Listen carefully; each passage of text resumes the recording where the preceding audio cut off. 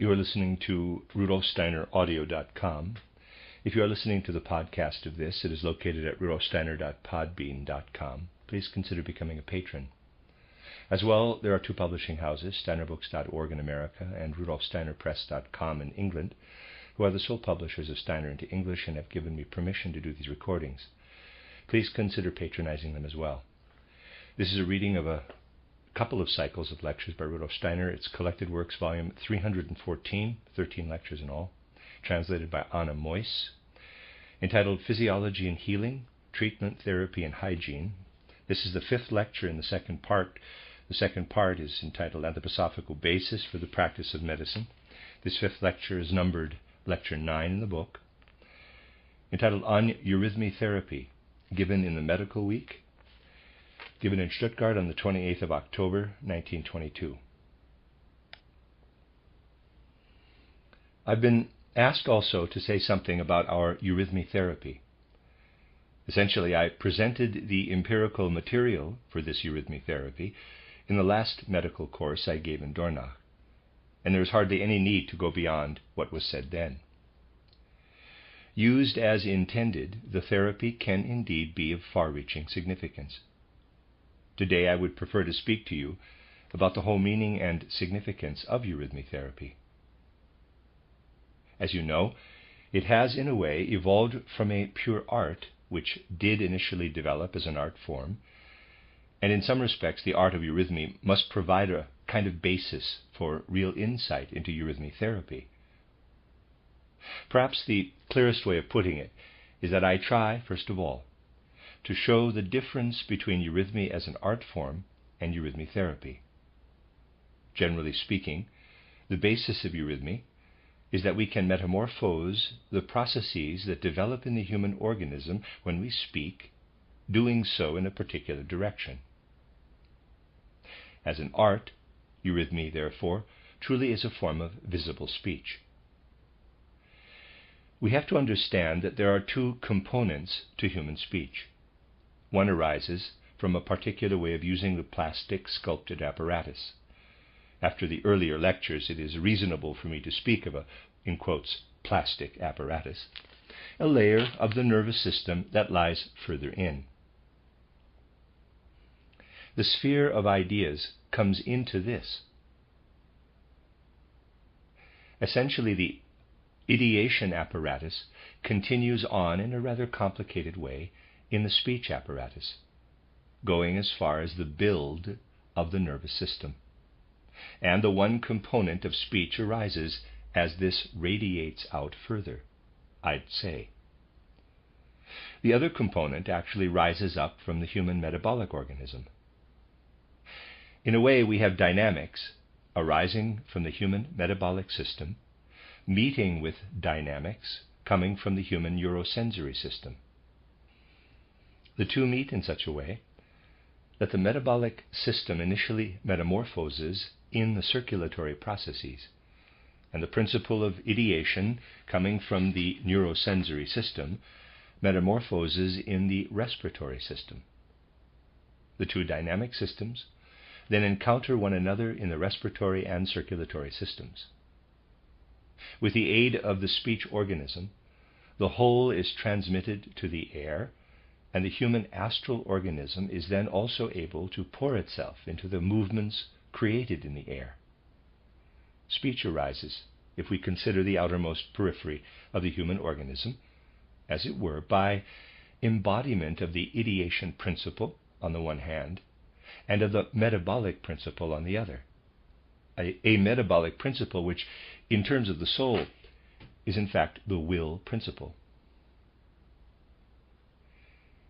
We thus have everything which in the soul comes to expression in will, and physically is reflected in the metabolic system, insofar as the nervous system has a part in the will.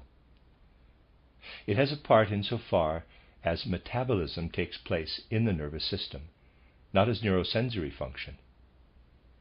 So the will principle, which comes to physical expression in the metabolic system, and the ideation principle, which I say comes to physical expression in a section, a layer of the neurosensory principle, come together in a, in quotes, resultant as it were.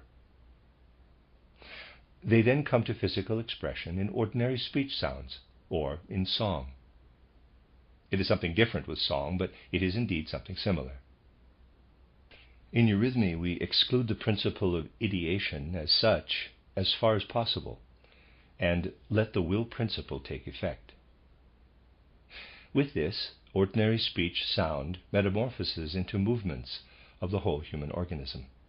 We thus enhance the one component, which is the will principle, or the metabolic principle. Weaken the ideation principle, or neurosensory principle, and eurythmy will be the result.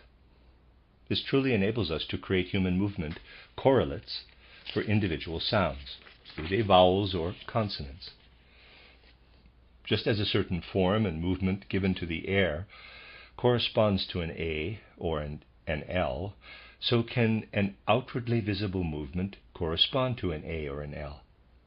This is a movement structure, I'd say, which sensible and supersensible vision has taken from the human organism. It obeys the same laws of the human organism as speech sounds do, but is a metamorphosis of speech and oriented more toward the will principle. The whole alphabet can thus be put together also in this language. Every element of language can be represented in this eurythmy. When eurythmy is performed as an art, human attention and all processes in the human physical, etheric, and astral organism that support attentiveness turn to the sound in question. The word configuration, or the artistic configuration of a sentence, metric configuration, poetic configuration, and so on. In the art of eurythmy, human beings are wholly given up to the artistic configuration of speech sounds. As they are, of course, following the configuration of language, they are, in performing the art, given up to the outside world. And just as we don't hold on to an A in a word or an L, but these things are passing, so we are, in the art of eurythmy, dealing with something which may certainly proceed within the normally functioning human organism. With ordinary eurythmy as an art form, there is no other physiological consequence but that ordinarily the eurythmy will energetically harmonize the human functions, doing so insofar as they are a complete whole in the human organism. We are thus able to say that, providing any excesses are avoided in performing the art of eurythmy, this activity also has a general health-giving effect. But everything conducive to health can also make people ill if it is overdone. And it is also possible to overdo eurythmy as an artistic activity. Professor Benedict, the famous neurologist and criminologist, who did not like the anti-alcohol movement, would stress again and again that many more people die of water than of alcohol. Statistically, this is true, for inappropriate, excessive intake of water causes many different health problems. To the degree to which it is meant to be done, eurythmy, from the artistic point of view, it will anyway result in a certain state of satisfaction or dissatisfaction in the human organism, can, generally speaking, only be health-giving. As far as eurythmy therapy is concerned, the quality which lives in the devotion to configuring speech sounds, words, sentences, known in eurythmy as an art form, is reflected inward. It is reflected inward even by the fact that in eurythmy therapy the sound ah, let us say, often has to be repeated a number of times. This is something totally different from moving from an ah to an e or the like in performing the art. We need to look into the actual healing process which may come with eurythmy. I must not fail here to voice a certain concern which is indeed likely to come to mind with things like this. Laymen and amateurs are apt to take hold of such things. I have, however, stressed from the beginning that eurythmy therapy must really be given by the physician, or at least by someone working very closely together with a physician. The reason is that things developing on the fringes of what is intended for medicine and spiritual science must be regarded in the same way as is the whole attitude to medicine in the science of the spirit. It truly is the case that in spiritual science relating to the field of medicine, one does not work toward the kind of thing I came across on an occasion 20 years ago. People attended at the philosophical meetings who, called themselves naturopaths. And I was given a paper on one occasion that really contained only the same thing said repeatedly in different ways. Quote, "All healing consists in harmonizing what is inharmonious in the organism." Close quote. This statement was presented in all kinds of ways through 6 pages. Now, there cannot be the least objection to this statement, but it is a matter of being able to do it in a wholly specific way in the individual case. It gets to be a problem for people with the kind of attitude expressed in the last sentence. Quote, "Everything written in this paper shows that we can abandon medicine, which is so tremendously complex, and limit ourselves to harmonizing the inharmonious. And this," close quote, as it literally said, continue quote, "is intoxicating in its simplicity." Close quote. I cannot offer you such intoxicating simplicity. In the science of the spirit, the aim is to take medicine not to such an intoxicating simplicity, but, in fact, to a greater complexity, as you will no doubt realize from what has gone before. With the science of the spirit, you'll have to learn more, not less. As to less need to learn, that's the hitch. But things will get clearer, giving you a good overview, and learning will thus get more interesting. People who have been thinking that healing is to be made easier with the science of the spirit will realize that this is not the case, even from just listening to what I have been saying here. I'd say that this also holds true for eurythmy therapy. It is certainly the case that eurythmy therapy should not be given without a sound diagnosis. And it certainly is the case that it should only be practiced in full collaboration with expert medical knowledge. We are here truly dealing with the application of tremendously fine and detailed knowledge of the human organism. Even with ordinary speech, metabolic activity and plastic form-giving activity coming from the neurosensory system come together in the human organism. The, in quotes, resultant of the encounter discharges in the movement of air, which, relatively speaking, proceeds separately from the human organization, speech thus coming free of the organism. Because of this, everything created in eurythmy therapy is reflected back into the organism, and we therefore have the following. Imagine you are, for instance, bringing an ah movement together with an L movement. In the first place, you ask for the movements to be repeated, so that the matter does not discharge to the outside, but the repetition pours into inner processes of the human organism. But by always letting the vowel or the consonant quality act together in the ah movement or L movement, you have always taken the human organism into function, which means that the metabolic human being and the neurosensory human being are working together. Yes, the activity of the neurosensory system is generally reduced in eurythmy, but the two components are nevertheless working together in this specific relationship, with neurosensory activity reduced and metabolic activity increased by the eurythmic movement. And by letting an L movement, for example, be done repeatedly, we have the metabolic human being coming up against the neurosensory human being when we associate the L movement with an ah form. We may say, therefore, that the repeated excitation of necessary forms or movements involves the whole functioning of the human organism being taken along. If you ask for a consonantal movement to be done, for instance, this will initially act by unloading all its power, its inner dynamics, on the process of inhalation. And you therefore really have the whole process of inhalation in hand.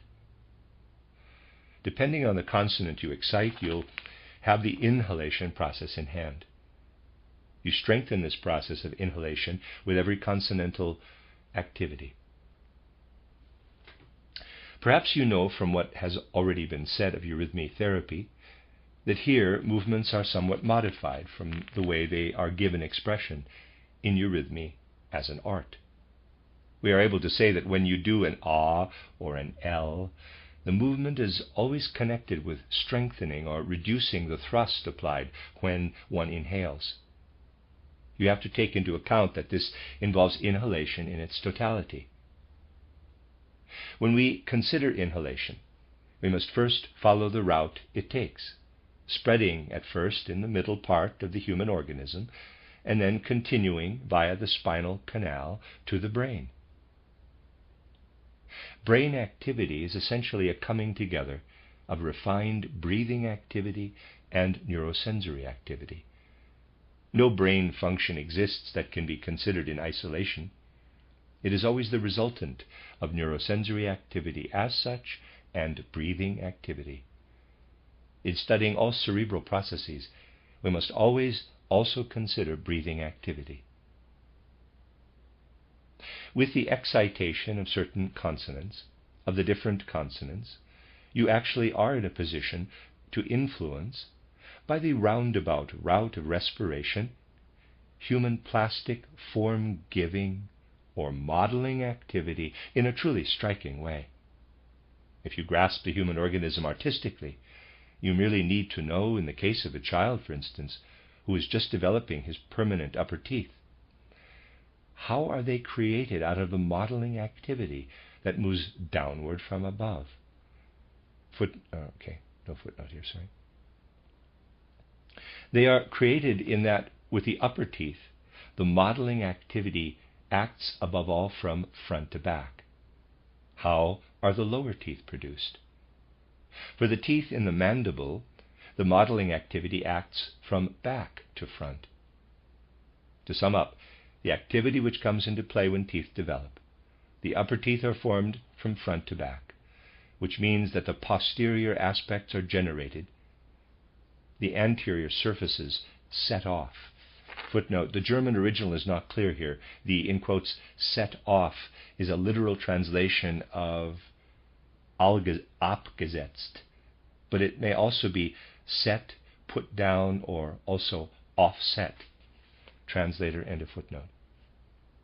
The lower teeth are created from back to front. That is how the forces work together. If you find that the child has teething problems, you can simply support teething in the maxilla by asking him to make an ah movement. You can support teething in the mandible by asking him to make an o movement. You will actually have the modeling powers in hand by using certain influences. Yet, to provide this modeling activity altogether with sustenance, you must focus mainly, as it were, first on supporting the thrust of inhalation, adding to the modeling activity brought to bear by the ah and o movement in this way, the element which arises for you from the whole constitution of the individual. Let us say someone has weak peristalsis and tends to be mildly constipated. At the time of life, when the teeth develop, intestinal function is also very much connected with dental development, and we have to discern where the origins are of irregularities in dental development. If you assist the breath as it passes through the vertebral canal to the brain, and then encourages from there the modeling powers which we get in hand through vowel movements, you can, if you have this situation before you, ask the child to make an L movement. You merely have to study eurythmy therapy, and the diagnosis will show you how to use it. It should not really be used unless there is a diagnosis. Otherwise, there is the danger of doing entirely the wrong thing. But the point is that we must, I'd say, awaken a feeling for the artistic element in the dynamics of the whole human being. You have to develop an intuitive eye, EYE, for the artistic element. Let us assume a child just beginning to teethe evidently has problems. He or she shows signs of being unwell or the like that should not be there. You then find that intestinal movements are inadequate, irregular. You begin with L movements in preparation. Doing the L movement for some time meets the element one has guided toward the form-giving center by letting the child make ah or o movements, for the vowel movements influence exhalation. The vowels begin their action even in the brain. The stream of the breath is active in the brain, and everything which in a comprehensive total sense is connected with inhalation comes to expression in the consonants. It can be supported and promoted by consonantal eurythmization. Everything connected with exhalation can be supported by doing vowels in eurythmy. But when you do that, you have to assess the repetitions which must be done, depending on whether force needs to be applied. The modeling element is then working directly together with the outward radiating element. If you are dealing with some renal condition, for example, you may say to yourself, quote, the renal condition is at a certain stage, let's say an early stage. The moment I ask for certain movements to be made, ah movements, for instance, I help the renal condition in an early stage. But if it has existed for a long time, and inadequate function has already led to deformation, I must first prepare the field by using consonants in eurythmy, and follow this with vowel eurythmy. I can thus use the vowel element to act on form-giving principles to counter the deformation which has developed, close quote. In short, it has to be done as untheoretically as possible, but wholly from insight into the human organism, in health and sickness, to discover what I have given in the rules which I presented then in Dornach, rules that have been passed on to you. If heart and lung function is suppressed, for example, and this also affects the kidneys, you do very well with B or P movements, B or P, especially in the early stages. You can see from this that one really has all function in hand with this, and that everything depends on understanding that in every individual human organ one has a kind of centrifugal dynamics, plastically rounded off by dynamics acting from outside in, not wholly centripetally, therefore, but such that they may be called centripetal dynamics with an influence on every human organ. We will, altogether, only be in a position to do proper physiology when we are able to consider every single human organ in its polarity. For we have these polarities, centrifugal and centripetal dynamics, in every human organ. And for everything that sculpts, models, the distribution and differentiation of states of warmth in the human organism play a major role, as does the air status. With everything centrifugal, radiating out, everything in the human organism, coming from the individual dynamics of the substances of the world, plays an important role. And everything develops as the individual vitality of external entities is overcome in the human organism. These two dynamics have to be regulated, one against the other. And we may hope that eurythmy therapists will be trained who will develop a really subtle feeling for what may happen in the individual case. Here in particular, extraordinarily much will depend on an artistic state of mind.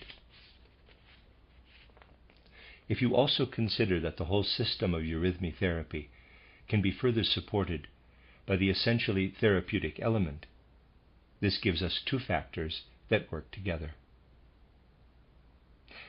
We may say to ourselves that something acts particularly on the heart in one way or another, and you specifically support this with a eurythmy therapy exercise. The two things will help one another, and this opens up truly great prospects and can have an extraordinarily great future. Just think of how much of an effect there has been in some respects with massage being used. But this scrabbling about on a person really is, I don't want to say anything against it, I'm not denigrating it, I recognize it for what it is, but it has little significance compared to the kind of massage you apply when you get all the organ systems which are working together there to move differently internally, simply due to the factors of eurythmy therapy. You are inwardly kneading the whole organism through and through, and this involves activity in the etheric, in the astral, and the eye organism. We may say, therefore, that the quality we can fairly acknowledge for massage is in an infinitely powerful way made inward with this eurythmy therapy. In fact, we will also only come to understand the healing consequences of physical therapy, or PT, when we consider the similarity between free exercises and eurythmy exercises. The healing element in PT is but a secondary analog to the principle that applies with eurythmy. In Dornach, I said that if one gets people to do A exercises in rhythmic sequence in a particular way, as we demonstrated on that occasion, extraordinarily much can be done to help children who look weak, children who perform their bodily functions weakly, to gain health, gain the strength they need. But it is absolutely necessary to take the whole human being into account with such things. It happens again and again that this is not done enough, yet the whole human being must be considered.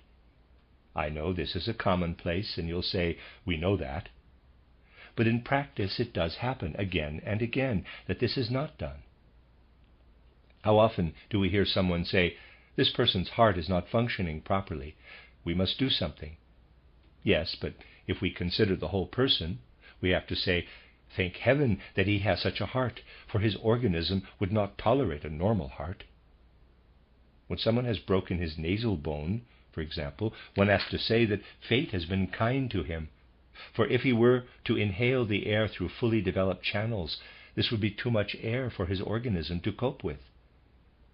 We must always consider most carefully what lies behind things in the organization as a whole. When you get someone to do the E movements in a certain way, these E movements will, above all, harmonize association between the left and right sides of the human organism. E movements can be helpful with any asymmetry developing in the human organism. Readers aside, I'm pronouncing the letter I as it is in German. The sound is E. End of readers aside. Even with a squint, we can get very good results in eurythmy therapy by using E movements very carefully. With a squint, I would advise you not to proceed the way you would if someone's walk is asymmetrical, for example, or they may use the right and left arms too asymmetrically. Instead, let them do E movements just with the index finger, repeating this as often as possible through the day. You may see good results with this in growing young people, especially if one gets them to do it with the big toe as well. And you'll see the best results if you can get the patient to do the movements with the little toe. Asymmetries relating to vision will respond particularly well to these eurythmy exercises done in the periphery. Conversely, when there is a need to deal with some kind of awkwardness in walking, it may give good results to ask the individual, in a way that will not be harmful to him, to do E movements with the eye, E-Y-E, so that you let him do E movements with the line of vision, the line of sight. We can actually establish a kind of law here. Everything abnormal in the lower human being is normalized by a balancing action done in the upper human being, and vice versa. If there is uncertainty in standing, which again may be due to a number of causes, the U forms are particularly important, though you must make sure that the U form is done completely, with the limbs concerned truly put together, so that the one feels the other. This is particularly important, for this alone makes the U form complete. In eurythmy as an art form, this need only be hinted at. In eurythmy therapy, it must be done so that the one limb lies against the other. Properly done, it results in, quote, standing to attention, close quote, with the legs pressed together. This is an extraordinarily beneficial exercise for people who have a little bit of twitching in the head. When there is need to do eurythmy therapy, especially with children who are on the stout side, the O forms are particularly suitable. All these forms, if they are to be effective in eurythmy therapy, must involve a definite awareness of the muscle system in question. If you simply do the O form the way many eurythmists do it, this may be sufficient for giving an indication in stage performances, but will only prove effective in eurythmy therapy if you actually feel the muscles through the whole length of the arm as you do the exercise. A loosely flung form does not have the effect. The whole muscular system must be felt in every detail. Then you have the appropriate effect in eurythmy therapy. It is particularly important for you also to pay attention to supporting the eurythmy therapy exercise in its continuation into conscious awareness. So if you do the O movement the way I have just shown, this also involves projecting strongly into the conscious mind. If you have a stout individual whom you wish to treat with O forms, tell him, quote, as you do the O forms, think of how stout, how broad you are, close quote. You are literally focusing his mind on the problem to be corrected. Doing so, you are essentially supporting the real intention, which is not at all underestimating the conscious mind as a factor in the therapeutic process. I think there will be some problems with the orthopedic surgeons with regard to this, when one is paying attention to such things. Most successful in the field of their activities, they are still firmly resolved today to see the human organism as a kind of mechanism and treat it accordingly. Apparatus is applied with the aim of keeping the person concerned, aware, conscious of the matter all the time. An example being that I consider that someone should straighten his shoulders and apply bandages to give him the actual feeling that the shoulders need to go back and the matter does not remain unconscious. In that case, conscious awareness is an excellent therapeutic factor.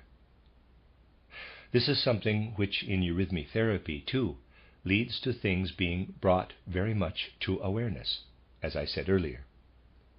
And such concentration greatly supports the eurythmy therapy. A particularly important thing I want to tell you is that all A forms essentially have a regulating action when the influence of the astral organism on the etheric organism is too great or too weak. In all the cases where we can say the activity of the astral organism is excessive or too little, we can often do a great deal with A forms, repetition of A forms. A forms will be able to help with the two syndromes I discussed in the earlier session today. This thing I have been saying will be the case especially when the astral organism is influenced by the etheric organism, that is, when it is too weak, letting itself be influenced by the etheric, when an irregularity in the astral organism of the head makes it too strong. The opposite may be the case when the etheric is too much under the influence of the astral. That is the case when the astral comes to expression most powerfully in the intestinal organization, so that one gets diarrhea whenever one feels even the slightest bit of fear or anxiety. In that case, U forms will be particularly helpful. Yesterday a question arose which I wish to consider briefly in conclusion. It was whether we may ask individuals who are pregnant or have a pelvic disease to do certain eurythmy therapy movements. Examine the rule given in Dornach, and you will certainly be able to obey it. Although you have to see to it that the pelvic region is left in peace during pregnancy or in cases of pelvic disease, it has to be left in peace and must not be irritated by eurythmy therapy. Although it is left in peace, exercises can certainly be done with the arms, also sitting down, lying down, leaving that which must have peace fully in peace, or with the head. And you'll still find enough in the information given to intervene with eurythmy in all cases. Of course, if the individual concerned is completely unable to move, eurythmy would be the greatest help of all. For instance, with symptoms of paralysis. But the situation may be that he cannot do the exercises. As you know, such symptoms of paralysis are essentially due to abnormal functioning of the astral body, which is not intervening in the etheric and physical organization. And in that case, one can achieve a great deal with A movements. A most helpful A movement for pelvic disorders as such is an artificial squint, not overdone, but done with due care. It is absolutely true. Therefore, that those somewhat decadent yogis who focus on the tip of the nose when doing certain exercises are really intending to evoke the most harmonious function of their pelvic region, knowing only too well what pelvic activity means also for, in quotes, spiritual work, as these people call it. It is thus reasonable to say, these things are such that something done even in jumps by someone whose pelvis is sound can simply be replaced by a more subtle eurythmy therapy, done with the arms, the fingers, and even the eyes when it is necessary. Whatever the circumstances, a pregnant woman, for instance, must not be encouraged to jump about in eurythmy therapy exercises. That will not do, of course. You see, in this case, too, it truly is not a matter of wanting some kind of universal panacea to be acquired in half a day. No, eurythmy therapy, too, has to be acquired by making serious efforts. And it is in fact necessary to acquire it through practice. Almost every time when your instincts to heal have made you use the eurythmy therapy exercise a little bit, you will gain greater ability. It is absolutely true that practice will be particularly useful for making progress in eurythmy therapy. Well, I wanted to discuss eurythmy therapy with you in this more theoretical way, because everything was said at that time in Dornach, with our medical friends passing it on, so that you can always have it. Also, because I wanted you also to understand the whole physiological and therapeutic meaning of eurythmy therapy. On the other hand, we must not overestimate it. Eurythmy therapy will be an extraordinarily important aid in many cases, but we must not overestimate it. And we have to understand that intoxicating simplicity really does not get us anywhere, and that just as cancer cannot be cured by that intoxicating simplicity any more than it can by, quote, harmonizing disharmony, close quote, so a broken leg or arm cannot be cured with eurythmy therapy exercises. We must be clear about this. Our aim with the science of the spirit is not to increase amateurism and lay medicine, but to add to expert medical skills. Forgive me for stressing this over and over again, but to avoid misunderstanding, I wish to stress again and again, and most specifically, that the methods are not part of a lay opposition to conventional medicine, as is often the case with fanatical movements, but take full account of the present status of medicine, seeking merely to take it further along the road on which it needs to go, for the simple reason that it is not true to say that human beings are merely what they are said to be in modern physiology and anatomy. They are this, but they are also something else. They must also be perceived in their mind and spirit.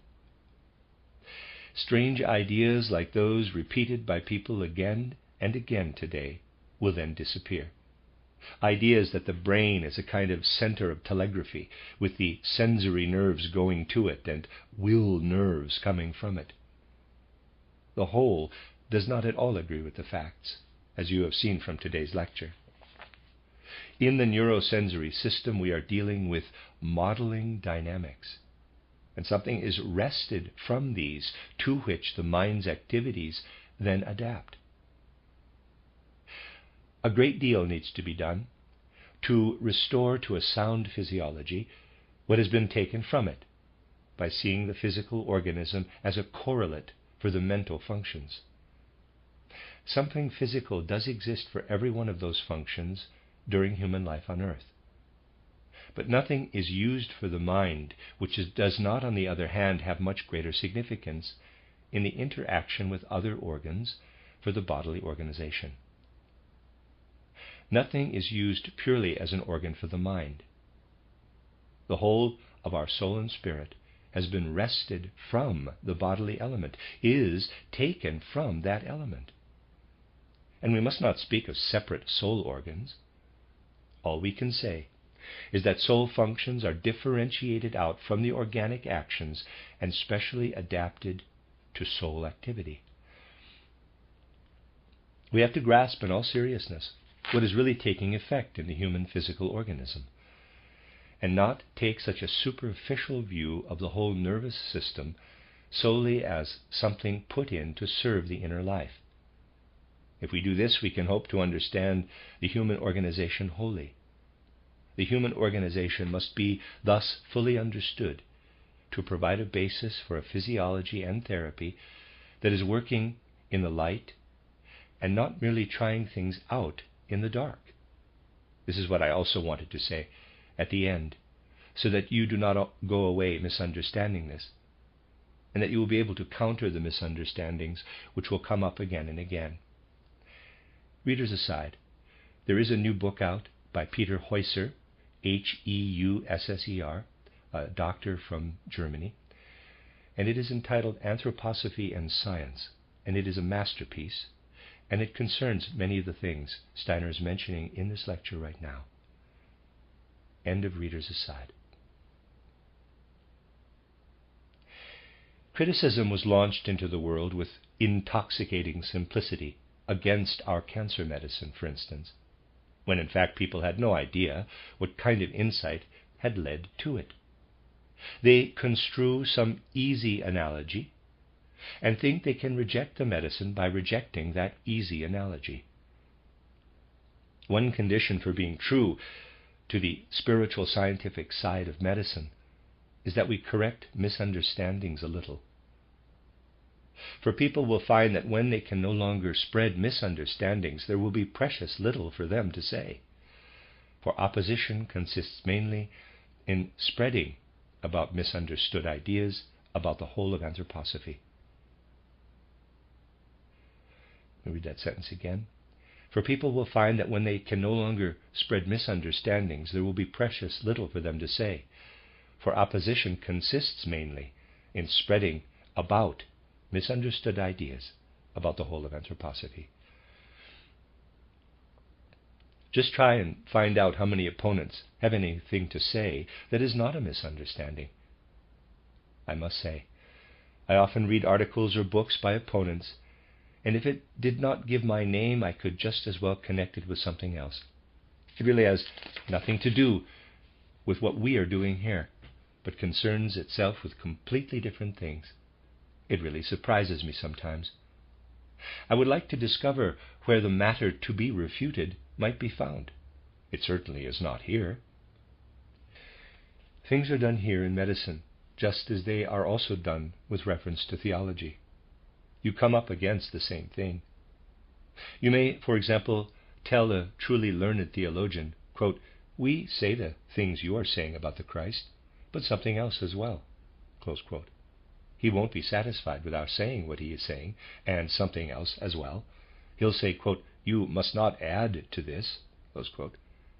He will not criticize something that goes against his word but something which he is not saying at all. He criticizes it simply because you're saying something about something he knows nothing about. We must not fall into this error in medicine. We have to look at things carefully and not say anything against them, but here too we have to add many different things from an insight into the human being in sickness and in health, which has quite a sound basis by now. And that is the end of Lecture 9 and the end of this second section. You are listening to RudolfSteinerAudio.com. If you are listening to the podcast of this, it is located at RudolfSteiner.podbean.com. Please consider becoming a patron. As well, there are two publishing houses, SteinerBooks.org in America and RudolfSteinerPress.com in England, who are the sole publishers of Steiner into English and have given me permission to do these recordings. Please consider patronizing them as well. This is a reading of a collection of lectures by Rudolf Steiner entitled Physiology and Healing. It is Collected Works, Volume 314. I am now beginning the third part of this, which is entitled Aspects of Therapy.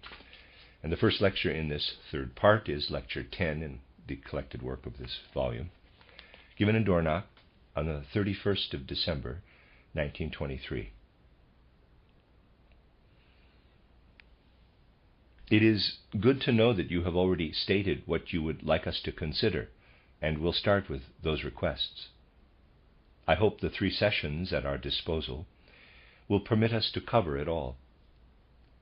In these few sessions, I would wish to talk to you truly as things arise from anthroposophy, so that we won't concern ourselves with the current terminology of another field, but concentrate on the subject matter as requested, the way it can arise from anthroposophy. The first question raised, and other things can no doubt also be covered by this, at least in principle, was about syphilitic conditions. So far we have not said much about these. They have to be carefully distinguished from all kinds of sequels, concurrent phenomena, and so on, and really point most intensively to the organism's behavior in sickness. The luetic or syphilitic phenomena are a significant issue in medical theory and practice. For without doubt, let us speak without any prejudice, you will see that we do not wish to stop at prejudices for this reason. Mercury treatments are the specific for them. Yet it is exactly the study of mercury treatments which will help us to realize how the problem may be dealt with in a more appropriate way. Essentially, every illness is due to lack of harmony in the way the 3 systems in the human organism work together. The study of these systems, the neurosensory system, the rhythmic system, and the system of limbs and metabolism, is much more important than even physicians think today.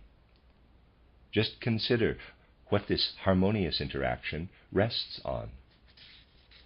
In the system of metabolism and limbs, we have an activity of the human organism that proceeds above all in conjunction with the etheric body. But the other aspects of the human organism also have an influence on each of the systems. Thus we cannot say that the 2 aspects of the human organism, the physical and the etheric organism, are acting together in the system of metabolism and limbs. They are merely the principal agents. The others have an influence, the astral body and the capital I organization. In the organization of the head, that is, in the whole neurosensory organization, the situation is that the eye organization and astral organization are the main influences, and in a more subordinate way, also the etheric organization and the physical organization. Above all, we must clearly understand that the difference between the waking and the sleeping state is that in the latter, with the organism showing a kind of inertia, the activities coming from astral organism and eye organism continue on, in a way, activities which in the waking state have a direct influence. They continue as an after echo in the sleeping state, when the astral body and eye organization are absent. Can we understand this? the actions continue on, just as when I give a ball a push and it will roll on even when no longer pushed. And this is how the activities of the astral body and eye organization continue to be effective in sleep. It would thus be wrong to say of anything derived from the eye organization or the astral organization that they could not be present in sleep. Sleep merely has to end when there is a danger of the astral after activities or eye after activities coming to an end. That is the moment when sleep must end again and the waking state arise. But these things cannot be taken in the schematic form in which they sometimes have to be presented in anthroposophy to help lay people to understand. Here we must truly present the facts as they are. All those many questions as to the causes really should, in the main, relate not to the internal organization of the organism, but rather the way things are brought about from outside. This is something we should always know. We should always make the diagnosis such that it is a complete case record. Speculation about causes in the organism does not really help one to find the medicinal agents in the right way. If I put the question like this, I have to say, what is the actual situation with syphilis? Let us consider syphilis on its own, leaving aside anything which might also be sexually transmitted disease, gonorrhea, cankers, and so on. Everything, therefore, with which essentially, we'll consider it separately later, is not connected with syphilis, but essentially a different disease. Syphilis as such essentially is due to the human eye organization being in demand too much for the system of metabolism and limbs, mainly the metabolic system, therefore. In a way, the human eye organization slides down into the pelvic region, and all the symptoms which develop are due to the eye organization sliding down excessively into the pelvic region. This gives rise to all the processes reflected in the familiar symptoms, processes resulting in preponderance of the eye organization over the etheric organization, which should not be present in this tract in the human organism. The eye organization is simply too powerful in the sexual tract. These are the facts. We must first consider these facts, and not so much the infection, and so on, for the facts are there, and the cure must really be based on these facts. Let us consider the effects of mercury treatment. What happens in the human organism with any mercury treatment? As you know, this is a very old method of treatment, and on occasion extraordinarily useful in treating not only syphilis, but also other conditions. But what happens with mercury treatment? Mercury is one of the medicinal agents that was considered beneficial in times when medicine was instinctive and far-reaching, used on the basis of a certain instinctive insight into the human organism. But what brings about healing when you have to have mercury treatment for syphilis? Exactly as much of the mercury preparation, incorrect dosage, as is introduced into the blood, will heal. The exact amount does it. Consider the consequences. In the first place, it is not the custom, so far as I know, to give mercury by injection to treat syphilis. People have started to do so in recent years, as the earlier ointment treatments are no longer so effective, or too effective. But all in all, even this partial change came about empirically, because people realized that the ointment had aspects that lead to problems. What is going on? If you use the ointment, it will essentially lead to partial and indeed general infection. It is designed for all of it to enter into the bloodstream. But when you apply the ointment, the mercury impulse also follows other lines in the human organism. The part which enters into the blood will cure. Any that does not get into the blood but follows etheric pathways is carried along etheric pathways that run along the nervous system, the nerve strands, for instance, creates problems. All of it spreads the eye organization through the whole organism, as it were. And essentially you merely get the problem spread over the whole organism in a different form. The internal processes which prepare for this go on for years, and then all the phenomena appear, which are the sequels of the mercury treatment. We may say, therefore, that the treatment of syphilis with mercury shows the actual medicinal action of mercury. What is it based on? The subject matter can today be spoken of in quite general terms, as I did yesterday in the general lecture. From a certain moment onward, the organic substances are no longer under the influence of the Earth's forces, but under the influence of cosmic forces acting from the periphery toward the center of the Earth. The point is that from a certain moment onward, everything we receive into the organism via ordinary digestion, once it has passed the intestine, is under the influence of cosmic powers, powers that round things off, real cosmic powers that round things off. The eye organization mainly lives in these cosmic powers. If it intervenes too much in the metabolic system, the eye organization simply shows the tendency to atomize, to round off individual elements in the human organism, organizing them, rather than to organize whole body through and through in its form, the whole body through and through in its form. All the signs of syphilis, all the symptoms of syphilis, result from this partial atomizing, this atomistic organizing process. The eye organization intervenes in truly very small systems in the human organism, systems that should be left for the ether body to organize, which alone is subject to the peripheral cosmic forces directly, and not via the eye organization. Mercury has the peculiarity that, introduced into the human organism, it is under earthly conditions the substance which, for itself, imitates the outer form of the cosmos most intensively. The moment we introduce mercury directly into the bloodstream by injecting it, the tendency develops to hand this partial organization, this small-scale atomistic organization, over to the mercury. The eye organization is then free again, active everywhere in the organism, and able to restore the state of health by reaction. All this does, however, depend on the patient never having more mercury in him than is absolutely necessary.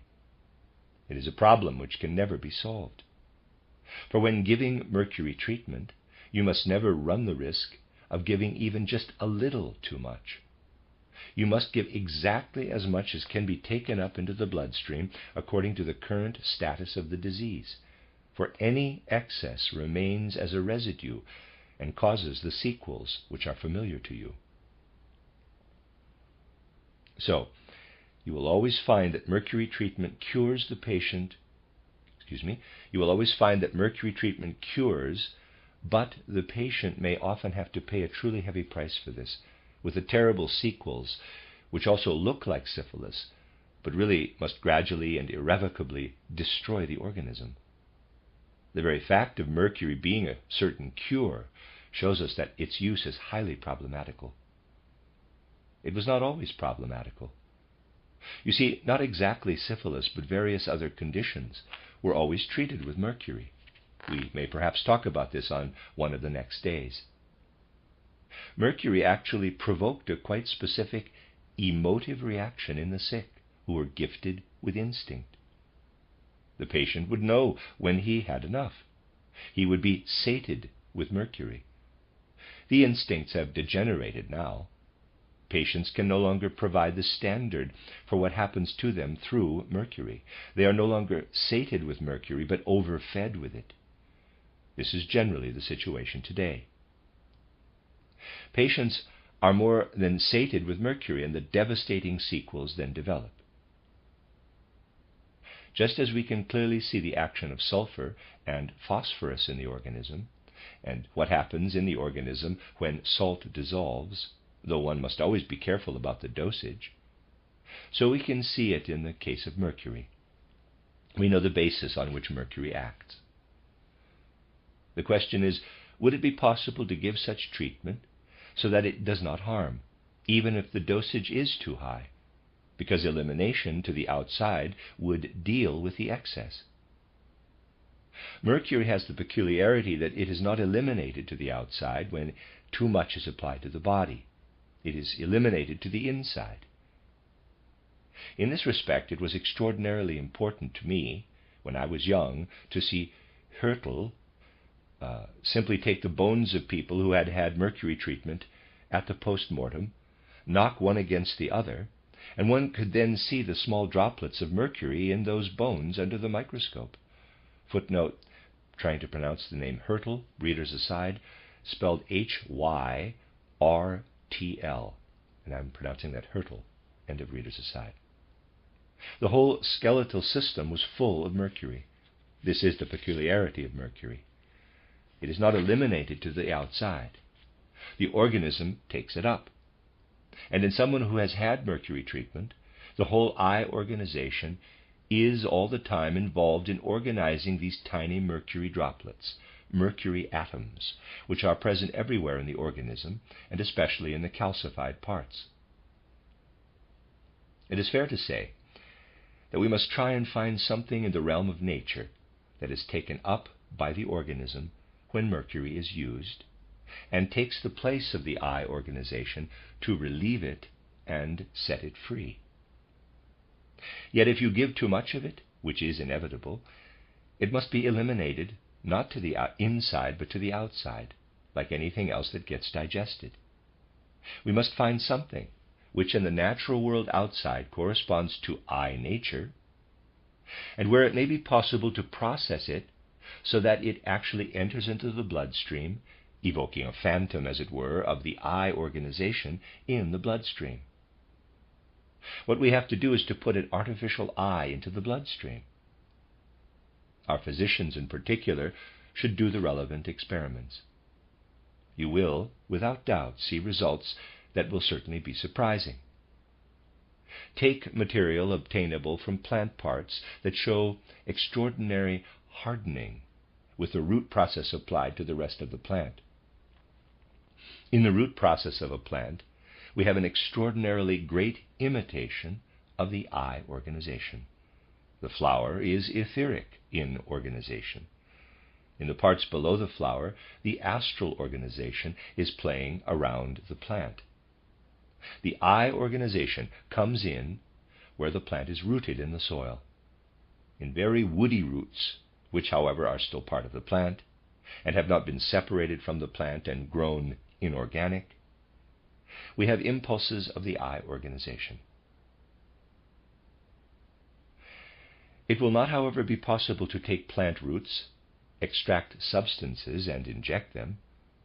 The reason is that the plant root does very much contain the eye organization, being a phantom of the eye organization, as it were, but the impulses living in the root are limited to the neurosensory system and do not act strongly down into the rest of the organization. We may say, therefore, that when the root organization is taken as root only, you will hardly be able to produce a preparation for the above-mentioned purpose. There are plants, however, where the root organization has a powerful influence on the whole plant. Such a plant where the root organization penetrates the whole plant as far as the fruit is Astralagus excapus, heart's milk vetch. Its fruits look like pods, but are rock hard and contain grains. I am referring to something which is completely cornified, as it were. Or take certain types of wood which are in fact used, and the action of which is based on the principle I have been presenting. We have to take the seed grains from a plant such as heart's milk vetch, grind them finely, and then treat them with the plant's sap from the flowers and leaves of the same plant. This gives us a preparation that may perhaps be taken to the 3rd decimal. Injected in the 3rd decimal, it will introduce this phantom of the eye into the bloodstream, and in a case of syphilis that has affected the whole blood, we will, under the influence of this preparation, have exactly the same picture as with mercury treatment. We must then ensure that the excess is driven out with hyperthermic baths. We must thus combine two things: injection with a preparation of this kind, and then driving out the excess with hyperthermic baths. Something else will also come out. The harmful substances in the blood of syphilis patients will come out. This must happen through the discharge of sweat. We therefore have to say that sweating is the only way of getting out the things that must be got out. But these must first be held on to, and this can be done with this rounding off action of the impulses in the heart's milk vetch seeds. So you see, we can really only manage such things by bringing diagnosis and treatment closely together. Individualization is absolutely essential in medicine. It is easy to observe that with forms of syphilis in particular, the syndrome is completely different for an obese person and a lean one. With an obese person, it will be extraordinarily difficult to get the syphilis poison out of the body. I don't know if anyone present today has experience in this. The syphilis poison is harder to get out if the individual is obese compared to someone who is lean. The latter kind of person will have the poison come away relatively easily. With a lean individual, you will probably manage well by using the method I have given. You must make sure, however, that there is a reaction, that perspiration is massive.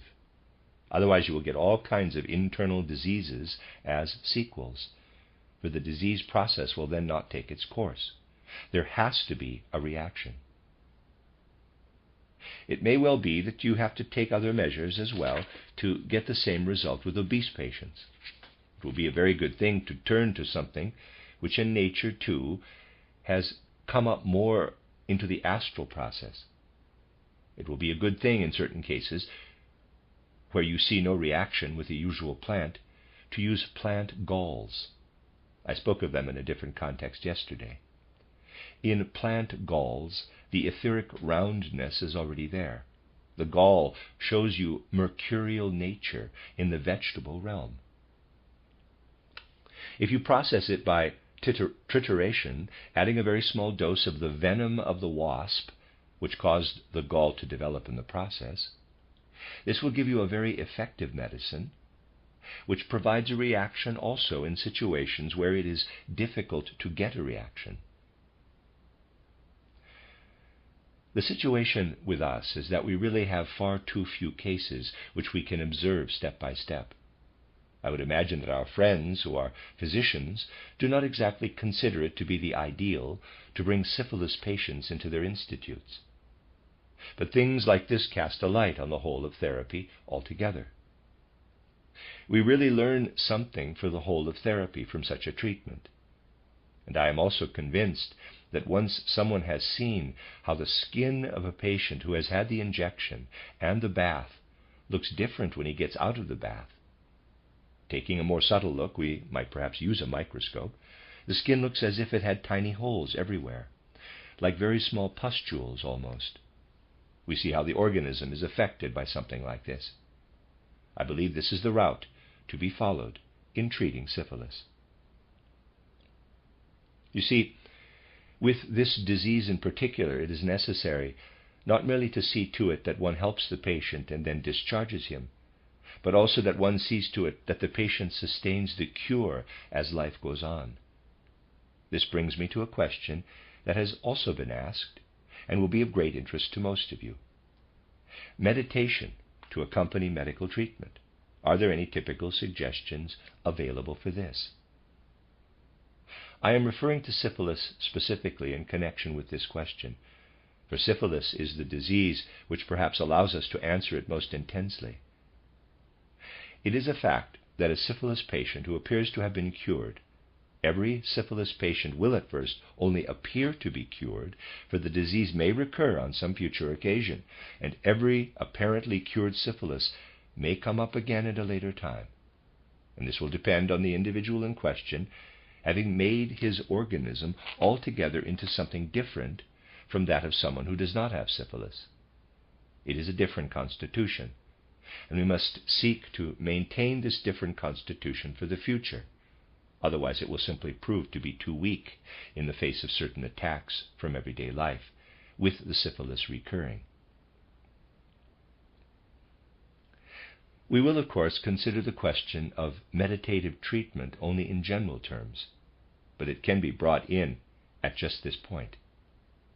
With syphilis, the eye organization is making itself independent in a way, something that does not happen with a normal person. The syphilis patient has made this phantom out of his own organism due to the injection. And as a result, his eye organization will be more independent for the rest of his life on earth than that of someone who has never had syphilis. It is more independent, and this must be taken into account. To cure a syphilis patient permanently, you must see to it that he begins to take a great interest in turning some kind of highly abstract thoughts over in his head again and again, meditatively so. You thus have to advise him to think through geometrical or mathematical problems meditatively over and over again in rhythmic repetition, so that he will never cease really to continue to make his eye organization abstract in this artificial way. You have to get his thinking used to this, to develop a certain inner constitution. You will therefore really help him by giving this advice. Every morning when you've woken up, consider how a small similar triangle relates to a large one. You have the same angles, different sides. Think this very slowly at first. Same angles, different sides.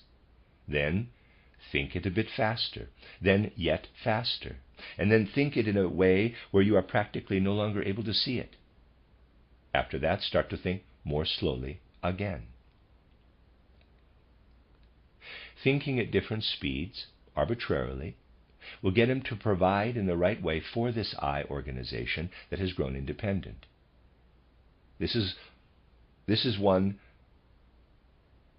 such a type of meditation. But wherever you see that the eye organization has grown more independent in some healing process or other, you can try to make it possible for the patient to continue through life with such a meditation. It is just that it has to be applied particularly strongly in the case of syphilis patients.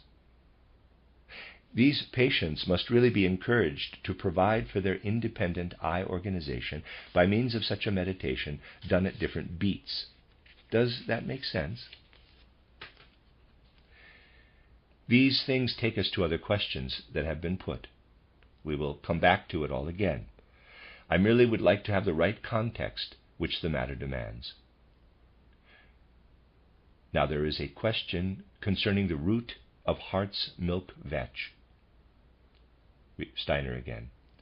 They are pods.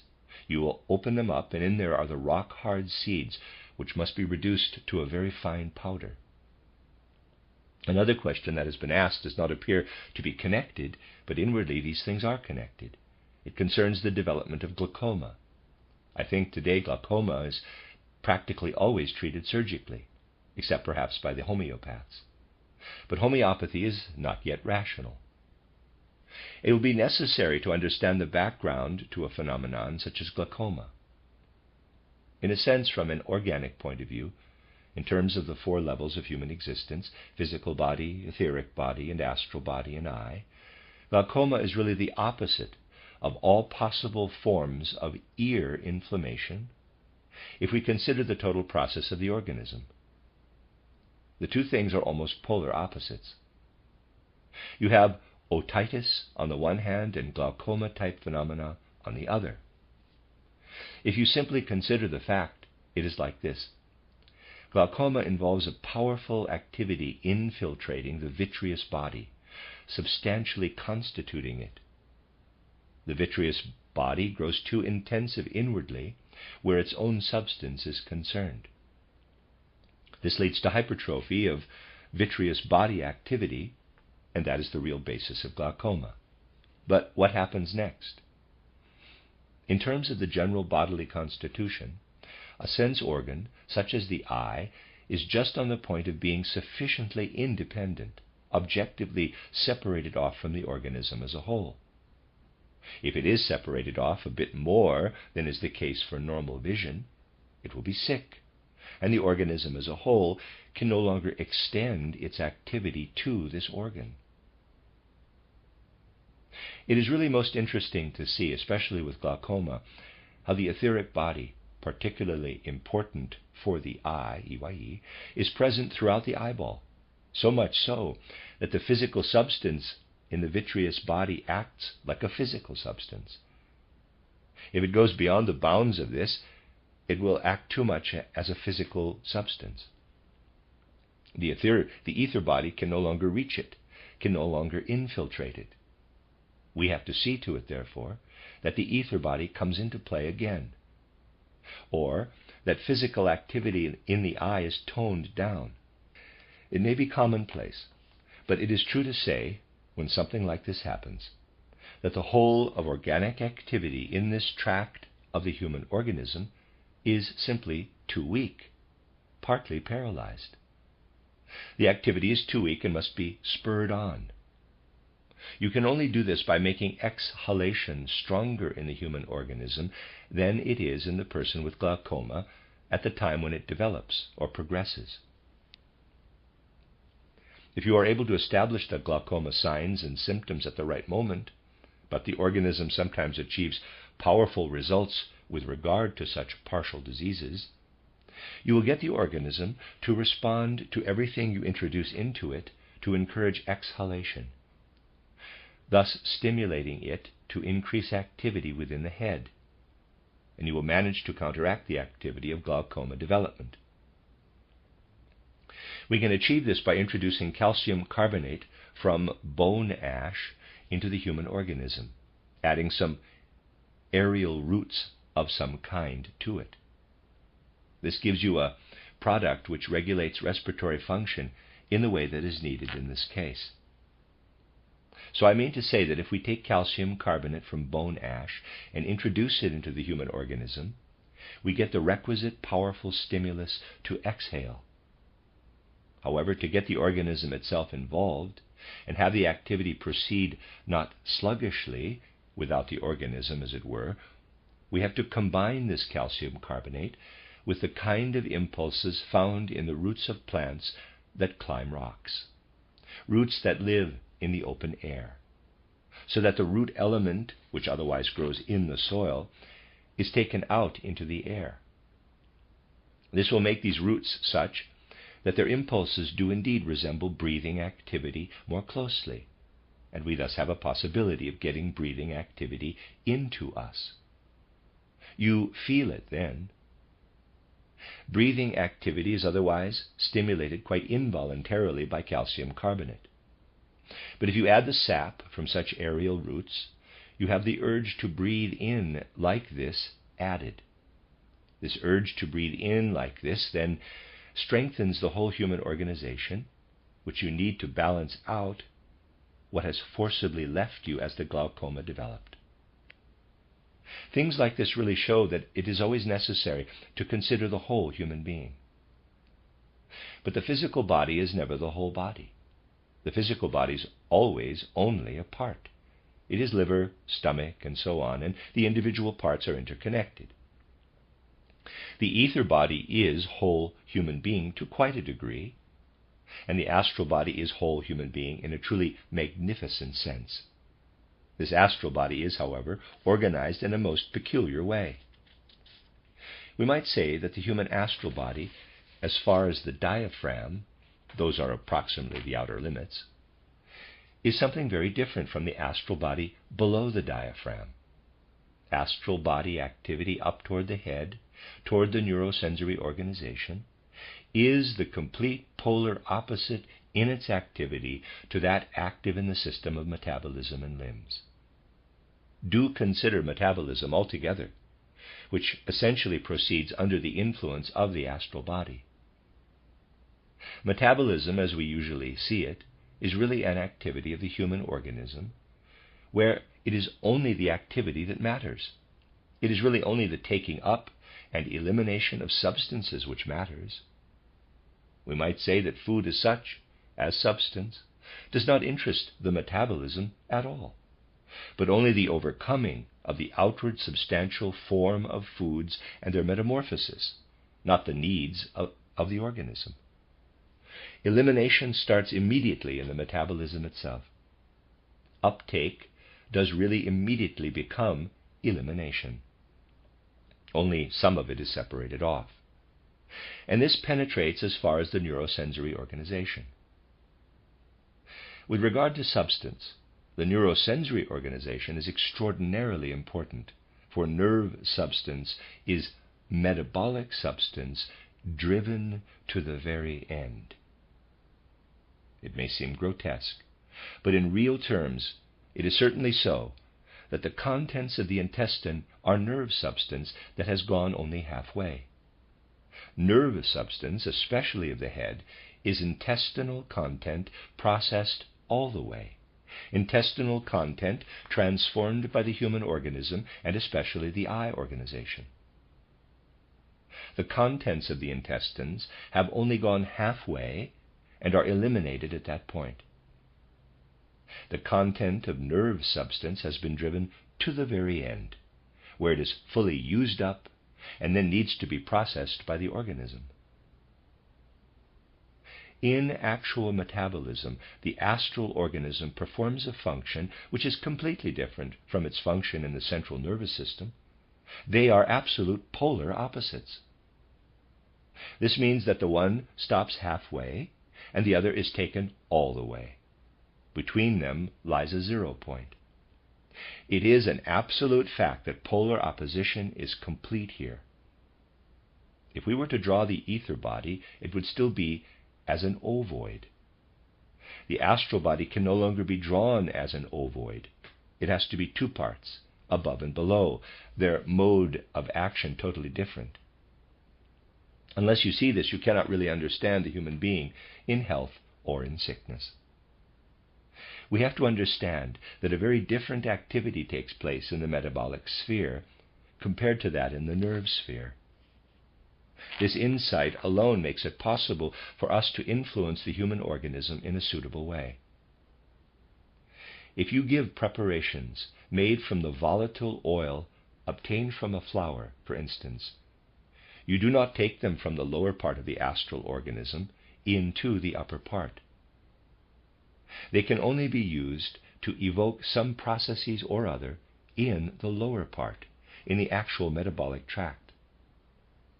The moment you use anything obtained from the root of a plant, this pushes through from the lower to the upper tract of the astral body, and you have it in there because it acts back again from the head onto the organism. You have it in the whole of the organism. For you must understand that the ordinary way of looking at the composition of the human organism is really most amateurish. You know, people imagine that when, let us say, after a certain time in life, new substance has appeared in some part of the human organism or another, this has come about by way of ordinary metabolism.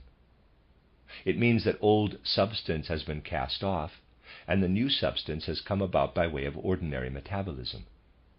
This is how people imagine it to be. I do not think that people who have studied medicine in some way today have a different idea, that some substances or other which are summarily different after a certain time in life have come to be there in any other way but by metabolism, by an exchange. That is not the case, however. If after a certain time of life you find a different substance in some part or other of the human organism, it will never have been secreted along the pathways of ordinary metabolism.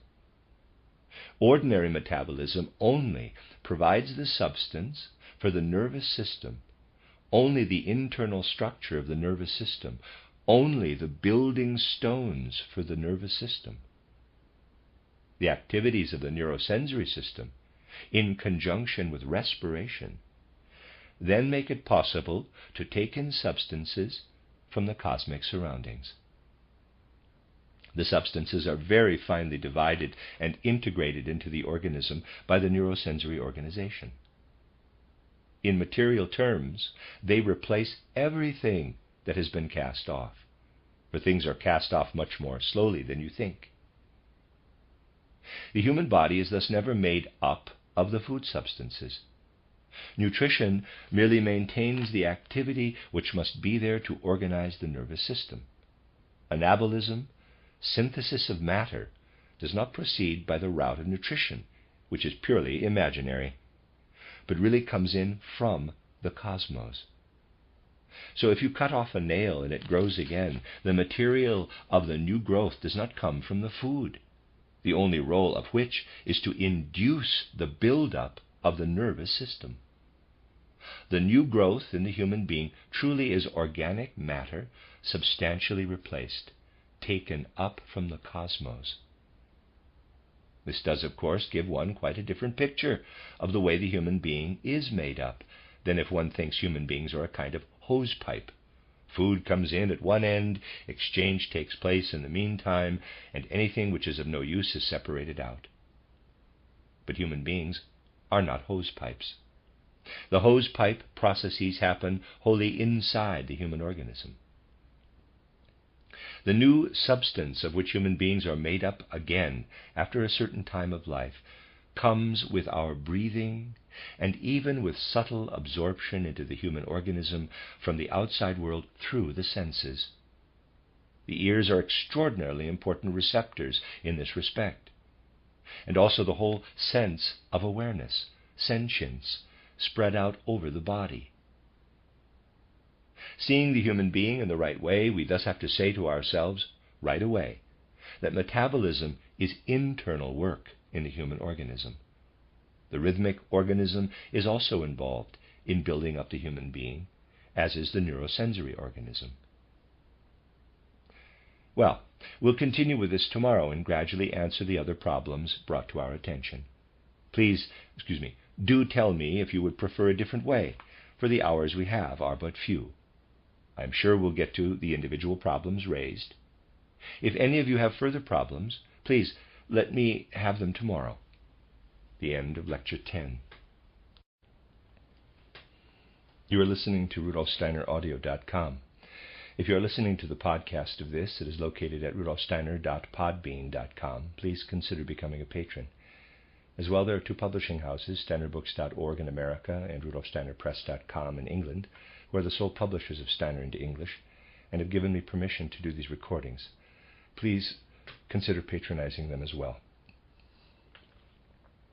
This is a reading of a collected work by Rudolf Steiner, number 314, entitled Physiology and Healing, Treatment, Therapy, and Hygiene. And this is Lecture 11 of the third part. This book has a number of sections in it, given in Dornach on the 1st of January 1924. I have just heard that some confusion has arisen because I spoke of treatment with mercury on the one hand and then of another preparation yesterday. The point is that the mercury treatment was merely given as a specifically effective one, but it has its dangers and can be avoided. Yesterday I thought I had spoken of the heart's milk vetch root preparation as something that fully takes the place of mercury. Let me go straight to the question on the old list. We'll still have one more session tomorrow. The new questions include one, I think, that relates to our present subject. How can we understand the effectiveness of salvarsan in treating syphilis? Above all, we must describe this effectiveness in more detail. With treatments like this, you may always have a degree of success, but you also get harmful side effects. It is simply unthinkable to speak of rational treatment with salvarsan, for the preparation, at least the way it is described, is such that it tears the human bodies apart, tears people apart. Nothing really fits. It may be possible to introduce whatever we want into the body, and there may always be a positive result. But it is impossible to say what will come after that. Undoubtedly so with Salvarsan, because things are contradictory. We are, therefore, only able to say, Salvarsan therapy is very much the outcome of present-day thinking. Essentially, the situation is such that one cannot give it serious consideration. Perhaps one of you would wish to say something more about this. And now Dr. Rascher speaks. Would this then also apply to the whole of modern metal therapy, including bismuth therapy? Dr. Steiner. You know, bismuth therapy is wholly comprehensible from our point of view. It is discussed in my courses. But Salvarsan is not fully comprehensible. It tears the body apart. There may, of course, be bismuth preparations which do the same if combined with other preparations. But the mode of action of bismuth should be evident from our courses. Now, Dr. Knoll. Can an antimony preparation be effective in treating syphilis? Dr. Steiner again. Antinomy has its sphere of action between the sexual and respiratory tracts. Everything in the human organization that lies between these two tracts can be covered by antimony. The rest, of course, only insofar as the action of a tract radiates out into the organism as a whole. But it is not really possible to treat anything that is wrong in the sexual tract specifically with antimony. Sequels of syphilitic conditions can be treated very well with antimony, but treating syphilis with antimony from the beginning will definitely not give a complete cure. Antimony relates wholly to the middle organization in the human being, the whole digestive tract, the transition from digestive tract to bloodstream, and of course also the part of the circulatory system which then continues on to the sexual organs. It is, however, distinctly limited to this tract. Dr. Kaser. The bad effect of Salvarsan is sufficiently evident from the fatalities. Dr. Steiner again. The greatest probability is this. Salvarsan has been used, and not that long ago. The bad effects, in their culmination, will be evident in 5 to 10 years, perhaps also a period of 7. Unfortunately, no case records are produced today. It is, after all, much more important for gaining insight in medicine that case records continue beyond the cure. This will profit us much more than a study of the internal condition of the organism prior to the disease. This may be most important on occasion, but their external things are generally of particular importance in most cases. This is where I must again and again refer to such cases. Our friend Dr. Haakonsen brought a patient to me in Oslo. The man had inexplicable skin eruptions. He was about 45 when he was brought to me, and in everyday medical terms presented with symptoms that could not possibly be said to hang together. You see, purely taking this further in terms of the organism, you simply cannot find a plausible cause. Physicians are, of course, largely dependent on what patients tell them. I was able to tell the patient straight off, I'll leave out things that are less relevant, quote, "You must have been poisoned in some way when you were between 8, 10, or 11 years old." Close quote. Gradually it emerged that the man, then 45 years of age, had been thirsty one day at school. There happened to be a laboratory next to his classroom with a weak solution of hydrochloric acid on the windowsill. He drank this to quench his thirst, and the problem he had at age 45 went back to that poisoning. To understand an illness, we must look to this external cause as the most important thing. But afterward, we really must carefully continue to observe the organism after recovery to see what brings about recovery. And this would be particularly important with Salvarsan treatments. Here you clearly will not be able to apply what I said yesterday for the treatment of syphilis altogether. I referred to a kind of meditative treatment to follow, using abstract concepts which have to be done at different speeds, increasing the speed and then reducing it again, and most conscientiously. This will allow us to make psychic follow-up treatment, which will take years, however, bear fruit with syphilis, if it has been cured in the way I stated yesterday. This kind of psychic treatment would also be an advantage with the mercury treatment, which I do not, however, recommend. Doing such follow-up treatment with salvarsan, you will probably, at a later stage in life, get something we can't say is dementia praecox, but something very similar to dementia praecox later on in life. Mercury treatment with non-psychic follow-up will result in psychiatric phenomena because of the things I mentioned yesterday. But because of the tearing apart, it will be found that a kind of schizophrenia will follow salvarsan treatment, especially if you attempt follow-up treatment in terms of the psyche. And now Dr. Palmer. It would be very interesting to hear your views on tertiary syphilis and iodine treatment. Dr. Steiner again. As to what can be said about this, the important point is that with a highly generalized condition such as syphilis, we are dealing in the first place with the actual focus of the disease and anything that emanates from it. And then, however, because syphilis affects the whole human being, reaching up as far as the capital I organization, we are dealing with a counter image in the neurosensory human being. Schematically, it is reasonable to say that the disease is located in the human being of metabolism and limbs, and has its counter image in the neurosensory human being, including also the laryngeal tract, for example, everything connected with the differentiating upper respiratory function. These two things are intimately connected. With mercury, we act on the actual source and its emanations. With the iodine preparation, we influence the upper part. Polar phenomena in the nerves and senses can be paralyzed by iodine during mercury treatment. So that is the connection. Yesterday, as you'll recall, I spoke mainly of two parts of the whole of syphilis treatment. The first is injecting the preparation. The second is the bath treatment to drive out any excess. This corresponds in a much more natural, rational sense, just as mercury and iodine do. So that is the idea. It is altogether the case that treatment generally takes us to treating the two polar opposite organizations so as to balance them out. Now, Dr. Palmer. The gumas would therefore have to be seen as sequels to excessive mercury. Dr. Steiner again.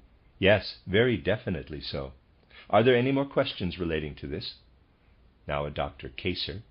How does arsenic act? Dr. Steiner again. Generally speaking, the action of arsenic is essentially to energize the human astral body. That is the basic phenomenon of arsenic action. Arsenic and also its compounds act so powerfully on human beings that we may say it energizes the astral body. If you use arsenic, especially in fluid form, simply as ronsenio or levico water in suitable dosage, you will always get a response when there is need to stimulate the astral body to produce the impulses which are natural to it. Readers aside, I don't know this word, RONCEGNO, ronsenio maybe, and it's also called levico water, LEVICO, end of readers aside. With every disease of this kind, by the way, with syphilis and also other venereal disease, a defect in the astral body is either cause or consequence. It is quite natural for arsenic to have an observable effect in that case, but it would not necessarily cure. It does not go deep enough for us to speak of a cure. Now a question from Dr. and there's no name. Is the situation different for a child with congenital syphilis? Dr. Steiner again. You mean hereditary syphilis? In children, the situation is of course completely different. And if you are able to make the diagnosis in good time, you will get somewhere, especially with arsenic, but not with selvarsen. Use the arsenic in its greater dilution, and perhaps with added lactic acid or similar, to have it act far enough ahead in the body. In this way, you'll be able to get very good results, especially in children. For congenital syphilis is not really a syphilis. It differs from syphilis in that among the levels of the human organization, particularly in adults, syphilis due to infection acts mainly on the etheric body. The inherited form enters only into the physical body and is not present in the etheric body. By strongly stimulating the astral body with arsenic, you can transfer that to the etheric body and then combat it in an entirely rational way in the physical body. The problem with congenital syphilis is that one has thoroughly ruined an element which is so difficult to access with substances from the earth. Here we must consider the element which I spoke of in the general lecture, showing it to be subject to the peripheral forces. If you altogether want to have any kind of influence on such deformation and degeneration, damage altogether connected with peripheral forces, you must also find a way of setting etheric powers in motion. Now, this milk vetch of which I spoke yesterday has the peculiarity that it has hardened, cornified, and therefore does not really have forces that are still etheric flashing around it. If you then obtain these etheric forces in the sap of its own flowers and leaves, the resulting preparation will be as I described it yesterday. This leads to rational thinking on the subject. Now a question from Dr. Palmer. Further question about tertiary syphilis. Concerning tertiary syphilis, Dr. Steiner again. Concerning tertiary syphilis, one can only say that to be truly rational, one can only endeavor to stop it developing, seeking to deal with syphilis in its first stage. Once it has become secondary or tertiary, the syndrome is very complicated from the occult point of view, and need not be the same for any two patients. It only looks similar from outside. Inwardly, it need not be the same. It is therefore extremely difficult to deal with, for you cure it at one end and it breaks out in the opposite sense at the other end. If one has to take a position with reference to this, one can only say that secondary syphilis must of course be treated in the way I said yesterday, with tertiary syphilis. One may on occasion still get a cure, but it will always be problematical. And again a question from Dr. Palmer. Concerning glaucoma process, ear process. The glaucoma process is considered to be a kind of tumor process. Ear processes are purulent processes, inflammatory processes. And ear development must be considered to be a tumor development process. Is the polar opposition represented on the one hand by glaucoma and on the other by otitis? Rudolf Steiner again. Surely that is obvious? If the eye, EYE, is normally an inflammatory process and the ear a tumor process, then disease must be a tumor process in the eye, an inflammatory process in the ear, which is the opposite in each case. It is obvious, as it were, that it has to be this way. This may be a good opportunity to speak of these polar opposite processes of otitis, and especially otitis media. Otitis absolutely means that the etheric organization is gaining the upper hand in this local tract. This is evident not only from occult observation, but simply by looking at the end stage of otitis media, with the organs fusing and so on. Looking at the physical organism, one will then see that here the etheric body is getting excessively active. One has to know that in this tract, an overweening ether organization immediately causes the capital I organization to be enhanced in this tract, a process which goes down into the subconscious. So we have a physical development which should not be there, and which depends on the I organization. We can best deal with it by getting the breathing process active again. This is possible with medication, so that exhalation comes more alive, giving levisticum in suitable doses. This gets the breathing process, in the opposite sense to yesterday's reference to glaucoma development, moving. Breathing is more such that the strengthened breathing process goes inward, whilst it must go to the outside with the levisticum process. The strengthening of the breathing process thus goes more to the inside. And for otitis, strange as it may seem, eurythmy therapy will prove particularly helpful. It will be extraordinarily helpful to do L, M, S exercises.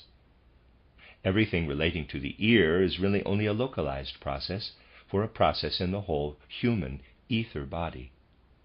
Because of this, we can influence everything that becomes localized in the ear by helping the breathing.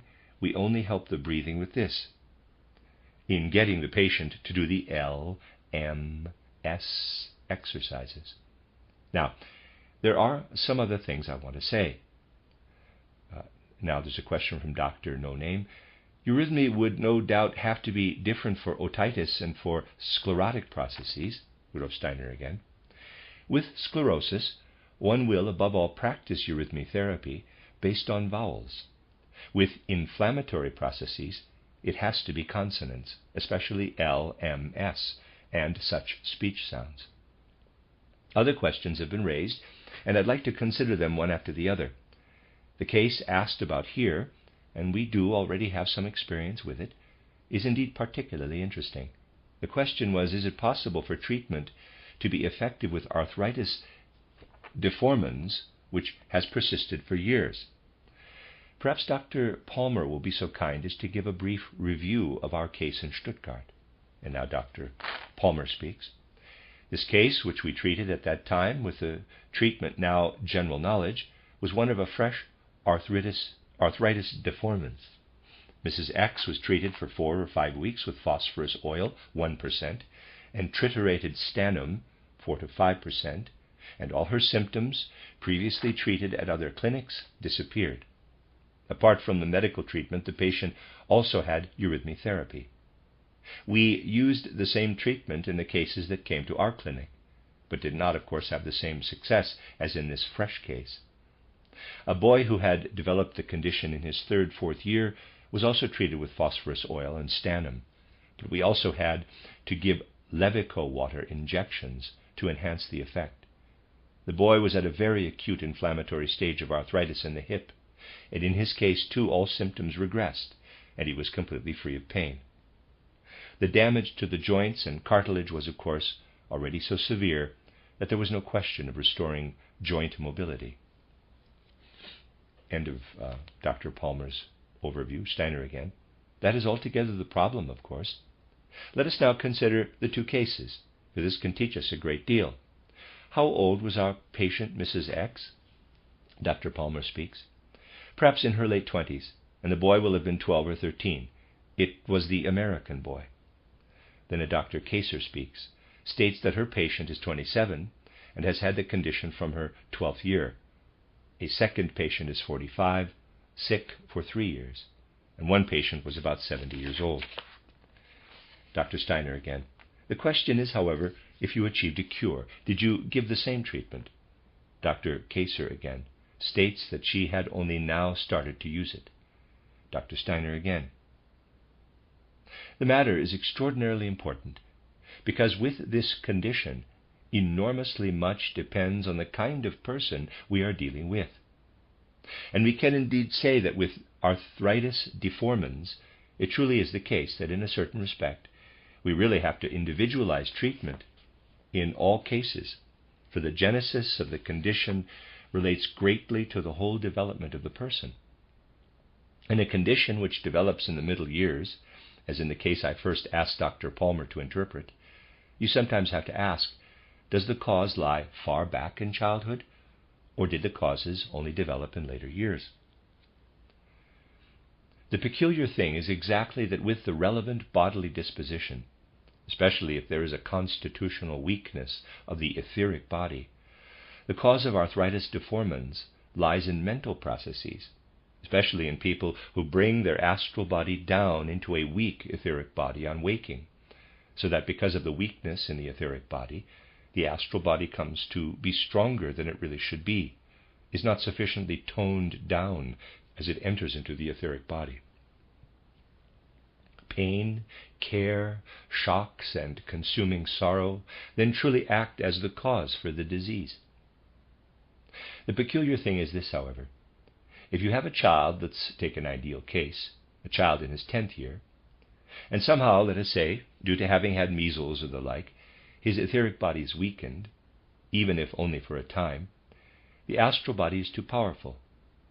At this time of life, I won't say 10, but 12 years, you'll see why in a minute.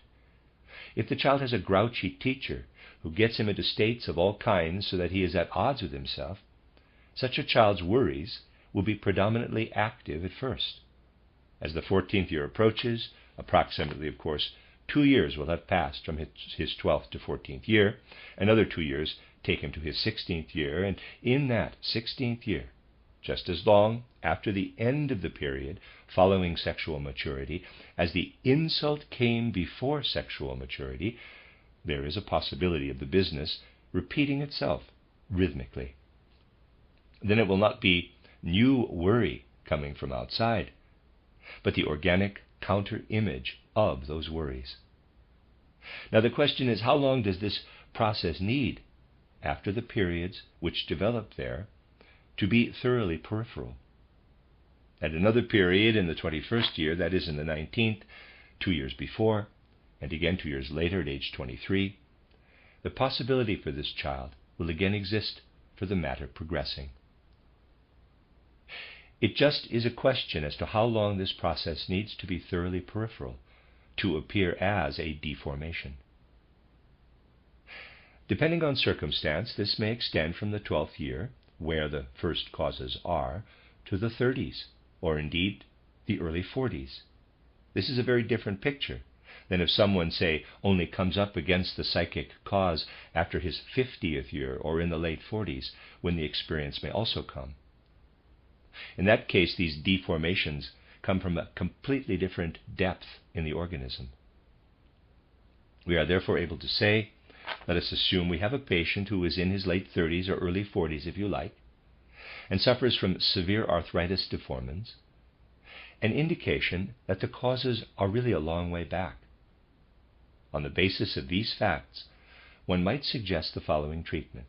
I have construed an ideal case in response to your question, and it would now be a matter of provoking what has been the subject of our discussion here by means of arsenic injection and stannum and so on, by giving hydrogen sulfide baths, thus acting first of all on the neurosensory system, which always responds to such baths, thus taking hold of the peripheral human being from outside. If you then give high potencies of arnica tincture or equisetum by mouth, both the same in this case, you are acting in the same direction from inside out, and you will probably get a cure, even with a long-established arthritis deformans. We can certainly say that this would be a case which might be treated in this way. Cases like the first one given by Dr. Palmer, where the cause definitely did not go back such a long way, might be treated with stannum and with phosphorus oil. I was pleased to mention this case because it is instructive to see from a condition just like this, though it goes very deep, how we must individualize. Third person remark now. A case is described where a woman had gone through something like this in her youth. In her 20s, she then had a gonorrheal infection, and immediately after this developed a very severe chronic arthritis. She is now about 45, and in a truly desolate state. Rudolf Steiner again. It is almost as if I had construed this case as an ideal one just now. Hydrogen sulfide baths and equisetum or arnica by mouth, or perhaps, if there is no immediate response, by injection. Question from Dr. Kaser again. The case to which you were referring is exactly that of the woman aged 27 who is my patient. You gave an accurate outline without knowing the case. Rudolf Steiner again. Here an interesting question arises. Diseases of the gastrointestinal tract due to shock. They may develop due to shock, but I think also due to other psychic influences, such as long-lasting worries or the like, constantly provided with more food. This will be the case especially with females. Very painful colicky states may develop. Lethargy of the whole gastrointestinal tract may also occur, or even complete failure, but a failure frequently also involving sensations of pain. Isn't that more or less the picture one gets? And there's an answer of yes. This is a very common condition, and it is highly interesting to observe what has really happened. In every one of these cases, the following has happened. The human astral body is a highly differentiated organism. And when you get to know this human astral body, you find it greatly adapts itself to the ether body for all organs that lie behind the sexual organs in the direction of the renal tract, their upper limits defined by the lung and heart tract. In this area, therefore, we may say, therefore, that the ether body sets the tone in this tract. The astral body adopts what the ether body does in its movements, its forms. It is very different in the sexual tract. The astral body is strongly active in the sexual tract, in some respect suppressing ether body activity.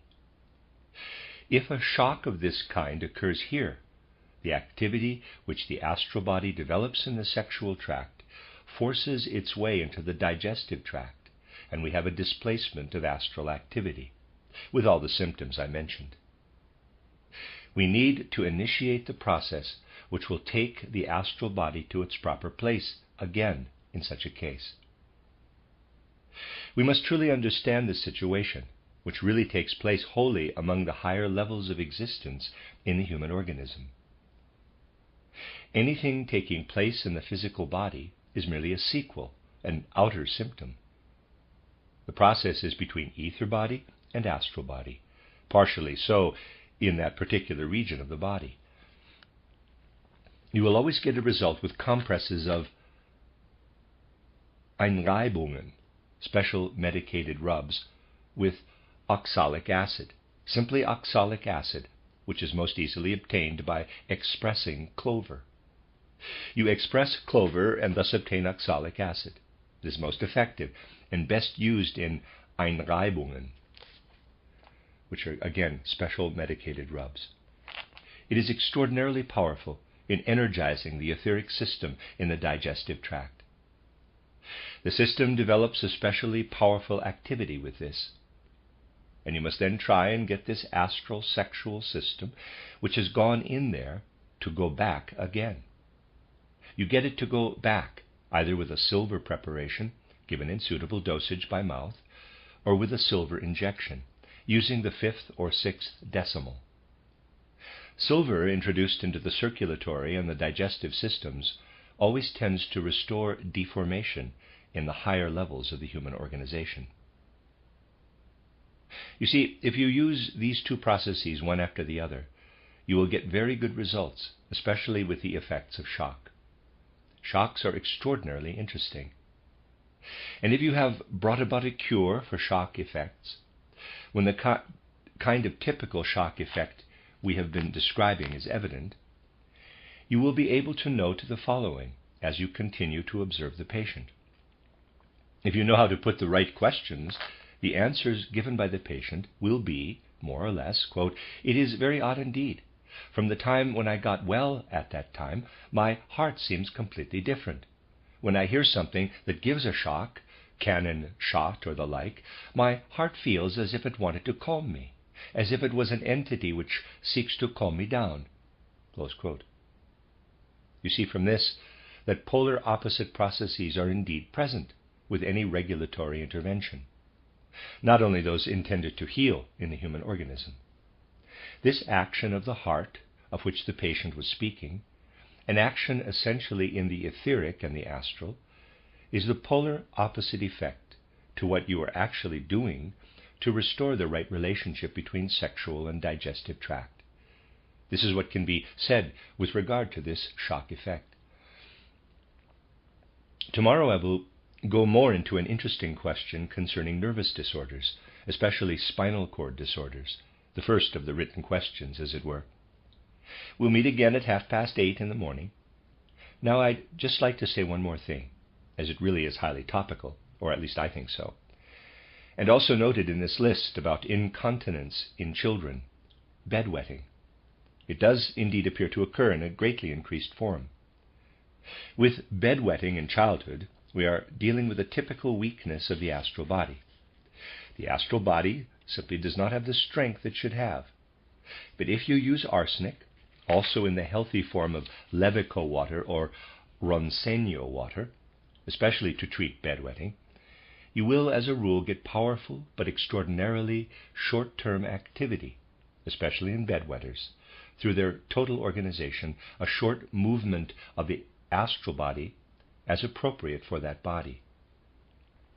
The children will continue to wet their beds, but you will quite definitely get good results if you use the substance you obtain by expressing the leaves and flowers of St. John's wort, Hypericum perforatum. I don't know if you know that it is the only plant with stamens in 3 bundles. It is a member of Linnaeus's 18th class, has yellow petals and leaves that appear to have holes in them when seen against the light.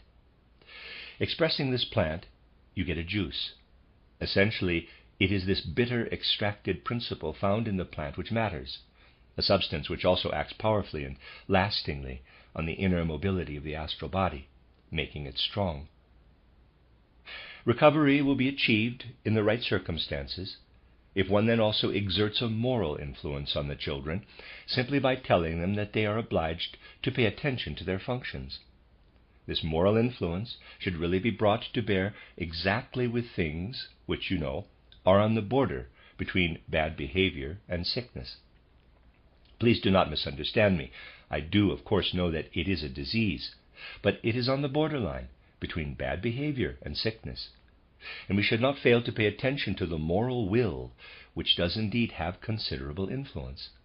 If you cure such a thing in children, you can, of course, cure it with hypericum, you weaken the children's will if you do not at the same time encourage them, giving them an impulse on the moral side. This would be what can be said about bedwetting. Tomorrow we'll talk about children with neuropathies, especially dementia praecox in various forms. Also some other issues, and I'll try and cover all these questions. And then there is a question from a doctor, no name, question as to the age of the plant juice. Dr. Steiner again. You should not let it be too old, but if you give it more or less by expressing it well, using a specific quantity, let us say a gram of leaf and flower, half and half, you will be able to add this to a glass of water, and you can then divide it into portions and use for half a year in this way. The end of Lecture 11. You are listening to RudolfSteinerAudio.com. If you are listening to the podcast of this, it is located at RudolfSteiner.podbean.com. Please consider becoming a patron. As well, there are 2 publishing houses, SteinerBooks.org in America and RudolfSteinerPress.com in England, who are the sole publishers of Steiner into English and have given me permission to do these recordings. Please consider patronizing them as well. This is a reading of a Collected Works, Volume 314 by Rudolf Steiner. It's the last lecture in the 3rd part, numbered Lecture 12 in the entire book, given in Dornach on the 2nd of January 1924. The book is called Physiology and Healing, Treatment, Therapy, and Hygiene. Today I would like to deal with some of the questions put to me, some of which I deem to be particularly important. One concerns gonorrhea, the clap. To see what needs to be done, we must study the nature of the matter. It seems to me that people are too easily satisfied, particularly in this area, simply saying it is infection, and once more, infection. This is what people really say. The possibility of infection is, of course, extraordinarily great with this and similar conditions. But knowing about the infection is least likely to lead to knowledge of the medicinal agents. It does not help much to know that the condition is infectious. The only thing is that you do, of course, ensure that the risk of infection is reduced. That is a matter of course, really. But it will be good to go into things like this more deeply. Well, we have to understand that the human organism truly is a system complete in itself, and that everything outside it is, to a greater or lesser degree, poison to it. Everything outside the human organism really is poison to it. But there are certain adaptations where an otherwise toxic effect is isolated. This isolation of what is otherwise the action of a poison brings about the realization of etheric impulses and astral impulses when female and male seed unite. It also comes into play in numerous other cases, but especially when female and male seed unite. The action is eminently toxic when the two substances, which are polar opposites, come together. It is isolated, however, and in that isolation exposed to the powers of the cosmos, powers that can actually be described in detail. These are the concentrated powers of sun and moon, and the outcome of the unification is exposed to them. Such exposure is only possible when male and female seed actually interact. With every substance that is outside the female seed, that is, produced in organs that are not the female sexual organs, the male seed produces a poison which has no use anywhere in the human organism, nor anywhere in the world outside. Conversely, the female seed produces a poison with every substance, except the one secreted by the male sexual organ, a poison that cannot be processed. This poison essentially, but in metamorphosed form, is canker poison on the one occasion, clap poison on the other. We are therefore dealing with diseases that are something greatly different from the syphilitic conditions we have been considering. We are dealing with the production of toxins that do not stand up to exposure in the human organism, nor beyond the human organism. Such substances are essentially also tremendously powerful infectious agents. They are altogether vehicles for parasites of the smallest kind, hypermicroscopic organisms.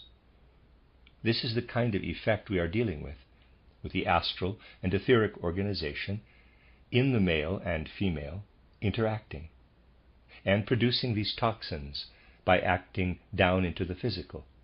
That is the essence of it. The risk of infection is secondary. It always exists, particularly because this is the way in which the altogether most powerful toxins that exist for the organ are produced. I think it is extraordinarily important to gain insight into such things so that we won't always really, I'd say, consider the relevant phenomena in the way in which the whole of human reproduction was regarded at one time, by tracing the whole human race back to Eve's ovaries for all of Earth's future. That is, of course, an easy way of looking at it. And people also take the easy way when they say, this disease is due to infection, infection in its turn due to infection. And they get back, of course, into something indefinite, gaining no real insight. But when we gain the kind of insight I have just been referring to, we will, of course, ask ourselves the following. We will say, how can we deal with the activity which arises in the human organism under the influence of this poison? We have to produce something to which this poison may be exposed. Just as one can expose the fertilized female seed to the universe, for instance. We have to create an atmosphere, as it were, in the astral and etheric organism that has some capacity for absorption. Not of the poison, however, for this will be eliminated when the poison-producing powers in the astral and etheric are absorbed.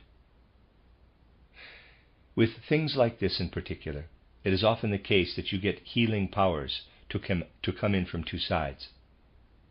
You will really be able to bring about something good in such a case if you give a preparation such as an alkali carbonate by mouth and apply compresses locally, strong oily eucalyptus compresses, letting the two things act together.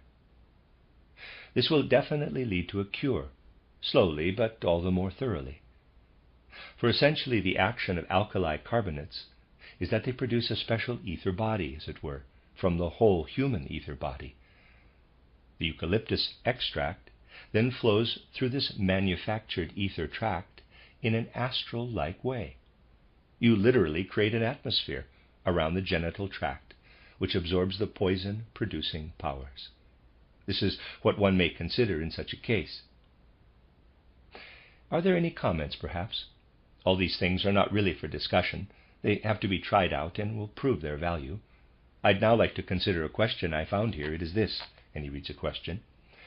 Can a patient who has become addicted to morphine because of severe asthma be got off the drugs, including morphine, by treating him with the agents used at the Institute of Clinical Medicine in Stuttgart, citric acid, Prunus spinosa, and Nicotiana tabacum? Steiner again. Asthma is a problem because essentially it is due to the fact that exhalation, the stream of exhalation, meets with resistance in the respiratory tract. It catches there, as it were. It is something which one can see very strongly in the astral organism. It is, of course, always somewhat problematical to put these things on record, but you are, all of you, anthroposophists, and will, of course, take these things as they are meant to be taken.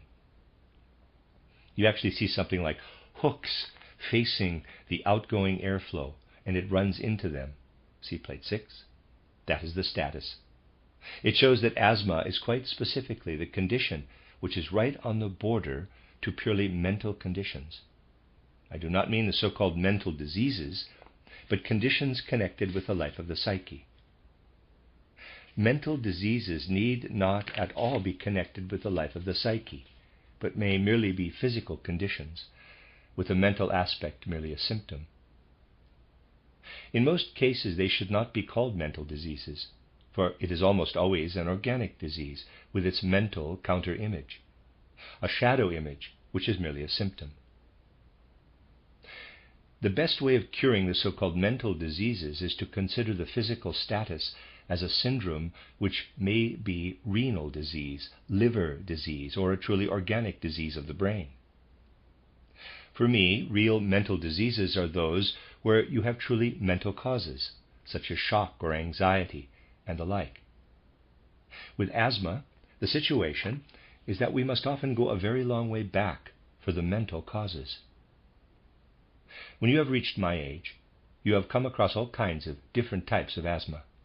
I have to say that in cases of asthma, looking for the cause and origin, leaving aside the karmic aspects, you often have to go back as far as embryonic life. The external causes truly do often lie in embryonic life. The mother will have suffered shocks or worries that would have come up again and again at irregular intervals during the pregnancy.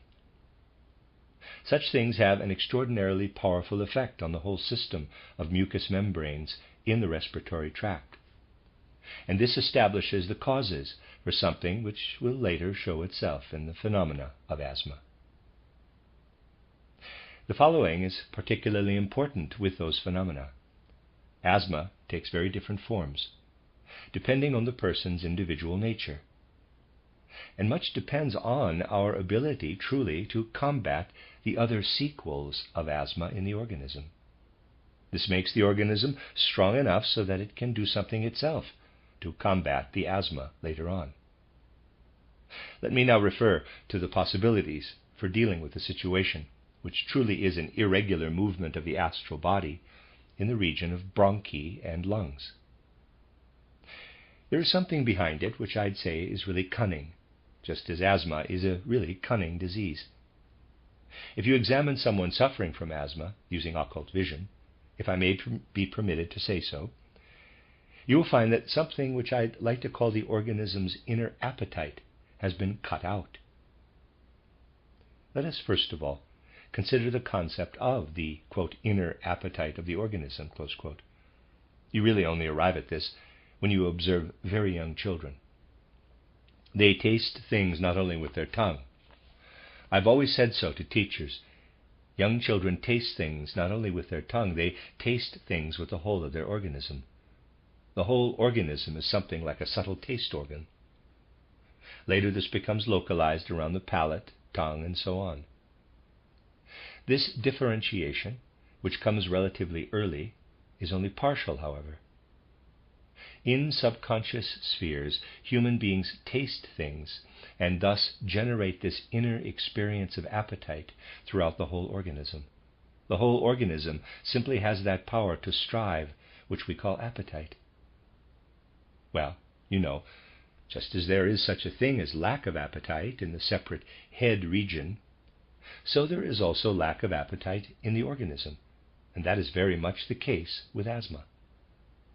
There, the whole organism lacks appetite. It does not at all feel like taking up the ingested nutrients, especially the parts that end up in the circulation as a whole. It even has a distaste, though it is not aware of this, since it is inwardly unconscious, especially for cooked food. It is fairly easy to observe this in the outer symptoms in the asthmatic's life. This needs to be dealt with first of all. We have to make the organism able to have an appetite again. It is altogether a good thing for you to know how to deal with an organism where you think you notice lack of appetite, with the proper connection between ether organism and astral organism disrupted, for that is what it means to be without appetite. It is a good thing to know quite generally what will benefit in that case, and it is always good to introduce into the organism, in the right dosage, the tannic acid to be gained from sage leaves, for example, from nut leaves, from oak or willow bark. In short, if you present the human organism with tannic acid in perhaps the first decimal, that is, just a percentage. This is particularly important for the astral body in such a case. It is stimulated to extend its activity to the ether body when given tannic acid. The ether body on its part does not react to this. We merely create chaos if we give only tannic acid. We therefore have to help the ether body as well. This is done by making an extract of the leaves of Veronica officinalis, heath speedwell, and obtaining above all the bitter principles from this. The bitter principles found in such plants, they can also be obtained from other plants, any that contain such bitter principles, are given in alternation, let us say the one in the morning, the other at night. With this we can regulate the rhythm between astral and etheric body and so initiate healing. If you then instruct the patient to be truly patient and not lie in bed for weeks but sleep in a chair, and to try and meditate on his breathing when going to sleep, that is, mentally to see or feel inhalation, spread the breath out, then exhalation, breathing very consciously on going to sleep, and on waking up immediately start again to breathe consciously for some minutes.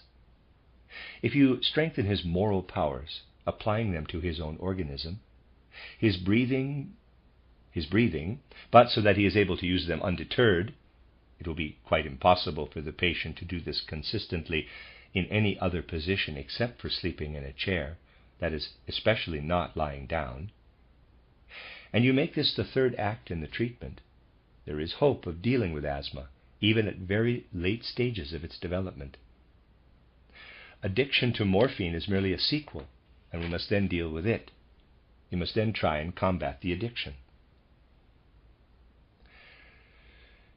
Now, to another interesting case put before me.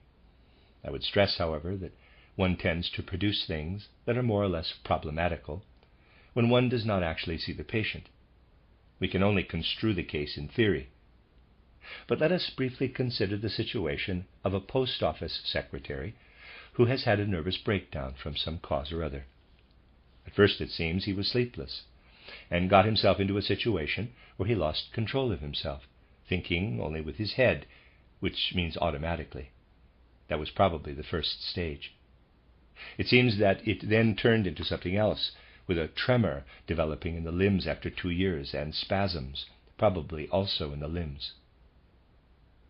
In such a case, we must above all know that the whole condition is not located in organs other than those which, out of the I capital organization and the astral organization, give direction to the human will system. The will system must be considered. The irregular and abnormal element in the will system is indeed involved in this strange way of being given up to cerebral automatism.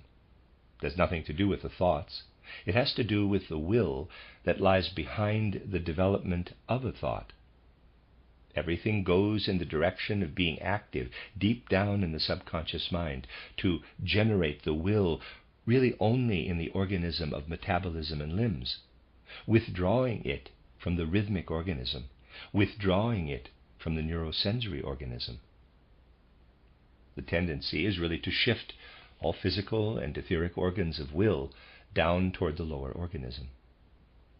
I'm sure you could have seen this very well also in external symptoms if you'd had opportunity, let us say, to observe the post office secretary from some point in time and then again 2 years later.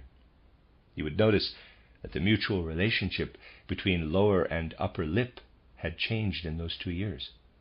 2 years earlier, it would have seemed to you that there may have been a particular, not entirely harmonious relationship in moving the upper lip relative to the lower lip. You'd have the feeling that it does not fit together as in normal people, and this would have been more so after 2 years. The lower lip would have continued its unruly movements more than the upper lip. You will be able to observe such things. You will also be able to observe the relationship between leg and arm movements that are not in tune. In a case like this, we need to combine medical treatment, meaning physical treatment, and treatment of the psyche in eurythmy therapy. These two things must be combined, and the case is indeed typical for this. Given equisetum baths in such a case, using relatively much equisetum, which means that you are counting on the silica. Equisetum contains a very high percentage of silica. Give equisetum baths, therefore, and you'll be able to strengthen the eye organization quite considerably. But it needs the influence of the bath. There is always the risk of the effect being lost again after a short time. It is encouraged toward a tendency to be lasting if you now have vowels done in eurythmy therapy, simply vowels, for 1 hour after the bath. You are then stimulating something for which the equisetum bath has provided the basis. You may thus hope to combat the matter, doing so mainly from the periphery. We must always try and find the point from which we can combat things. Here's another case I have been finding most interesting. It is just that it is not very clearly presented. It says here, lupus-type proliferation of mucosa in the palate spreading progressively causes problems swallowing for a woman aged 37. She had pulmonary tuberculosis 7 years ago, 2nd or 3rd degree, but there are largely adhesions now. Surgery for non-existent gallstones. Steiner again. I would like to know what happened immediately after the operation for non-existent gallstones. And there's a report. Suffers from disorders of the digestive tract, flatulence responding to the S exercise in eurythmy therapy, and now minimal. Has had serious worries for years. Might a successful eye exercise have caused the lupus? What would need to be done? Steiner again. Do you think that it really is something like lupus? Person says again, it might be scurvy, but it does not look like it. Steiner again. We need not assume that. In reality, it can really only be that the form-giving power of the etheric organism is simply not acting sufficiently strongly in the peripheral parts. It cannot be anything else. And we'd have to deal with it simply by injecting bee venom in perhaps the 6th decimal, making the process a total one, which happens because the bee venom stimulates the etheric body most powerfully to take up the astral powers truly into the whole organism, into the whole human organism. Bee venom is a most interesting substance. At the base of it is a system of forces that truly is also the basis for the whole form of the human organism. The influence at work in the hive between production of bee venom and the bee food, and everything the bee gathers, what will then be the wax cells in the honeycomb, is not for the individual bee, but for the whole hive, and marvelously similar to the organic processes in the human organism. For if we study bees from the point where they land on the flowers to the point where they return to the hive, secrete the products they have gathered, and then build the cells, we have an activity of the hive which truly is inwardly, in terms of the capital I, the astral and the etheric, highly similar to what happens between the processes that occur inwardly in the brain when human beings have sensory perceptions, then take substances into their powers of perception, and all the way to the process of configuration, that strange configuration of bone cells. In the honeycombs, we see something that has stayed soft, different from the activity that has led to bone cells, and we see human sensory perception in the way the bee sits on the flower. The whole human organism is indeed encompassed in what comes between the sucking process when bees are on the flower and the process of producing the wax cells. Bee venom is the organizing principle behind it all, coming in from the spiritual sphere. So if you are able to see that the organic activity breaks off, as it were, in the periphery, does not want to enter into the periphery, then you can do much good with bee or wasp venom, and also support the action of the injection from within by making a thin paste of honey and milk, which you give daily as a dietary supplement. This is something where we can really see how the organism, which has contracted in spasm and showed such abnormal phenomena in different areas in the periphery, is spreading its activity out again on the one hand, under the influence of the insect venom, which enters into the circulatory system, and on the other under the influence of something which is related to milk and honey as a substance in the organization, developing and spreading. I think this is what one may recommend in such a case. I would now like to talk about the issue which it seems is also close to your hearts. It is the matter of neuropathies, spinal cord disorders, and so on. Among neurological disorders, those of the spinal cord are of course hardest to reach. Others can be dealt with more easily. But we would be able to deal with so-called neurological disorders much more easily if we considered that the nerve strand, the nerve altogether, contains a substance which always tends to crumble and break up. Unlike other parts of the organism, nerves contain no upbuilding, sprouting powers of growth. Nerves everywhere contain matter tending toward the I organization in always really wanting to separate off and crumble. The moment the I organization is not strong enough to prevent the nerve from crumbling, all kinds of phenomena develop. Depending on whether it is the I organization or the astral organization which is not strong enough, you get either the neurological disorders as such, where the astral organization is not strong enough, or the different conditions with half mental symptoms and so on, where the I organization is not strong enough. You have to understand that it is possible to influence the nervous system so that a kind of phantom of the astral and the I organism arises in it. This really happens if you attempt to get powers of silica action into the whole nervous system. For a severe neurological disorder, not a partial one, this is like a postulate, as it were, to get silica into the nerve organization.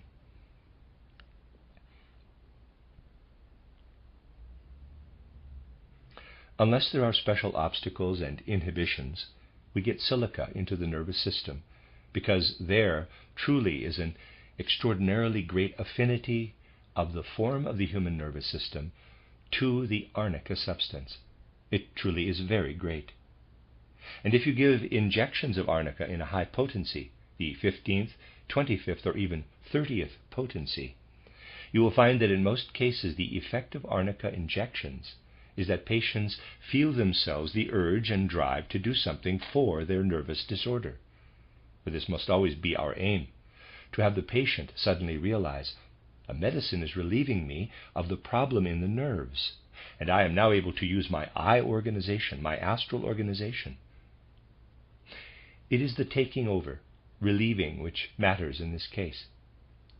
In neurological patients, eye organism and astral organism are intensely involved in the nerve process. We have to introduce something into the nerve process which imitates eye organization and astral organization. The remarkable configuration which exists in arnica does exactly that. It is a compound mixture of all kinds of things, truly also a kind of microcosmic imitation of all kinds of macrocosmic elements. Arnica substance does this to a particularly great degree. Just consider everything that is going on. First, we have the silica contained in Arnica montana. It is the base material. It is tremendously sensitive, a deeply significant reagent for all kinds of cosmic influences. Silica is an uncommonly subtle reagent to everything that influences the earth. Arnica montana always has a tendency to transmit these subtle silica, in quotes, perceptions, as we might call them, of the cosmos, and give them form in the potassium salts and the calcium salts, which are likewise distributed in a marvelous way in the plant. Think of the whole action of tannic acid as I described it. This action on the astral organism is also present in the arnica plant. We thus take something brought in from the cosmos, configurations imprinted, as it were, in the potassium and calcium salts, directly into the organism with the tannin contained in arnica. At the same time, arnica substance miraculously develops a sedative action, so that the human being does not feel disquiet as foreign matter enters into the physical correlate of the astral body. Arnica substance has something camphor-like in it, and thus its own sedative. It also contains protein, marvelously embedded in latex and similar material, which means affinity to the ether body. We also have phosphorus-like principles in its volatile oils. The whole is constructed in such a way that it turns directly into a phantom of the human eye organism. If you therefore introduce Arnica montana substance into the organism in the right dosage, by injection, the other things will not act as powerfully given by injection, you will as a rule find that at least initially there is a powerful effect on the nervous system. Things will be going the right way when you are able to note that the patient feels stronger now and believes he can now cope with the situation himself. This is the feeling we must evoke. If it does not develop, alternate something with the Arnica montana that will help to support him by getting the arnica action going also from the respiratory side. Alternate arnica with formic acid injections in relatively high percentage. You will see that the matter will then arise. If you do not achieve this, it will of course be necessary to make an extract of the corresponding part of an animal's nervous system, depending on whether the origin of the disease is in the brain or the spinal cord, and inject a high potency of this rather than formic acid in alternation with arnica. If you suspect, for instance, that the neurological disorder originates in the visual region, take the secretion from the quadrigeminal substance or some such substance from an animal, extract it, and inject it in a fairly high potency to support the Arnica montana. Let the support go to the place where it is needed. These things must always be observed. A mildly toxic effect will develop, especially if the Arnica montana treatment proves successful. We do indeed want it to develop. It may be evident from something or other. But you'll always find that this mildly toxic effect can be cancelled out with alkali compounds of some kind taken by mouth. I think that what I have been saying tells us something of great importance about what needs to be done with neurological disorders, including those of the spinal cord. These can only be diagnosed at the right stage, and we should get out of the bad medical habit, so common especially in Western Europe, of ascribing almost all forms of tabes dorsalis to some form of syphilitic causes. This is utter nonsense. Readers aside, I'm pronouncing T-A-B-E-S as tabes and then dorsalis. End of readers aside. And if you blinker yourself from the beginning, you will, of course, not see things as they are. The majority of spinal cord disorders do not have any kind of syphilitic origin, but arise from chills in the gastric and pelvic tracts, which people generally consider harmless, or from the spine being exposed to cold on some occasion. The situation is, of course, that due to social conditions over the last decades, the purely external complication would very frequently arise with both syphilis and spinal cord disorder, which distracts attention, and people did not do the right thing, which is to combat the sequels of syphilis on their own and the sequels of spinal cord disorders with something of the kind I have just described. The interesting thing is that when you have located the neurological disorders as being still in the digestive tract, or indeed the gastric tract, not going beyond the digestive organs, you can achieve the same result. And that is so extraordinarily interesting, by using chamomilla instead of arnica montana, again by injection, and apart from this, do the same. It is interesting because you can see from this, chamomile having practically no silica, that silica is only needed when you get beyond the digestive tract with the nerves. Silica is absent. On the other hand, the tract contains sulfur, and essentially this is particularly beneficial when you need to stimulate the ether body in the digestive system.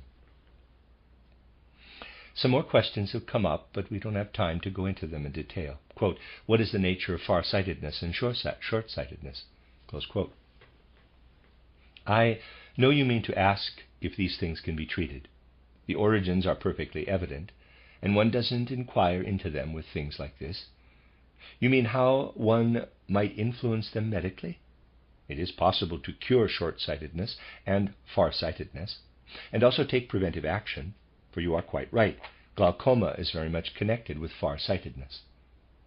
People who are not farsighted do not easily develop glaucoma.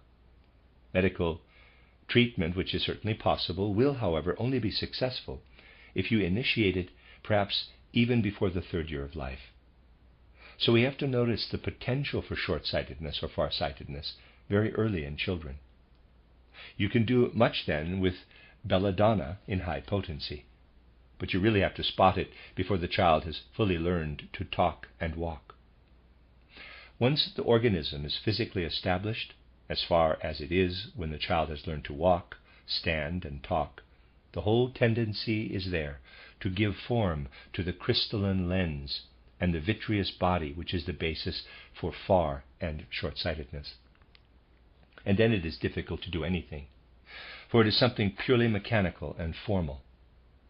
On the other hand, for as long as the unformed principle in the infant's undirected movements, when arm movements and so on have as yet no orientation, influences the infant eye, EYE, high potencies of belladonna induce a very inward sensing experience, a certain sentience, and so one might well think that something can be done at that point.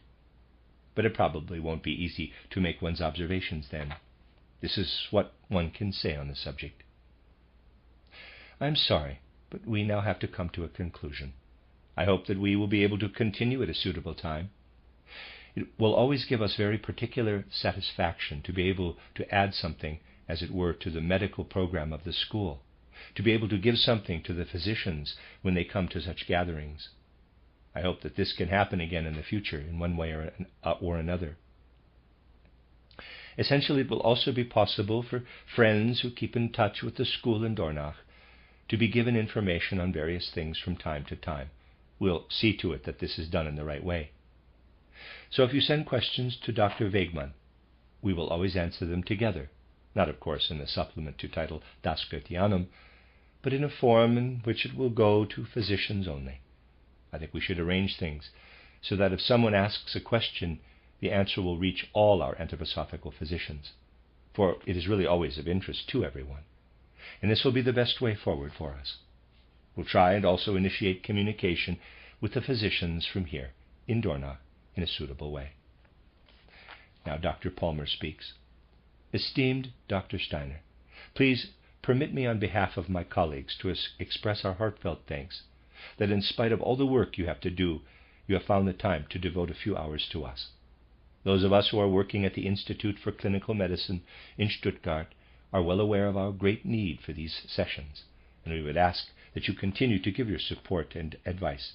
Give us your help. Dr. Steiner again. The only thing I would have liked to see would have been a greater number of sessions. Thinking about it as much as we might, Dr. Wegmann and myself, no more than these 3 sessions proved possible. As I said, I wish there could have been more sessions. Let us hope for another time. That is the end of Lecture 12 and the end of Part 3 of the book, which was entitled Aspects of Therapy. Part 4 of the book is Hygiene as a Social Issue. End of Lecture 12. You are listening to RudolfSteinerAudio.com. If you are listening to the podcast of this, it is located at rudolfsteiner.podbean.com. Please consider becoming a patron. As well, there are 2 publishing houses, steinerbooks.org in America and rudolfsteinerpress.com in England, who are the sole publishers of Steiner into English and have given me permission to do these recordings. Please consider patronizing them as well. This is a reading of Collected Works, Volume 314 by Rudolf Steiner, entitled Physiology and Healing. This is the 4th part, entitled Hygiene as a Social Issue. Footnote, hygiene here refers to the set of practices perceived by a community to be associated with the preservation of health and healthy living. Translator. Lecture 13 in this book, Hygiene as a Social Issue, public lecture given in Dornach on the 7th of April, 1920. The social question must be one of the most important issues today, beyond doubt so for many people. Wherever people have just a bit of a heart for present developments in human history, impulses that pose a threat or need to be given serious consideration for the future, all this comes together under the social issue heading. We have to say to ourselves, however, that the consideration, the treatment of this social issue does at the present time suffer from a basic evil, one that sticks to so many elements in our life of the mind, our moral life, and indeed the whole of our civilization. This is the intellectualism of our time, with problems so often merely considered in a highly intellectual way. The social question is dealt with by one individual or another who is leaning more to the right or to the left. The intellectual nature is evident in that people start with particular theories, that things ought to be one way or another, that one thing or another should be abolished. Little heed is paid to the human being as such in all of this. People treat the human being as if there were a general thing, the human being, as if there were something which is not, in a particular respect, developed individually in every single human being. Attention is not given to the particular nature of every individual. This makes the whole way in which we look at the social issue into something abstract, something which enters so little today into social awareness, into the attitudes that come into play between one person and another. We are probably most aware of the deficit which exists in social studies when we focus our attention on a specific area, one which is perhaps more suited than another to being subjected to social scrutiny, an example being the field of hygiene, insofar as hygiene is a public issue concerning not the individual person but the human community.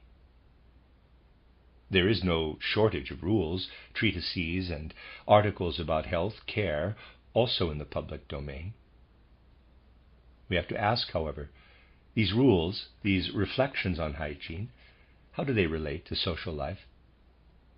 And we have to say, they relate in such a way that some talks on proper health care are published as the outcome of medical and physiological studies. Trust in a subject area,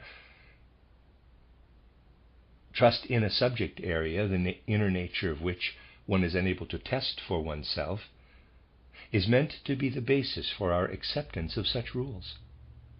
Purely on authority, the populace at large is supposed to accept things about hygiene, coming from the desks and examination rooms, the laboratories of the medical profession. Yet if you are convinced that in more recent history, over the last 4 centuries, a longing has arisen among people for a democratic order in all affairs, then however grotesque it may seem to many people today, you will come up against the undemocratic nature of the pure belief in authority demanded of us in the field of hygiene.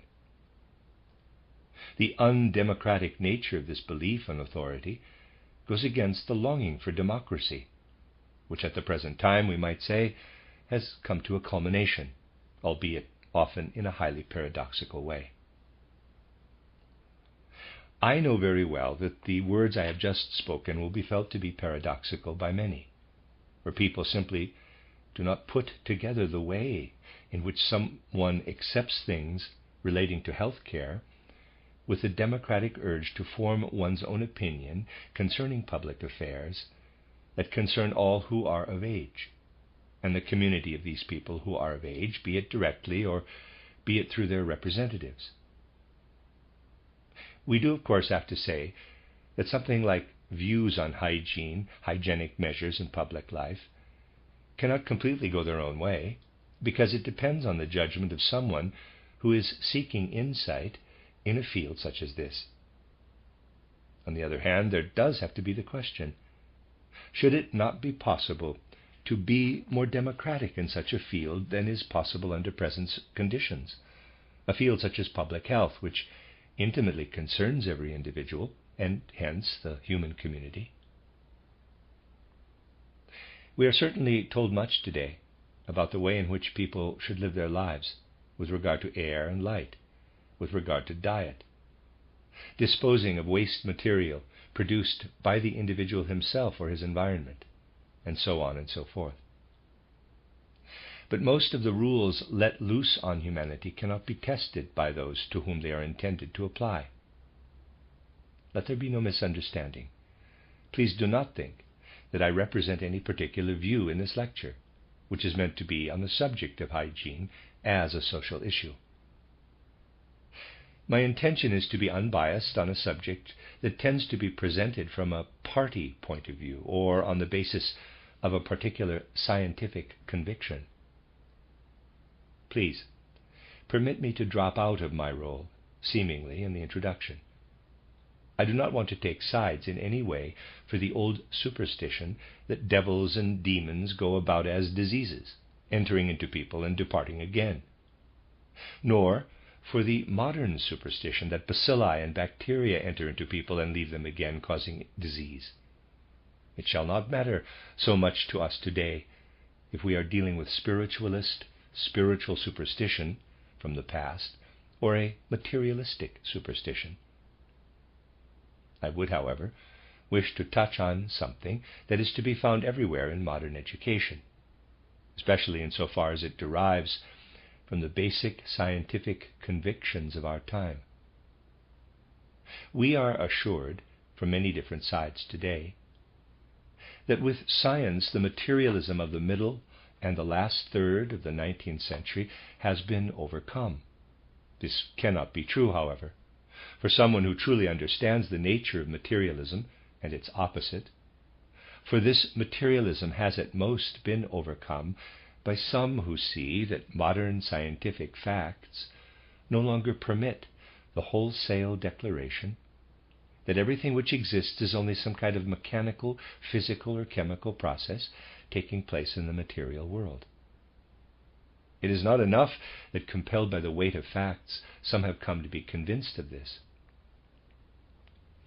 On the other hand, there is also the fact that in spite of their conviction, those people, and others just as much, take up the materialistic trend in their thinking when there is need to explain something in concrete terms, to have a view concerning something real and concrete. People say that atoms and molecules are harmless coinage of account, and that no one would say that they are anything but elements of thought. Yet their view has nevertheless remained atomistic, molecularistic. We explain the phenomena in the world from the behavior and mutual relationship of atoms or of molecular processes. And in that case, it is irrelevant if we have the idea that some thought, feeling, or any other kind of process is wholly due to material processes among atoms and molecules. What matters and has relevance is the direction taken in our whole state of mind, the direction in which the mind goes when the only basis accepted for its explanations are things seen in atomistic terms, arising from the smallest, from something that is pure invention. It is not that one is convinced literally or in one's thoughts that there is something else apart from atomistic effects, from material atomic activities. What matters is if it is possible for us to make other explanations of the world the guiding principle for the mind, rather than to derive phenomena from atomistic processes. It is not what we believe that matters, but how we explain things, our inner attitude. And here in this place we have to represent the conviction that only a genuine real science of the spirit can help us to overcome the evil which may be characterized in this way. Let me give you a real example where this is truly the case. I think there is hardly anything causing more confusion than the frequently addressed differences between the living human body and the human soul principle, or the human mind and spirit, between physical diseases and so-called mental diseases. Objective distinction and the establishment of objective relationships between such facts of human life as a sick body or a seemingly sick mind suffer from the materialistic and atomistic way of thinking when insight is sought. For what is the essential nature of the materialism which has gradually developed as a more recent philosophy of life for many people, and which has not been overcome, but is in fact in full flower today? What is the nature of it? It is not that people look to the material processes, look to material processes also in the living human body, and devotedly study the marvelous composition and activities of the human nervous system, and the other human organs, or the nervous system of animals, or the organs of other life forms. You do not turn into a materialist when you study these things. What makes you into a materialist is that the spirit is not with you when you study material processes, that you look into the world of matter and see nothing but matter and material processes. This is what the science of the spirit must show. I can only speak of this in summary form today, that wherever material processes become evident to the senses, the only processes which are accepted as observable and exact in modern science, they are always mere external signs, the external revelation of spiritual forces and powers at work behind them and within them. It is not a characteristic of spiritual science that one looks at someone and says, quote, "Ah, there he has his body. This body is a sum of material processes. But that cannot be all there is to the human being. Independent of this, he has his immortal soul." Close quote. And one then begins to develop all kinds of abstract theories, all kinds of abstract views of this immortal soul, which is independent of the living body. That does not characterize a spiritual philosophy of life. We can certainly say that apart from a body consisting in material processes, human beings also have an immortal soul, which is taken to some spiritual realm after death. In terms of anthroposophical spiritual science, this does not make you a spiritual scientist. You will only be that if you realize that this material body, with its material processes, has been created by the soul principle, S-O-U-L.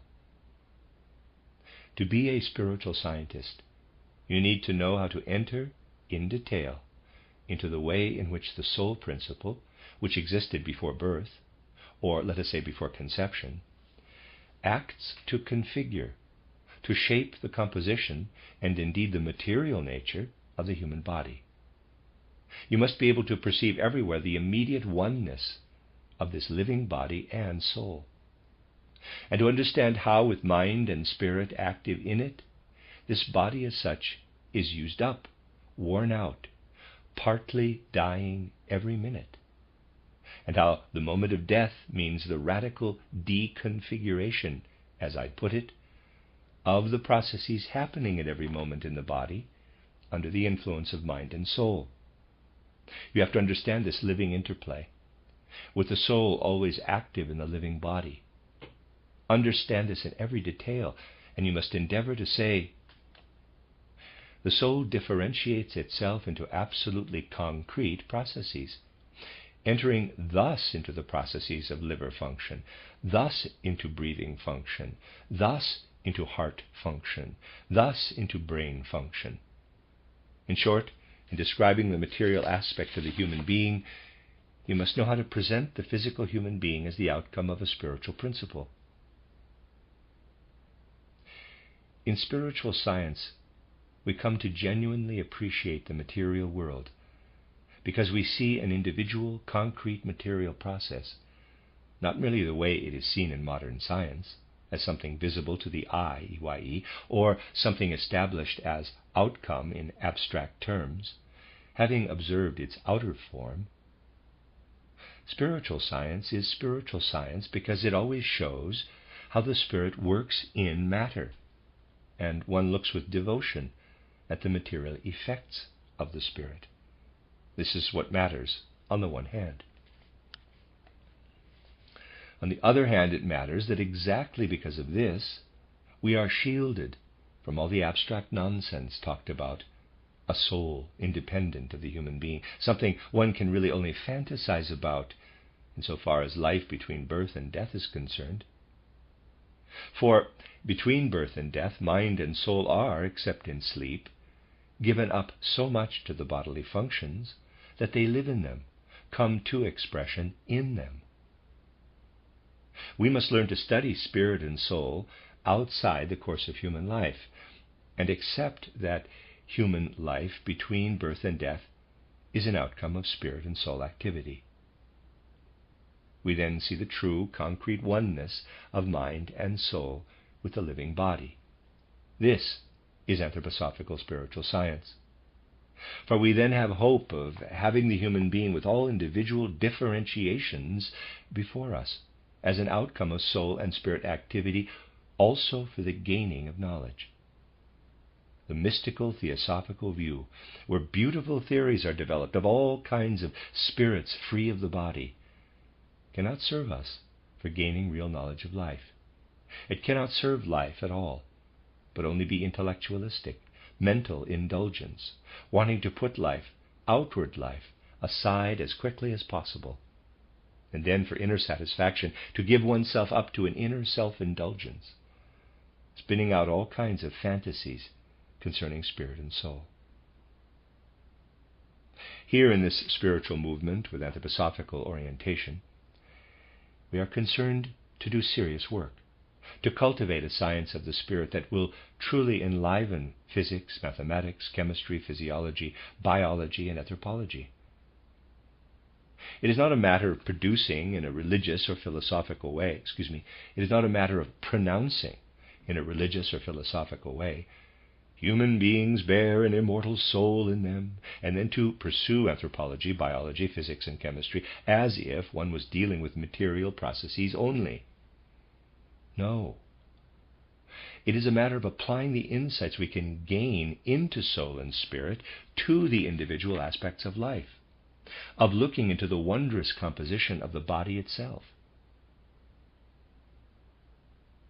We may certainly say, though it will sound paradoxical in some respects, some people deem themselves to be good mystics or good theosophists, and hold forth in all kinds of ways about the human being, consisting of physical body, ether body, astral body, capital I, and so on.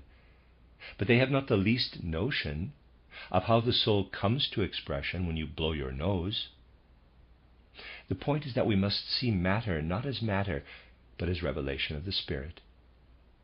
We will then also have sound views, rich in content, of the Spirit. And this will give us a science of the Spirit that can be fruitful for the life sciences. Something else is also achieved with this. It is that we can overcome the element which in more recent times, when scientific insights grew materialistic, has moved toward specialization. I certainly do not wish to enter into a diatribe against specialization, being well aware of its justification. I know that today some things have to be done by specialists, simply because you need specialized technology for them. But someone who is wholly attached to the sphere of matter when he becomes a specialist will never have a philosophy of life that is relevant to life. For the field of material processes is infinite. You only have to study the human nervous system, taking note of everything known so far, and you will need a long time for this, at least as much time as specialists usually want to devote to their specialist studies. However, if you have only the knowledge of material processes in the nervous system, things presented in abstract terms in modern science, you will have nothing to guide you to anything that is universal and can be the basis for a philosophy of life. The moment you start to take a spiritual scientific view, let us say of the human nervous system, you will not be able to do so unless the Spirit you find at work in it immediately takes you to the element of spirit and soul, which is behind the muscle system, the bone system, the senses. The spiritual is not something which divides into separate parts. It is something, and this is just the most basic explanation, which spreads like a differentiated form, an organism. Just as I cannot study a human being by just looking at his 5 fingers covering up the rest of him, so I cannot study anything in spiritual science without the things which I perceive in this one thing taking me to a whole. When I am thus taken to such a whole, admittedly it may perhaps be just for a specialist in brain and neurological research, it will nevertheless be possible for me to get an idea of the whole human being from my study of this individual member of humanity as an organism. I will then be in a position where I truly have something universal for a philosophy of life. And the strange thing is that I can then begin also to speak of something relating to the human being, which will be understood by anyone of sound mind and sound common sense. That is the big difference between the way we may speak about the human being on the basis of spiritual science and how people must do so who are specialists in materialistic science. Let us take the simple case of the kind of handbooks published in the field of specialist science. As an ordinary person who has not been taught a great deal about the nervous system, picking up such a handbook about the nervous system, well, you'll probably soon put it down again. At least you will not find much there that can give you a basis for looking at the human being as truly human in his value, his dignity. However, when you hear what can be said about the human nervous system from the fund of spiritual scientific knowledge, it always takes you to the whole human being. Things that give a clear picture of the whole human being, and the idea that arises has in it something of the value, essential nature, and dignity of the human being you are dealing with. There is nothing where this is not more evident than if we consider not only the human being with regard to the state of health of one of his members, but also the sick individual. someone deviating from the norm in many ways, and especially if we are able to consider the whole human being under the influence of one disease or another. Nature shows us something in the sick individual that can take us deep into the nature of the world, show us how this human being is organized, and how, because of his organization, the atmospheric influences and those from beyond this earth can affect him, how this human organization is connected with different substances in nature, which then prove to be medicinal, and so on. We are taken into far-reaching relationships, and it is fair to say that if we add the things we can get to know through the sick human being to all that may be known about the healthy human being, in this way, profound insight arises into the whole situation and the deeper significance of life. Everything which comes to you in this way is the basis for knowledge of human nature, is the basis for something which can then be put into words that can be spoken to all people. We have not yet reached that point because spiritual science, in this sense, has only been working for a short time. The lectures given here, as Dr. Boos said just now in his introduction, are in many ways only a beginning. But this science of the spirit tends to develop the subject matter of the individual sciences into a form where the things everyone should know about the human being can indeed be conveyed to everyone. Now, once spiritual science brings such a change to conventional science, and if it then proves possible to develop forms of insight into the human being in sickness and in health that can be made accessible to general human understanding, just think how people will relate to one another in social life, how individuals see others with a different kind of insight than is the case today, when we go past one another without having insight into the special individual nature of a person. The social question will only be freed from its intellectualism when it is based on objective knowledge and on real life experiences. This is particularly evident in the field of healthcare. Consider the social effect if people learn to see what is healthy in another person and what is not. Consider what it will mean if the whole of humanity takes healthcare in hand with understanding. To be sure, the intention is not to encourage scientific or medical amateurism. That must be so. But think about what it will mean if sympathetic understanding, rather than just feeling for health and sickness in others, develops understanding based on insight into human nature. Think of the social effect of such a thing, and you'll have to say to yourselves, there we see that objective knowledge in specific areas must lead to social reform, to new developments in the social sphere, not on the basis of general theories, be they Marxist, Oppenheimers, or whatever, theories that disregard the human being and are intended to shape the world on abstract ideas. Salvation will not come from this, but from dedicated insight into the individual spheres. Healthcare, hygiene, is one such specific area, for I think it takes us closest to the pleasure others gain from a normal, healthy way of life, or to the pain and suffering, the limitations due to the more or less pathological changes in them. Something like this immediately makes us aware of the special social style which spiritual science can create in the field of hygiene. For when those who cultivate anthroposophy, knowledge of human beings in sickness and health, and also those who specialize in being physicians, are members of human society who have that kind of insight, they will be able to bring enlightenment to human society and will be met with understanding.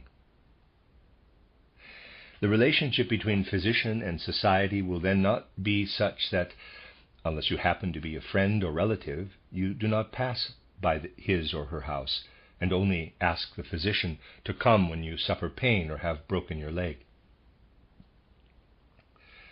The relationship to the physician will then be such that the physician is your constant teacher and instructor on health care. The physician will intervene all the time, not merely to cure someone sick enough to notice it, but to maintain people's health as much as possible. Lively social activity will take place between physicians and the whole rest of society. And then the soundness of such insight will shine out on medicine itself. For with materialism extending also to the medical view of life, we have indeed come to have strange views today. On the one hand, there are the physical diseases. They are studied by looking for abnormalities in organs or whatever physically perceptible or physically envisaged processes are thought to exist within the human integument, and aiming to correct the damage which has been found. Here the bodily principle in its normal and abnormal states is considered in a wholly materialistic way. Then there are the mental diseases. On the one hand, thinking in materialistic terms, these were considered to be mere diseases of the brain or of other parts of the nervous system, and people were no doubt also looking for causes elsewhere in the system of human organs. As no idea at all has been developed on the way in which mind and soul are indeed active in the living human body, no view has been gained as to how mental illness, so-called, relates to the rest of the human being. The result, I'd say, is that you have the mental diseases on the one hand, even partly understood in a strangely hermaphrodite science, psychoanalysis, where the thinking is materialistic, though the nature of matter is not at all understood. So, there they are, these mental conditions. And people are unable to connect them in a rational way with the things that really go on in a human organism. In spiritual science, it is possible to show, and I have drawn attention to this, that what I am now saying is not mere agenda, but is studied in detail, especially on occasions such as have just now been available when giving a course for physicians here in these weeks. With spiritual science, we can certainly show in detail how everything by way of mental illness is due to changes in the organs, degeneration of organs, enlargement of organs, reduction in the size of organs in the human organism. Something is not in order somewhere in the heart, in the liver, in the lungs, when mental disease develops at the same time or later. If spiritual science enables us to perceive the spirit at work in a normal heart, it is also possible, and perfectly reasonable, to look for the causes of such sickness of the mind or soul in degeneration of the heart, defects in the heart. The main problem with materialism is not the denial of the spirit. Religion might see to it that the spirit is nevertheless acknowledged. The main problem with materialism is that one gains no insight into matter, for example, with purely psychoanalytic therapy, or by merely observing something or other that happened in the psyche, referring to it as an island in the psyche, which is an abstract idea. Instead, we must study how certain impressions gained at some time or other in life, impressions normally bound to the normal organism, come up against faulty organs, a sick liver rather than a healthy one, for instance. And this may become evident at a time which differs from the time when the defect in the organ can be identified. We need not be afraid in spiritual science to show how, in quotes, mental disease is always connected with something in the living body. In fact, we must insist that one gets at best a one-sided diagnosis if one studies only the psyche and where it deviates from normal life in the psyche. Psychoanalysis can thus never be anything but at best diagnostic. It will never lead to genuine therapy in this field. Because of this, with therapy for mental conditions in particular, having to start with treatment for the living body, we must know all the ramifications of the spiritual aspect if we want to know where to start treating the material body, which is, however, filled with the spirit, where to start in treating something where the abnormal conditions in the psyche are merely symptomatic. It really must be stressed in spiritual science that the mental diseases need to be traced all the way to the human being's organology.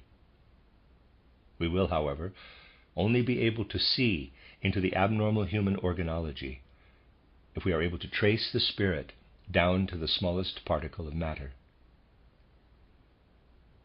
Conversely, the temperaments and people's life in the temperaments, evident in the whole way in which the individual plays when a young child, the way they walk, the things they do, all the things considered to be mind and soul as phenomena of life, that appear to be influencing the psyche or be active within it, these also have their bodily side. Things not done in many ways when bringing up children may at a later time show themselves in an absolutely common type of disease. There are cases of mental illness where we are literally guided to consider the living body in order to establish the real cause, whilst with physical diseases we must look to mind and spirit to do so. It is the very essence of spiritual science that one does not talk about some nebulous spiritual element in abstract terms, as mystics and one-sided theosophists do, but trace the spirit's actions in the sphere of matter. In spiritual science, we do not ever see matter the way it is seen in modern science, but always penetrate to the spirit when considering matter, and thus are also able to observe how an abnormal life in the psyche must come to expression in an abnormal life in the body, though this may not be outwardly in evidence. Very many people have entirely the wrong idea about serious anthroposophical spiritual science, perhaps justifiably so on occasion, when one hears people talk who do not in truth want to consider the reality of it, but only to present abstract theories. The human being is made up of such, and there are repeated lives on earth, and so on. These things are, of course, most important and very good, but when it is a matter of working in all seriousness in this spiritual scientific movement, it is a question of giving full consideration to the individual chapters, the individual spheres of this life. In the widest sense, this will in turn take us to a social spirit in human togetherness. For when you see how the seemingly sick mind lets its impulses shine into the organism, when you can feel this connection between the organism and the seemingly sick mind, feel it with understanding, and when, on the other hand, you know that the ways in which life is lived also influence the physical health of people, that the spiritual principle, seemingly only superficial in social institutions, also influences physical health care, then you are part of human society in a very different way. You begin to gain a real understanding of human nature, and you treat others in a very different way. You study their character in a very different way. You know that certain characteristics are connected with one thing or another. You know the attitude to take in relation to these characteristics. You know, especially if tasks have to be performed in relation to this, how to place people's temperaments in society in the right way, and above all develop them in the right way. One social sphere will need to be influenced with particular intensity with regard to hygiene by the insight into human nature you have gained, and that is the sphere of education, of teaching. Unless you have truly comprehensive insight into the human being, you cannot really judge what it means when children sit in class, their backs bent, so that their breathing is always impeded, or when they are not taught to speak loudly and clearly, enunciating vowels and consonants clearly. All their later life essentially depends on whether they breathe properly in school and are taught to speak loudly and clearly, articulating well. With things like this, I am merely taking the odd example for much the same would apply in other fields, we see specialization for hygiene as a whole in schools, which shows the whole social significance of hygiene, but also how life demands that we do not specialize further, but take an overall view of everything specialized. We must know not only what enables a teacher to know that there have to be educational standards for teaching children in this way or that way, but also what enables a teacher to form an opinion as to what it means when he makes a child articulate clearly in saying a sentence, or lets the child gasp for air after half a sentence and so on, not making sure that the air is used up in saying the sentence. Yes, there are also many reference points and rules, but we only come to recognize and apply these things rightly once we are aware of the whole significance of this for human life and social health. This alone makes the matter into a social impulse. This was the background to my thinking when I gave the course on education and didactics for the teachers in Stuttgart when we started the Waldorf school there. It was that to educate and teach the children, we need teachers who are able to work out of the whole depth of a philosophy of life based on understanding the human being. Everything said there as art of education and didactics was said with the aim of making the children into people who have been taught as children to perform the functions of life in the right way, and would therefore have sound lungs and livers and hearts and stomachs, because their minds and souls would have worked on them in the right way. In this philosophy of life, one would never use the old phrase, quote, a sound mind in a sound body, close quote. In materialistic terms, this would mean that if the body is sound, with all kinds of physical means used to make it so, it will of its own accord be the vehicle for a sound mind. That is nonsense. It makes sense to say, quote, a sound mind in a sound body, close quote, only if we proceed as follows. I mean, by saying, there I have a sound body before me, and it shows that the powers of a sound mind or soul have put it together, shaped it, and made it sound. I perceive, as I consider this body, that an autonomous sound mind has been working on it. That is the meaning of the phrase. And it is the only way in which those words can also be the basis for a sound hygiene. In other words, with teachers who do not base their work on an abstract science of education, we do not need a school doctor who at best walks through the school every 2 weeks and also cannot think of anything sensible to do. We must create a living link between medical knowledge and the art of education. We need an art of education where the children are taught and educated in the right hygienic way in all respects. It is this which makes hygiene a social issue. For the social issue is essentially one of education. And the issue of education is essentially medical, though it needs a medicine fructified by spiritual science, a hygiene fructified by spiritual science.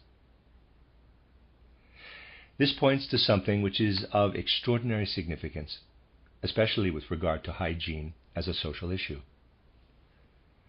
If the science of the Spirit is cultivated, and if it is indeed real to you, you will know that there is something in the things you gain from spiritual science that is different from anything you get in mere intellectualism. Present-day natural science, too, is mere intellectualism. Or in only intellectually trained natural science, or in only intellectually trained history or law. All sciences are intellectualistic today. Any claims made that they are empirical merely mean that they give sensory experiences an intellectualistic interpretation. The knowledge provided in spiritual science differs greatly from this. It would be sad indeed if the fruits of our intellectualistic culture were not mere image, but a real power with deeper influence on human beings. Everything intellectualistic actually remains on the surface for people. The statement is made as a comprehensive one. People who work with spiritual science in an intellectualistic way, merely making notes, physical body, ether body, astral body, I, capital, repeated earth lives, karma, and so on, noting this down the way one notes things down in natural science or modern social science, are not serious about that work. For they are applying their usual way of thinking to the things they meet with in spiritual science. The very essence of spiritual science is that it must be thought, felt, and lived in one's mind in a very different way from the intellectualistic approach. This is how we gain a living relationship to people in health and sickness with spiritual science, but in a somewhat different way than people would often imagine. I think people will fully realize how powerless we are with what is given as a warning or as an encouragement to those believed to be mentally ill in a purely intellectualistic culture. The mentally sick individual says he hears voices. You tell him all kinds of things that come to you from intellectual rational thinking. In vain, for he knows all possible objections, and so on. This in itself might tell us that we are neither dealing with a disorder of the conscious mind nor of the subconscious, but with a disorder in the organism. In spiritual science, we come to realize that one also cannot cope with mental diseases in a way said to be spiritual, where you use hypnosis and suggestion, for instance. No. They have to be dealt with by, in quotes, physical means. That is, by treating organs, but this does indeed need spiritual insight into the human being. With spiritual insight, one knows that one really should not intervene in the field of mental diseases with procedures in mind and spirit only, for mental illness means that the spiritual part of the human being has been forced out, which normally happens only in sleep, and is weak when it has been forced out. We have to treat the organ so that it will receive soul and spirit in a healthy way on their return. The fruits of spiritual science, which do not arise from the intellect, the head, but from the whole human being when they arise as imagination, inspiration, and intuition, will influence the whole human being, the whole organism, when taken up by a person. Spiritual science in the true sense does indeed intervene in the human physical organization to heal it. The fact that some dreamers feel sick within spiritual science or demonstrate the opposite of what I have just said does not prove anything. There are infinitely many people who are not spiritual scientists but intellectualistic gatherers of notes on spiritual scientific findings. To make the substance of spiritual science genuinely known is in itself preventive social care, for it acts on the whole human being, normalizing his organology when this threatens to go in the direction of dreams or, on the other hand, shows a tendency to deviate to the abnormal. That is the tremendous difference between anything given in the field of spiritual science and anything arising in purely intellectualistic science.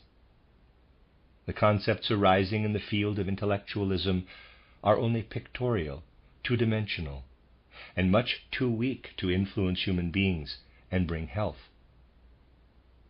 Spiritual scientific concepts, on the other hand, have been taken from the whole human being. Truly, not only the brain, but lungs and liver and heart and the whole human being were involved in developing them. And anything gained from the strength of the whole human being, quote, is glued to them, close quote, penetrates them, if I may say so, in a three-dimensional form. If you make them your own, take them in with sound common sense in gaining insight, they will in turn be beneficial for the whole human being.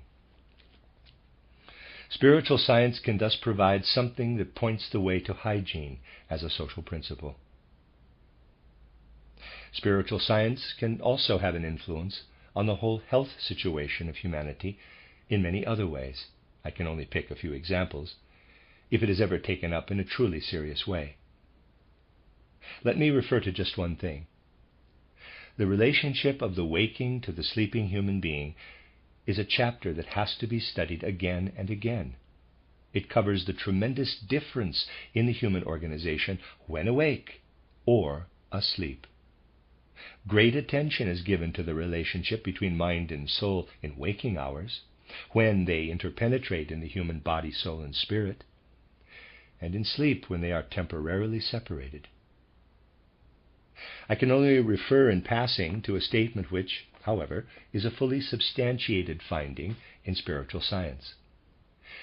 We see epidemic diseases, as they are called, affect large numbers of people, which definitely also makes these diseases a matter of social concern. In ordinary materialistic science, investigations are done on the human physical organism. People do not know how tremendously significant an abnormal attitude to waking and sleeping is, particularly with regard to epidemics, and a disposition to catch epidemic diseases. Developments in the human organism seriously predispose people for epidemic diseases if sleep is excessive. People who create processes in the human organism that should not be there by sleeping too long, for sleep should not interrupt waking life for too long, have a very different predisposition to epidemic diseases, and also relate to epidemics in a completely different way. You can judge for yourselves what it means to enlighten people about the proper relative amounts of sleep and waking. You cannot make rules about this. At best, you can instruct people not to send their children to school when they have scarlet fever, and you can't give lectures during an influenza epidemic.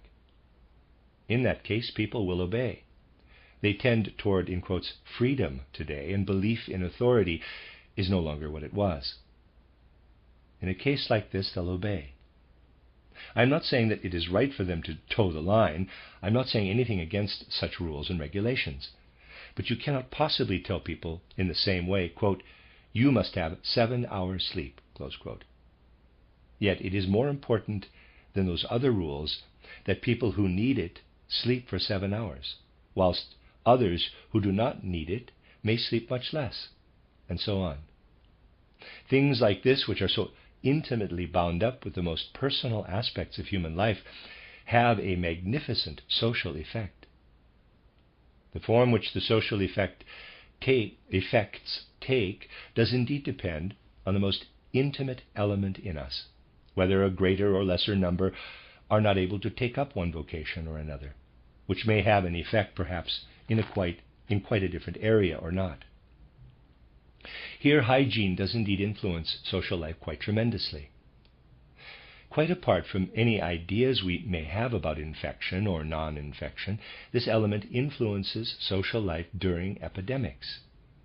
You cannot make rules from outside.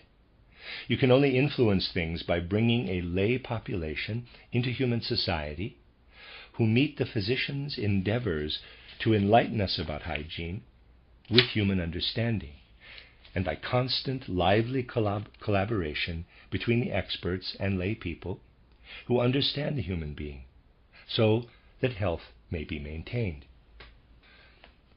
Considering all these things, we'll say to ourselves that we have spoken of one aspect of hygiene as a social issue, which in the most eminent sense depends on our having an independent cultural life.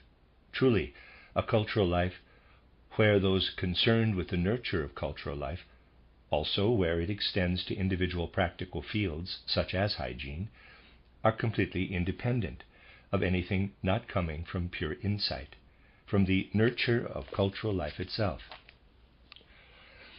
Anything an individual can do for the benefit of others must come wholly from his own abilities. There can be no government standards nor dependence on economic powers. It must be within the personal dependency sphere of the individual, and also within the trust and understanding which others who depend on his skills have for that capable individual.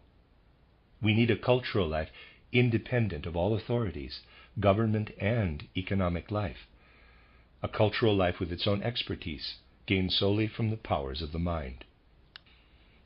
It is particularly when you give full consideration to the element which will truly make hygiene into something which is closely bound up with genuine insight into the human being and social behavior, when you objectively consider the individual branch, hygiene for instance, that you will realize, whatever abstract theories may have to say against the independent position of cultural life, that the individual field, this one or any other, specifically demands that the spirit in the field must be under the management of the people who are involved in its cultivation. Not experts at the ministries, but people actively involved in cultural life must also be managing this cultural life, and are indeed the only ones to manage it. Once hygiene, based on social insight, has truly become a social institution, it will be possible to work for it in a very different way financially. It will then be possible to serve the idea of a threefold social organism I described in my title, Threefold Social Order Toward Social Renewal, and it has been repeatedly discussed in journals such as the Swiss title Soziale Zukunft, published by Dr. Buss. Once the latent potential for hygiene that rests in the womb of society is accepted with understanding of the human being and becomes the established order, it will be possible to bring everything that can come into effect out of this into economic life, into an independent economic life, independent of any considerations as to gain or of government impulses, but purely out of this independent economic life. This needs to be cultivated with the resources of economic life to serve genuine, true hygiene. Then and only then, the greatness of mind will enter into economic life, which is needed if we are to cultivate hygiene in human life.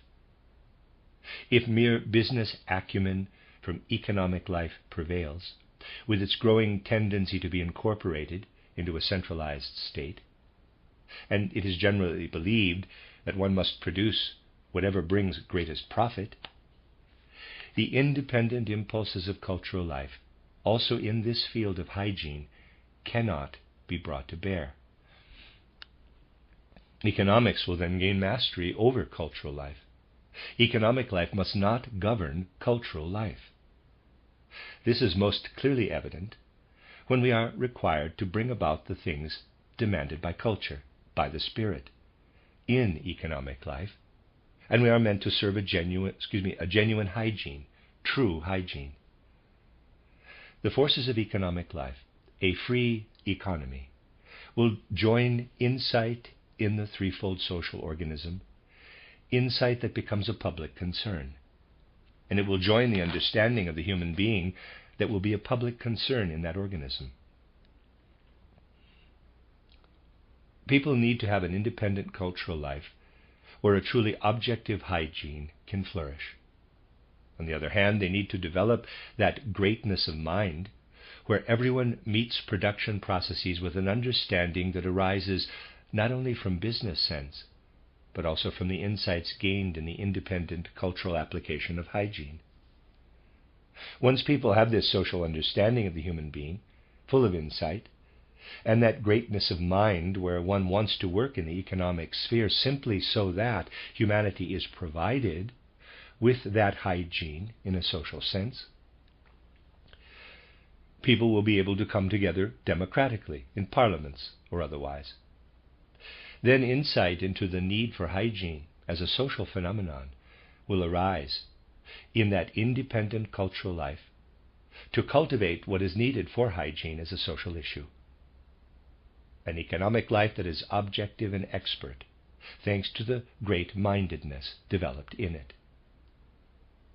Humanity will then have come of age and be able to negotiate in the sphere of economics, on the one hand, from insight and their understanding of the human being, and on the other from their connection with the economic life which serves hygiene.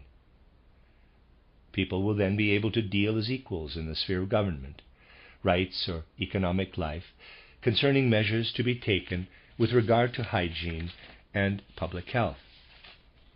It will not be lay people or amateurs who restore health then, but people who have come of age will meet the medical expert who tells one thing or another to them as equals and with understanding. Insight into the nature of the human being will make it possible for lay people to use their understanding of the human being, cultivated together with medical people in social life, and relate to expert knowledge to such effect that they are able to agree with medical opinion in a parliament meant to be democratic, not merely because they believe in authority, but because they have a degree of understanding. If we are objective in considering how the three elements in the threefold social organism work together in a specific field such as this, we will find that the idea of the social organism being threefold by nature is fully justified. One may fight this idea of a threefold social organism if initially one has only an abstract idea of it. Today I have again only been able to give you brief indications of the necessity for a threefold social organism becoming evident if we think in the right way about a specific field such as hygiene. I have been able to indicate first steps in this direction. If they are followed and taken further, you will find that someone who approaches the impulse for a threefold social organism with certain abstract notions may well fight it in a way. The reasons that he will usually give are those one has oneself produced long ago as possible objections. But to anyone who enters into the individual spheres of life with full inner understanding, considering how they come into their own, with all the individual aspects they bring into human life, these are what social life is about, someone who truly knows his way about in a particular sphere of life, endeavoring to understand something of true life practice in some field or other, will be guided more and more in the direction indicated with the idea of the threefold social organism. The idea truly did not spring from a dream state, nor from abstract idealism. It arose as a social need for the present day and immediate future, from genuine objective study of the individual spheres of life. And if you then penetrate these individual spheres of life with what lives in you out of the impulse for a threefold social organism, you will find exactly what these spheres need today, as it seems to me. I just wanted to give you some indications this evening as to how, with something like the idea of the threefold social organism, which spiritual science can give for social life, the things which today can only be accepted by believing in authority, blindly subjugating oneself to this, can instead arise from a genuine understanding of the human being, which is cultivated in the social sphere, and can be a social concern and element in human society. Because of this, I am able to say here, hygiene can indeed be a truly social affair, if fructified in the way this particular field can be by a medicine made fruitful by spiritual science. In the truest sense and to a high degree, it can become a general issue, democratically cultivated for the whole nation. And readers aside, technically this is the end of Lecture 13, but immediately there is a discussion which followed, and in which Rudolf Steiner said the following. So I am continuing technically Lecture 13 right now. Ladies and gentlemen, with the kind of things we have been discussing today, it matters above all that one is, first of all, able to enter into the whole spirit of what has been said. Because of this, it is sometimes difficult to answer questions formulated out of present-day thinking and attitudes, to answer them objectively, without rephrasing them or at least going into explanation. The question that you or many of you may consider to be terribly simple, requiring only a few sentences or a single one, is the following, quote, "How does one get out of the habit of sleeping too long?" Close quote. To answer this question, it would be necessary for me to give a lecture that is almost longer than the one I have just given. For I would first have to present the different elements that are needed to answer the question properly. However, the following may perhaps be said. Today, almost the whole of humanity lives in an intellectualistic state of mind. People who think they are forming opinions, or live according to their feelings, or think they are not intellectualistic for some other reason, are in fact highly intellectualistic. The basic character of intellectualistic life in mind and organs is that it ruins our instincts. It is actually the case that if you want to refer to instincts today that are not completely ruined, you have to refer to early humanity, or perhaps even the animal world. I had occasion these days to speak of an instance that tells us a great deal. There are greedy birds who will eat insects, such as garden spiders. Garden spiders are poison to them, however, and so the birds develop convulsions, twitches, and have to die a miserable death soon after swallowing the garden spider.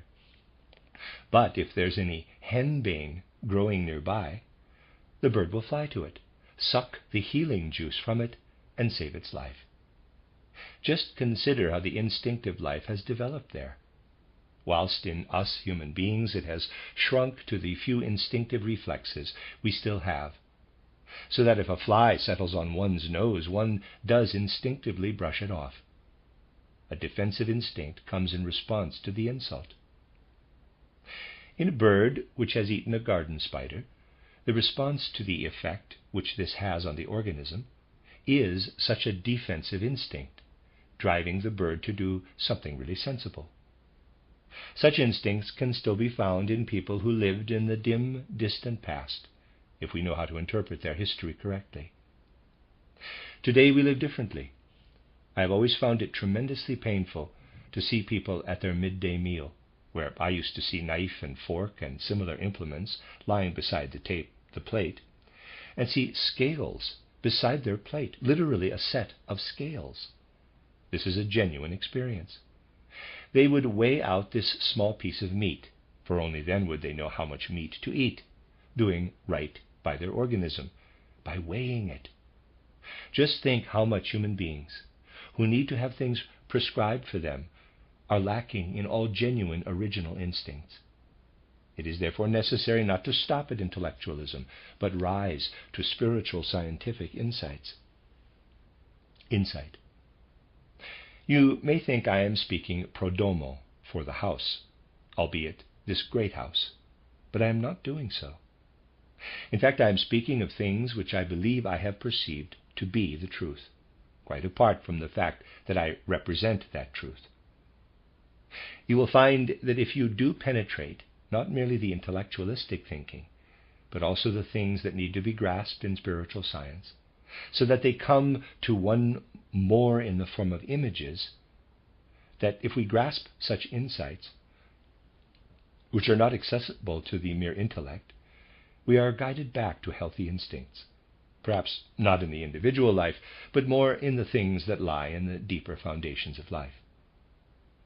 Someone who seeks, at least for a time, however little time it may be, to develop the very different state of mind that has to be developed if one truly wishes to understand aspects of spiritual science, is taken back to sound instincts again, in things such as the need for sleep, for instance. Animals do not sleep too much under normal conditions of life, nor did early man. You have to train yourself to gain sound instincts again, instincts we lose the habit of in today's intellectualistic civilization. We may say, therefore, that a truly effective way of getting out of the habit of sleeping for too long is to be able to take in spiritual scientific truths without going to sleep in the process. If you immediately go to sleep on hearing spiritual scientific truths, you will indeed not get out of the habit of sleeping too long. But if you manage to be present with a true inner human interest when spiritual scientific truths are gone through, this inner human quality will be activated to the effect of actually discovering what length of sleep is exactly right for your organism.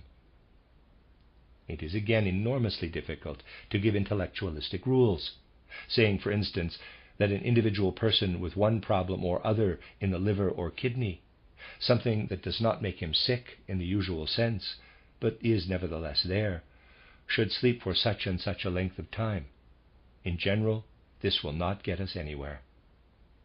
And again, it is not the same when we induce sleep artificially, or if the body, in its need for sleep, refuses entry to the spirit for as long as it needs. We may say, therefore, that the right kind of hygiene, based on the science of the spirit, will enable people to find the right measure for their sleep. This is also why the other question that has been asked cannot be easily answered. Quote, how do we know how much sleep we need? Close quote. I'd say that this is something we need not know in discursive thinking. No need for that. But we will no doubt need to acquire the kind of instincts one acquires, not by simply taking in sets of notes relating to spiritual science, but by the way in which one understands things in that science, being really involved in it. We gain this instinct and will then, individually, find the right measure of sleep. This, then, is what can be said about this on general terms. As I said, I can merely point the way in answering this question and not give what may perhaps be expected. However, the things people expect are not always the right things. Another question is it healthy to sleep with the window open? Steiner again. Questions like this also cannot always be answered in completely general terms. It is perfectly conceivable that sleeping with the window open is very healthy for a person, but this depends on the particular nature of his respiratory organs. For someone else, it may be better to air the room well and then close the windows before going to sleep.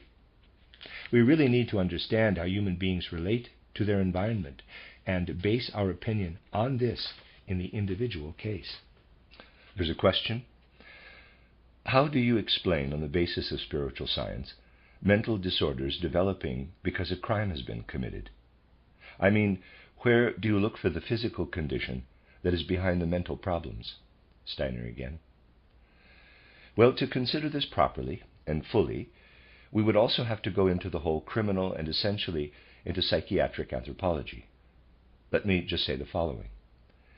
In the first place, we have to assume, when considering such things, that there is something abnormal in the disposition of the organs of someone who becomes a criminal even before he does so.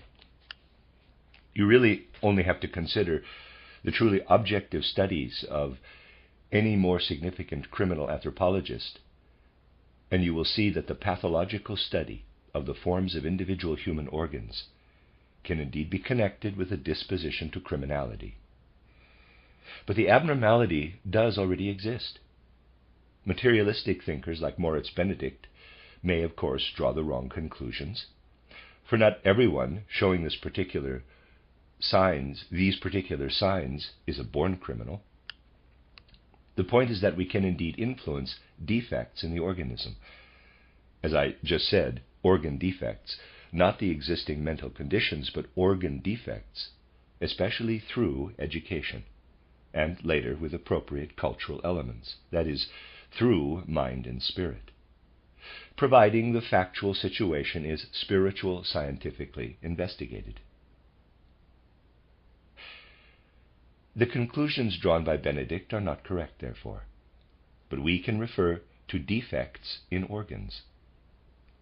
We have to be clear, however, that above all, the things that are not intellectualistic, but are related to feelings and emotions in everyday human life, have an influence in turn.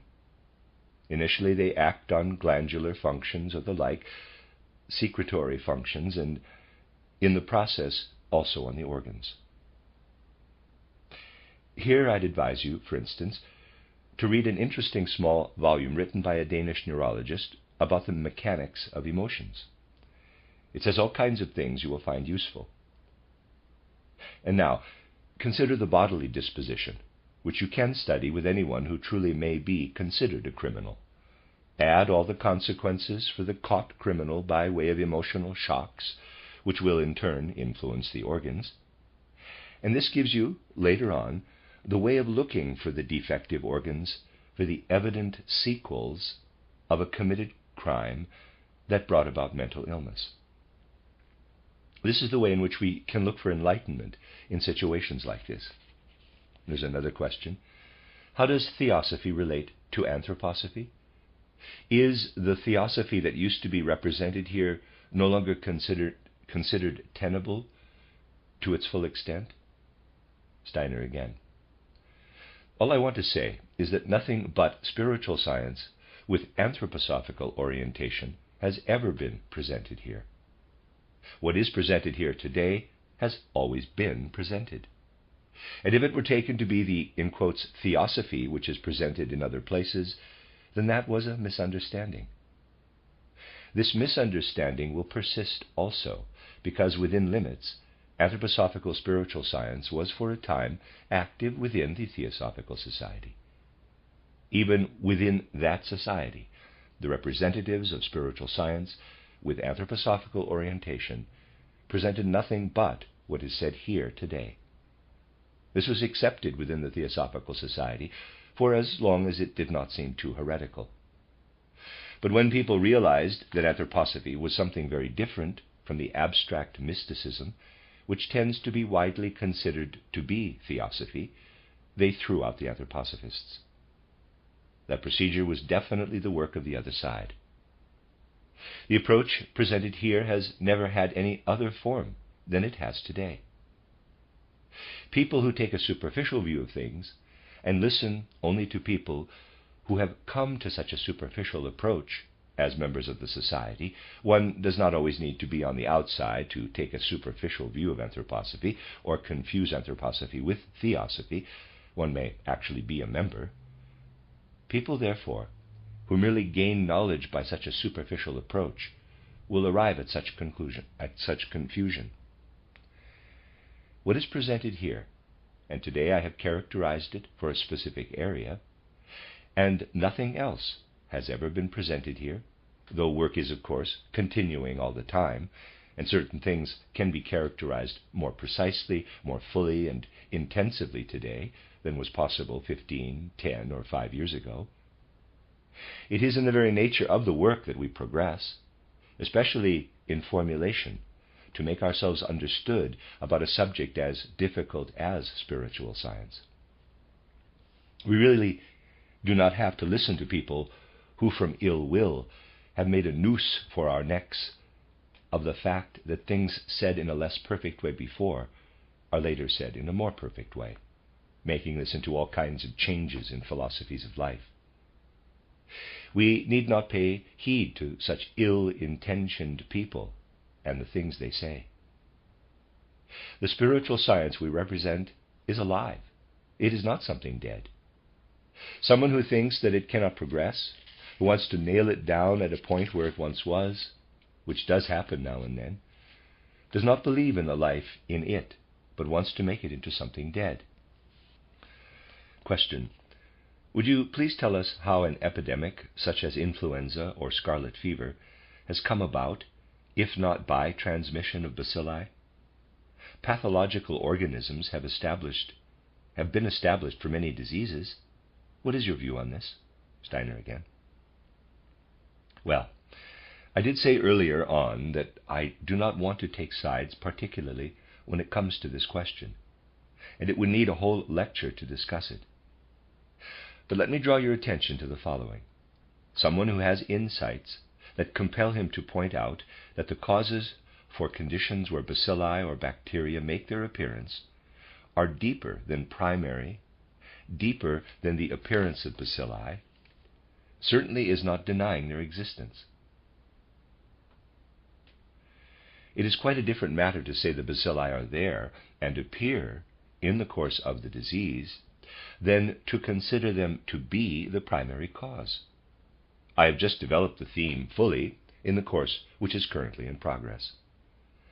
But it does need time to do so. The same applies to certain elements that need to be considered first. It is not something to be dealt with quickly in a question and answer session. Let me say this, however. This human constitution is not such a simple matter as people tend to think. The human being is highly complex. I initially wrote of this in my book titled Von Seelenrätseln. Readers aside, translation is roughly The Riddles of the Soul, and of readers aside. Human beings are threefold by nature. And we may speak of the human being of senses and nerves, secondly, the rhythmic human being, and thirdly, the metabolic human being. That simply is the way they are. And these three parts of human nature interact. And if the individual is to be in good health, they must not interact in any other way, but so that in a way the spheres are also separate. Thus the human being of nerves and senses, who is more than people imagine in modern physiology, must not simply transmit its influences to the metabolic human being without the mediation of the rhythmic movements of circulatory and respiratory processes, which do, of course, extend to the outermost periphery of the organism. This interaction may be interrupted in a particular way, but the combined activities have a quite specific effect. When questions like this are put, you must forgive me, but they have to be properly answered. I intend to be as objective as possible, but some things will have to be said and must be objectively received. It is definitely the case, for instance, that processes in the human pelvis are part and parcel of the whole organism. They function properly if integrated into the whole organism.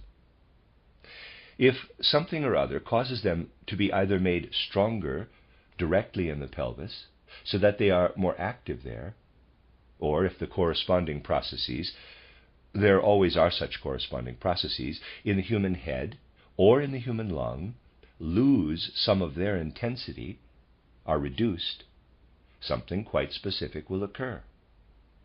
It will then be evident that for a normal life, the human organism must develop inner processes that must only develop up to a certain point if they are to lay claim to the whole human being. If the process increases, it becomes local, and a process may develop in the pelvis, for example, which causes the processes in the head or in the lung that correspond to particular processes in the pelvis not to be properly separate. Processes always correspond so that they run parallel. This means, however, that something which should only exist up to a certain level in the human being in order to maintain his vitality, the vitality sustained by spirit and soul, is taken beyond a specific level. It then becomes the atmosphere, as I'd like to put it, for all kinds of lower organisms, all kinds of small organisms. These are then able to unfold there. The element in which the small organisms are able to be active is always there in the human being, but it extends over the whole organism. If it becomes concentrated, it provides the soil for small organisms, microbes. They find there the soil they need. The reason why they are able to flourish there must be sought in extremely subtle processes in the organism, which then prove to be the primary cause. Truly, I am not saying this from antipathy to the bacillus theory. I do fully understand the reason why people pay homage to that belief in bacilli. You may believe me, if I did not have to say this for objective reasons, I would acknowledge these reasons. But in this case, insight is of necessity leading to the acknowledgement of something different, forcing one to say, quote, I see a particular landscape with great numbers of extraordinarily beautiful, well cared for cattle. My question is, why do particular conditions of life apply in this region? They come from the beautiful cattle. I explain the conditions of life in the region by saying that beautiful cattle have come into it from somewhere and have spread there. Close quote. I am not going to do so, of course, but investigate the primary causes, the local people's diligence and insight, and this will tell me why these beautiful cattle thrive on this soil. It would be superficial merely to say that it's nice here, life is good, for beautiful cattle have come here. Essentially, the same logic applies when I find typhoid fever bacilli and think that people have the condition because typhoid fever bacilli have entered. Very different things are needed to explain typhoid fever, not just reliance on typhoid fever bacilli. We are led astray in quite a different way if we adopt that kind of false logic. Yes, the primary processes provide the soil on which the typhoid fever bacilli can live, but they also cause all kinds of other things that are not primary.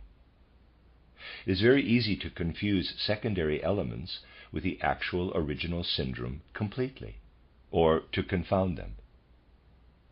These are the things which take us to the right view, or show how something which in a sense has its justification must be placed within its limits. Perhaps you see from the way in which I have answered this question, only briefly in outline, so that there is a risk of it being misunderstood, that it really is not a matter of taking the popular line and condemning the bacillus theory. No, it is a matter of investigating things in all seriousness. Question.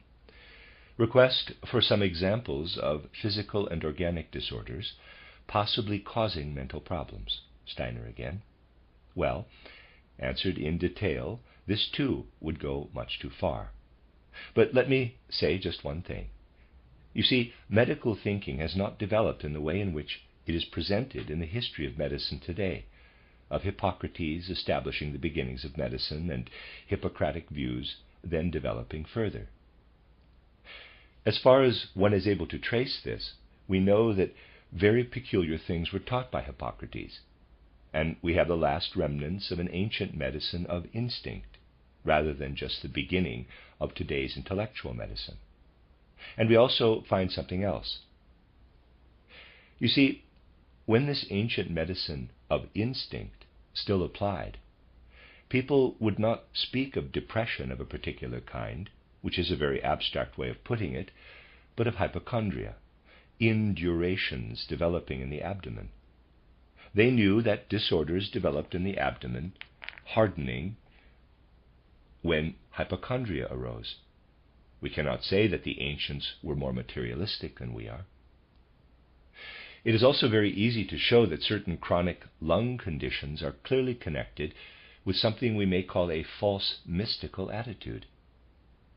We might refer to all kinds of things, quite apart from the fact that, and this again is connected with a good instinct, the ancients certainly related the temperaments to organic aspects.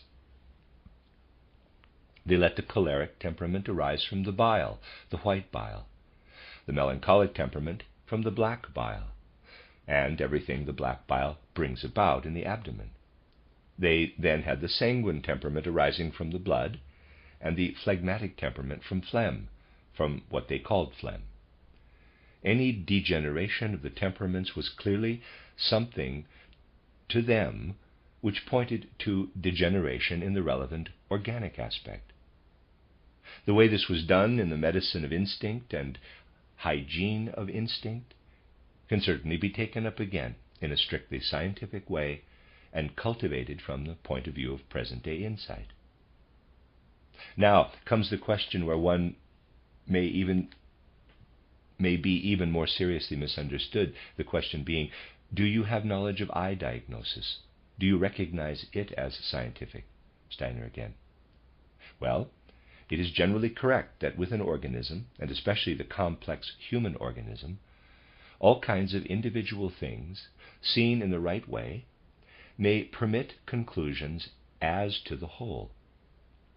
Equally, the relationship of the individual part of the organism is of great importance. In a way, the iris in the eye, studied by someone practicing iris diagnosis, is too isolated from the rest of the human organism.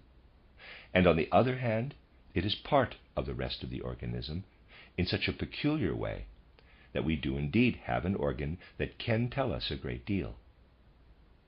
However, we must not be schematic, especially with things like this. The problem with things like this is that people are schematic about it.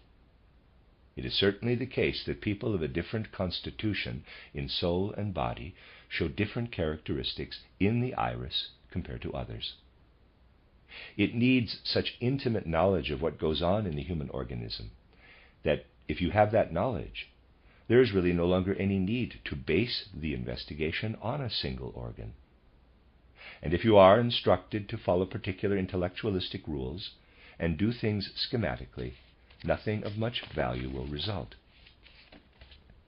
Another question. How do diseases relate to the progress of world history, especially those appearing now? Steiner again.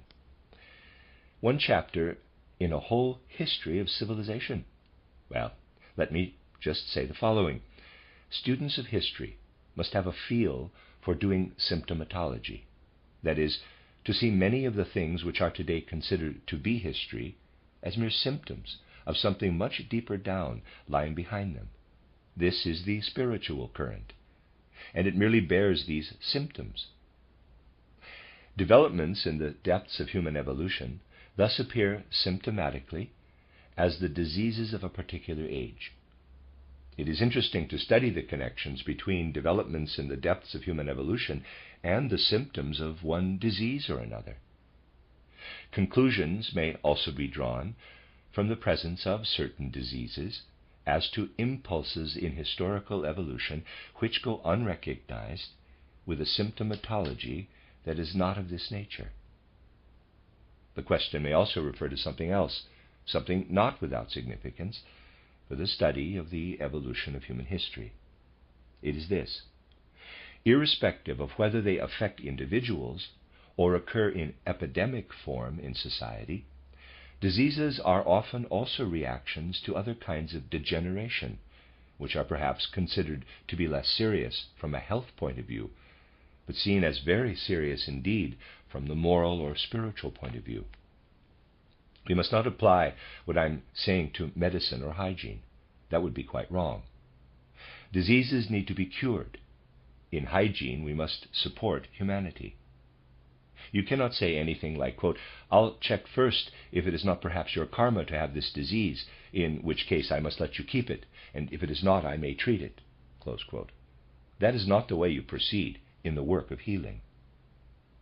But something which does not apply to human intervention in nature does objectively apply in the outside world. There it has to be said that many things that arise as a disposition for moral excesses enter so deeply into the human organization that reactions develop, taking the form of specific diseases. And in that case, the disease suppresses a moral excess. It is not so important to consider this in the case of an individual. We should leave it to his individual destiny and essentially not interfere, just as we should not concern ourselves with someone's personal correspondence, unless it is from the particular standpoint we meet with at the present time. Quote, "opened officially under martial law," close quote. We should not interfere with someone's personal correspondence, and certainly also not in their personal karma. It is different with world history. The individual person has merely a statistical role in the laws of world history. We always have to point out that the statistics of life insurance companies provide a good basis for estimating mortality. They do, of course, base their rates on this. It is fairly accurate, and the calculations are correct. Everything is wholly scientific, but, well, you don't have to die exactly at the time established in life insurance statistics, nor do you have to live for as long as they say. Other elements come in where the individual person is concerned. But when it comes to groups of people or the whole of human evolution, it may well be that you are not superstitious but properly scientific if you investigate in how far pathological symptoms, diseases that make their appearance, provide correction for other excesses. We may indeed look there for a certain repercussion also of the disease, or at least the fact of the disease being brought about, on something which would have taken a very different form had it not been for the disease. These are a few aspects in considering the matter touched on in this question. The time is advanced, and we will now follow the others, so many of them who have left already. And that's the end of Lecture 13 and the end of Part 4 of the book. You are listening to RudolfSteinerAudio.com. If you are listening to the podcast of this, it is located at RudolfSteiner.podbean.com.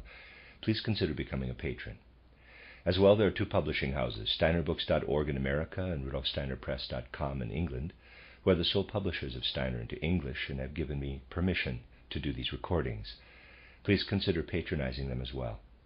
This is a reading of a collected work by Rudolf Steiner, number 314, entitled Physiology and Healing, This is part 5, entitled Aspects of Psychiatry, and I'm going to call it Lecture 14, however it's just question and answers, but to keep the numbering of the system convenient. So this, in quotes, Lecture 14, which is question and answers, was given in Dornach on the 26th of March, 1920.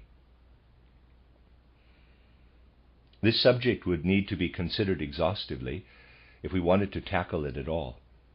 Today we can only make some brief references, for the study of psychiatry undoubtedly needs the most thorough revision, especially in our day. Just consider the way it is really impossible today to know what issues need to be addressed in psychiatry, and you'll soon realize the great need for reform. This will not be possible, or so it seems to me after hearing Dr. HYGIENE speak, unless spiritual science truly renders the individual specialized subject areas fruitful first. The development of science, so beautifully described by Dr. HYGIENE today, a development which began and reached its height in the 19th century, has really driven the whole of human thinking apart in two directions that are extreme opposites. On the one hand, there are the ideas people have of the material world and its processes. And on the other hand, we have the life of thought as such, which, I'd say, has become progressively more abstract in character. Abstractions have no power in the world, nor have they any power in human beings, and offer no possibility for human beings to grasp matter, the physical world, out of the psyche, to build a bridge somehow between the psyche and the material world. Today people have at best an idea of a sum of abstractions or abstract sentiments and the like when they speak of the psyche. This sum of abstractions clearly cannot set an organism in motion, nor build some kind of bridge to the organism. It, therefore, also cannot be said that we can somehow influence the outer physical real organism through the psyche, doing so with something which is but a sum of abstractions. On the other hand, knowledge has been gained in science of the physical organism. It is pure fiction to say the phenomena of the psyche are but parallels to, or indeed due to, activities of the physical organism. None of the actual ideas developed concerning this physical organism are such that one might squeeze anything out of them by way of ideas concerning the psyche. As a result, we have a view of the inner life, irrespective of whether one is more or less of a materialist, where one looks only on abstractions, and side by side with it a view of physical life, organic life, that will not in any way yield anything relating to mind and spirit.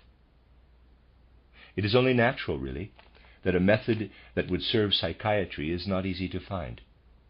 This is also why people have most recently ceased to talk in any way about the connection between the physical, organic aspect of the human being, on the one hand, and the psyche as a process in the conscious mind, on the other. As we are truly in constant danger of sitting between the two chairs, the physical and material, and the abstract and psychic, it has been necessary to invent a wholly unconscious world, a world that is both strange and unconscious. This has been done in psychoanalysis, analytical psychology, a scientific subject that is really extraordinarily interesting. Once psychiatry has been reformed, so that we shall again have a proper psychiatry, this scientific subject will have to be thoroughly tested from the new psychiatric standpoint, for it is really an object for psychiatry. To avoid ending up on the floor between these two chairs, attempts have thus been made to discern an unconscious world. I am not against the unconscious world, of course, but it has to be investigated, truly recognized, using the vision introduced in spiritual science. One cannot fantasize, dream it up in the way Freudians or others like them do. Spiritual science will contribute to a reform of psychiatry in taking us from merely abstract concepts that have no life in them to concepts that are in accord with reality, concepts which already live in the world as concepts and are gained by entering wholly into reality with our methods. Rising to such spiritual methods, which on their part provide concepts that are in accord with reality, we will be able to make the transition to actual reality. It means that we will be able to build a bridge between psyche and physical body. The psyche and the physical body must look different in our mind to what they look like today, if we seriously want to have a psychiatry. Today's sum of abstractions, including all the abstract laws of nature, they are filtered more and more, these laws of nature, cannot enter fully into a process that is real. Just imagine how, with the abstractions that figure in science today, one might actually find something like the two important facts, as I am right to call them, for they are facts, of which I spoke in the first lecture in this series, the thesis, grounded in spiritual science, of cardiac function, and the basic biogenetic law being reversed for the historical development of events on Earth. Examples like this show that the methods used in spiritual science truly allow one to find one's way into the world of facts, doing so out of the inner life of the psyche, to build a bridge from the, in quotes, mental to the, in quotes, physical, as they are called. This is particularly necessary in psychiatry, for we will only get somewhere once we are able to observe the relevant facts in the right way. And the facts of psychiatry are essentially even harder to observe because they call for greater freedom from bias than the facts relating to the effects of physical laws. Essentially, there is practically no way of isolating the human being completely as soon as we come from relative health, to relative sickness. The human being does indeed develop into a single individual, an isolated life. He does this exactly through his soul development, S-O-U-L, but it is through something which in the psyche deviates from linear development. Anything which deviates from the linear development, which we call normal, in quotes, in the physical aspect, parenthesis, I can of course only make brief reference, otherwise one would have to go on for hours going into detail, close parenthesis, is not something which we can consider in isolation. Human beings are much more social creatures, also in the deeper sense than we tend to think. And actual mental diseases can only in the rarest instances be assessed according to, let us say, the biography of the individual in isolation. This is practically impossible. I'd like to use a hypothetical example to indicate what I really mean. You see, it is possible, for example, that two people live side by side in a community, be it a family or some other kind of community. One of them has the misfortune, after some time, to suffer an episode, something classified as belonging to the field of psychiatry. Now, it is, of course, possible to treat that individual in isolation. But if you do this, especially if you base your view on a study of this individual in isolation, you will, in many cases, really just fall victim to a thought mask. For the situation may well be, and this is so in many cases, that someone else who lives in the family or other kind of community with the sick individual really has the complex of powers, as we may call it, in him, which has led to the mental condition of the other person. Considering these two people, initially we have this. A has the episode, from the psychiatric point of view. B has a complex of powers in him that is psychic and organic by nature. If we were to consider him on his own, he might probably show the element which in the case of A we call the cause of the illness to a much greater degree. It means that B, who has no evident mental problem, has much more of the cause of this mental condition in him than A, who had to be taken to a clinic. This is something which is wholly in the sphere of reality, and not just conjecture. It is based on the fact that apart from the complex of powers considered to be the cause of his mental condition, A has a weak constitution and does not tolerate this complex of powers. The other person, B, who also has that complex of powers in him, has a much stronger constitution than the other. It does not harm him. B tolerates it. A does not. A would not have developed the condition if he had not been constantly influenced mentally by B, who lives next to him. B's influence would be extraordinarily great because he is more robust than A. Here you have an example which is a reality in a great many cases. You see how important the psychiatric way of looking at things is, if the aim is to consider things that are real rather than playing around, which is often done in this field today. It really is a matter of not looking at a person in isolation, but in the whole of his social environment.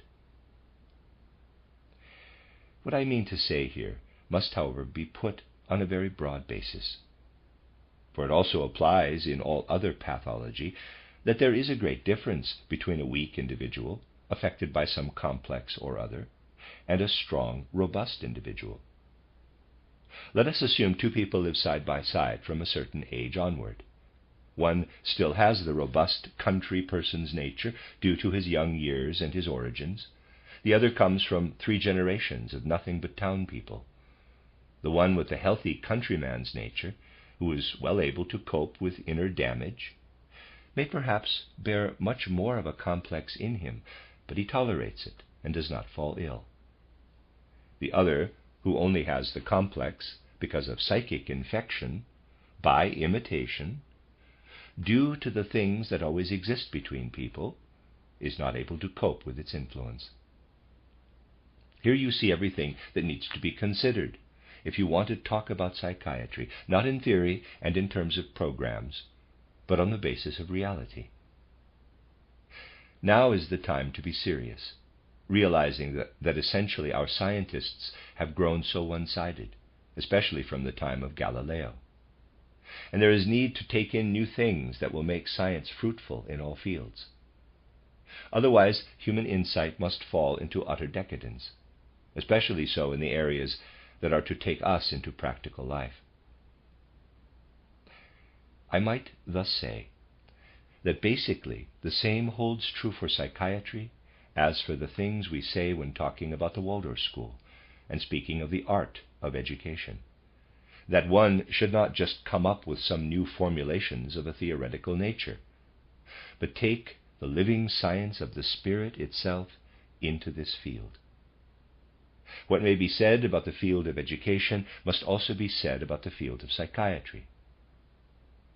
We will certainly never be able to say in a biased way, this or that needs to be improved in psychiatry. No, we must come to accept the idea that either we accept the spiritual scientific basis altogether in the search for insight, and it will certainly change psychiatry, making something particularly of psychiatry, which so many people are truly longing for today, though it cannot be found with the latest natural scientific methods, of which you have heard a great deal both yesterday and today.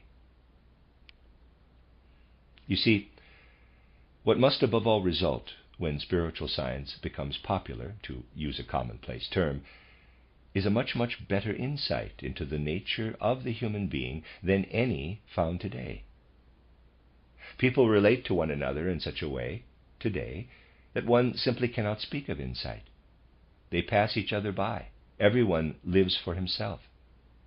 Spiritual science will make people open to one another.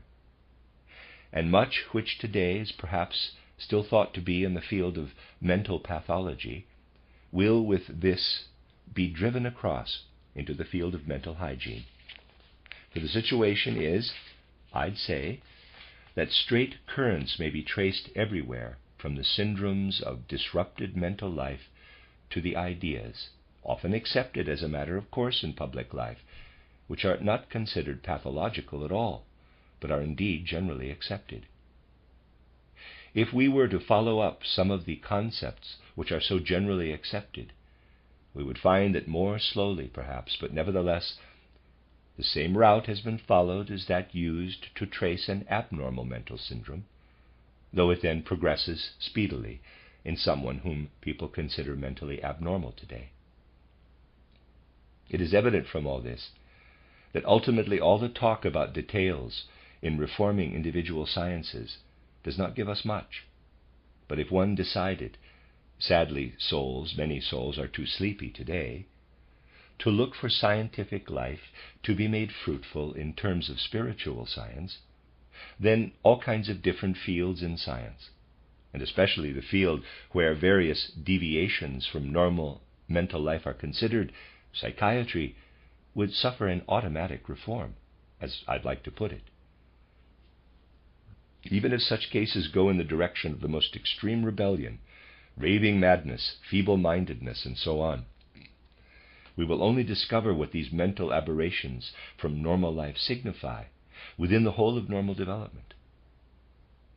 And we shall, in many respects, find that if our philosophy of life grows progressively more sound, many of the unhealthy public errors that cast their light into the pathological aberrations of the mentally ill will grow sound. For it is absolutely remarkable how difficult it is to draw a clear boundary between normal life, in quotes, as it is called, and abnormal mental life. It is difficult to say, for instance, if a normal mental state pertained in a case that happened not far from here, in Basel, not that long ago. A man bequeathed a large sum in his will to anyone who would shut himself up in complete isolation until he succeeded in establishing that the soul is truly immortal. Someone in Basel wrote that will, and I do not know what happened after that. I think his heirs raised objections and sought to get a decision, not psychiatric but legal, as to how far this goes toward the psychiatric or not. However, if you, every single one of you, set out to investigate if this is a matter for psychiatry, or a whim, or indeed excessive religiosity, or whatever, you'll hardly arrive at anything that is wholly accurate. It is very much the case that our concepts have grown feeble as compared to reality. They need to grow strong again, but they will only gain strength with spiritual science. And psychiatry will be one field among many where people will grow aware of this. That's the end of this, in quotes, lecture 14, which was a question and answers on psychiatry. Correction, this is lecture numbered 15, not 14, as I have said in this. You are listening to RudolfSteinerAudio.com. If you're listening to the podcast of this, it is located at RudolfSteiner.podbean.com. Please consider becoming a patron. As well, there are two publishing houses, SteinerBooks.org in America and RudolfSteinerPress.com in England, who are the sole publishers of Steiner into English and have given me permission to do these recordings. Please consider patronizing them as well. This is a reading of a collected works by Rudolf Steiner, number 314, entitled Physiology and Healing, Collected Lectures. This is the part 6 in this book, which is an address, and that will be followed by a discussion at a meeting with medical practitioners. I will be separating those pieces. I'm calling this next address Lecture 14, given in Dornach on the 21st of April, 1924. I think the main subject we need to discuss should be in response to definite questions put by you. I merely have a few things to say. First, matters of principle. Real values have been lost in the course of human evolution because people have lost insight into the spiritual element, which truly is present in all things physical. Medicine is undoubtedly a field where most has been lost, the reason being that limiting oneself entirely to knowledge of the natural world must inevitably lead to all insight into the essential human being and human life being lost. Again and again we have to stress that the nature of all processes in the natural world is such that they cannot take place in the same way within the human organism. Let us leave aside the animal and plant organisms. The prevalent idea today is that a process that can be observed in the natural world outside can also exist in some way within the human organism. People talk of combustion and all kinds of other physical processes within the human organism. In fact, there is no such thing. Compared to something in the natural world outside, we have a self-contained human organism which, seen from the outside, is different from any object in the natural world. And every single process in the human organism is something thoroughly different. All processes in the natural world outside the human being have an effect on human beings, being constructive or destructive. To understand the essential human being, we have to accept three different kinds of degradation or destruction.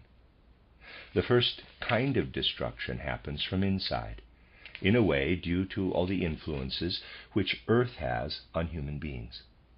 The powers of earth destroy human beings from the inside. The powers acting from the air, mainly through respiration and transferred to the human being, bring in destruction from the earth's surroundings. And the powers of light act destructively on man from the cosmos.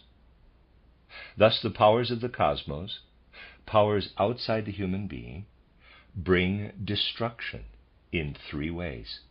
And destruction starts as soon as the capital I organization and the astral body are not acting on the human organization as well.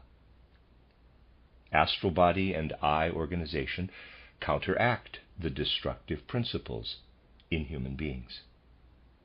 Destruction due to extra-human powers must therefore begin the very moment when I and astral body are no longer active in human beings. This also tells us that we cannot in the least manage to understand essential human nature unless we gain more and more genuine insight into the higher levels of human existence, also when considering the medical aspects. Medicine has come to be mere experimentation, trying things out, merely because in more recent times people no longer dared to count on the higher levels of essential human nature, on the supersensible. It is, however, impossible to understand the disease process unless we see it as being connected with those higher levels. Nor can we understand the process of getting well, of healing, unless we see it in relationship to them.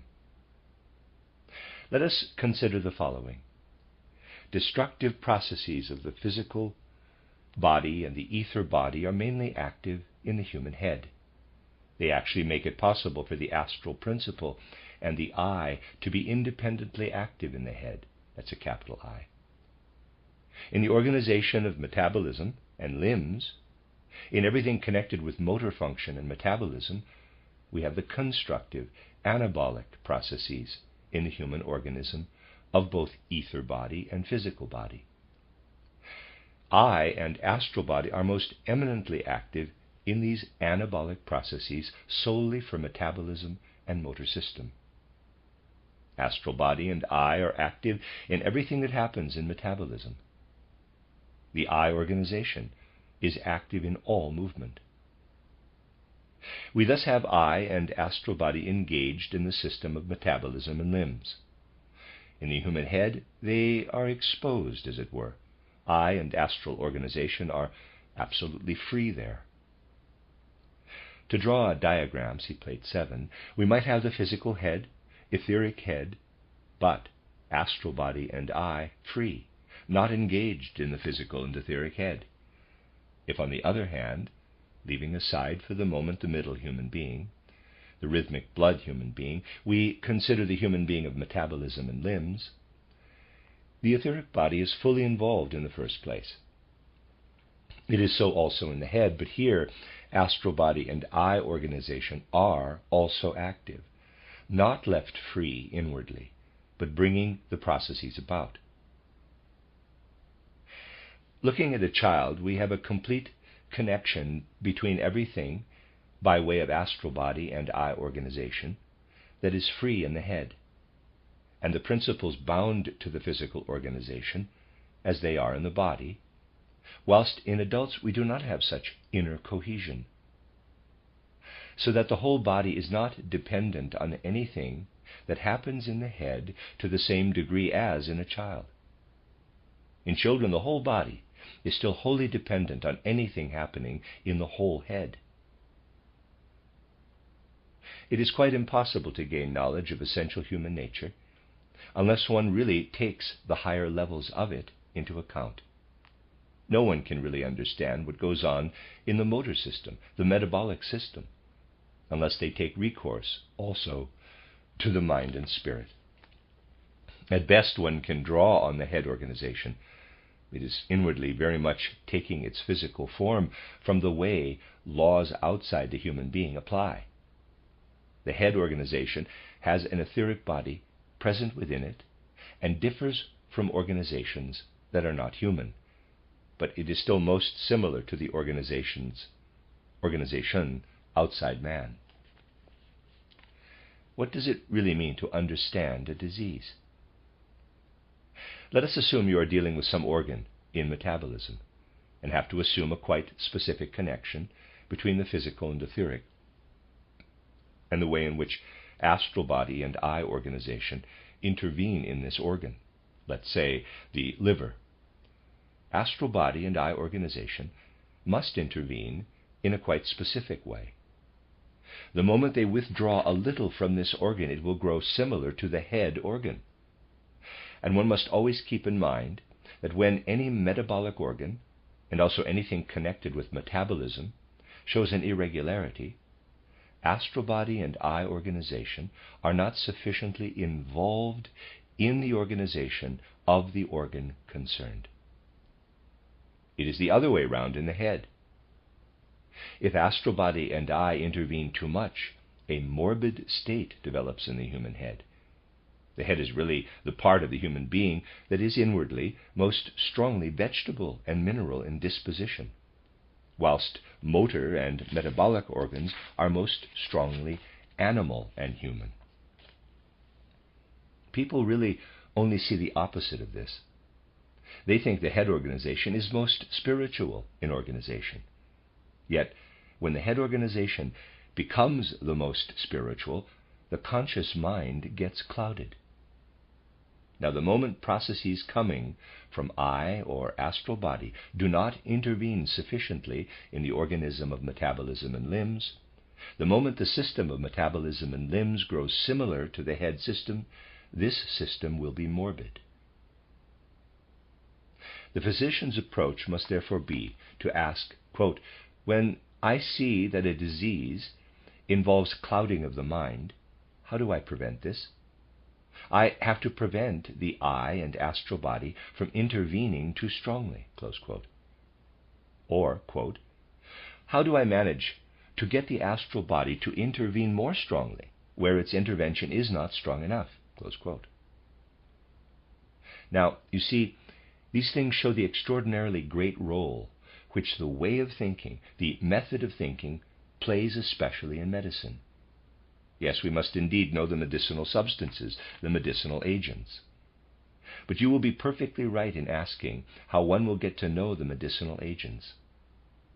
We cannot get to know them unless we first gain living experience in mind and spirit of what is truly going on in the human being. To do so, we need a particular way of thinking. This is what I really wanted to say by way of introduction, that the physician must be wholly given to a particular way of thinking. Initially, for instance, I'd say one has to start with things that are more outside, in nature. The physician must first of all understand that everything we may call heat, light, and so on, really exists in two ways. You see, initially, if it's summer, light and warmth come down to the earth from the sun. Sunlight and the heat of the sun take hold of everything on earth that is sprouting, shooting, about to flower and bear fruit. And things that flower and fruit are essentially interesting for us because they are vehicles for the sun's light and heat. But how are things in winter? In summer, the sun's light and heat enter into the soil. Staying in the earth, the sun's light and heat continue to be active through the winter. Light and sun thus have to be considered from two angles. But when we look at the sun's and altogether the cosmic surroundings effect on Earth, we realize that all of it has an effect on the human system of metabolism and limbs. The whole system of metabolism and limbs is already affected by influences from the cosmos. Everything in the head is influenced by cosmic powers that have been preserved in the earth. In this respect, the human being is upside down on Earth. The system of metabolism and limbs is affected by influences from outside the earth, cosmic influences. But you can extend this to every single substance. Take lead, for instance, lead being a definite medicinal agent for certain things. We find lead in nature outside the human being to be as it has arisen through the totality of cosmic powers. When it exists because of the cosmic powers, it will most eminently act through the system of limbs and metabolism up into the head. If we melt the lead using an earthly process and subjecting the lead to it, it will act directly on the head system. This is why there is such a great difference. Antimony, gray antimony glans, is an important medicine we have. If we take the fibrous ore existing in the world outside, the spear-like habit comes from the cosmos, we have a medicament which acts on metabolism. If we subject the antimony to an earthly process, making it into a black mirror deposit, we get a specific action on the human head. Now you see, with this way of thinking, it is a matter of entering not only into the substance, but also the processes, into what is going on. It is not right to say that lead is a medicine for this or that. It is a matter of knowing how the process went, if we have a raw material, or if the substance has been subjected to some process or other. The way substances are treated, that is essentially what matters. And we ought to stop looking for the medicinal property in the substance as such. We should more and more say to ourselves, if there's a disease, it is a process that is not embraced by the human organism as a whole. If we want a medicine, we must strengthen the organism. We must subject the human being to processes that we fully understand. This is what matters. I now want to tell you something that is the aim and purpose of the whole of this introduction. It may seem paradoxical at first, but it needs to be fully grasped in the whole of medical life. It is this: you have to study all the processes that need to be studied in the universe to establish if they are cosmic or telluric, or processes where both come into it. We have no way of really getting to these processes unless we are able to understand how the soul element, S-O-U-L, is also differentiated into three different regions in the threefold human being. It is really not possible to get to the human being in any real way unless we understand the soul principle. And you see, for this, we have to consider the following. The soul principle really has much greater unity in adults than the physical organism does. The latter is clearly differentiated into three: neurosensory system, rhythmic system, and system of metabolism and limbs. These must be distinguished. The soul principle fills the head system, the neurosensory system as much as it does the rhythmic system, and also metabolism and limbs. In the lower system, it is very sleepy, dreaming, but it does fill the whole human being in his three aspects. Now, if someone is meant to develop one system especially, that is, if the soul principle is to pour its activity especially into one system, what happens in that case? I think you'll agree that a person can be busy thinking, he can walk, occupy himself using his hands, his legs. We'll have to consider the middle system separately. But what happens with the soul principle when a person is busy with an activity or is walking? When a person walks or works with his hands, It truly is the case that the same power comes to expression in everything in the world we call love. This remains in arms and hands, in legs and feet.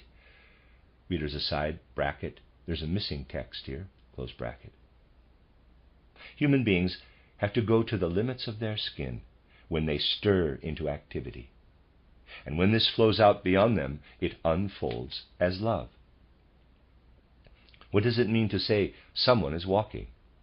It means he lives and loves the human organism within his skin.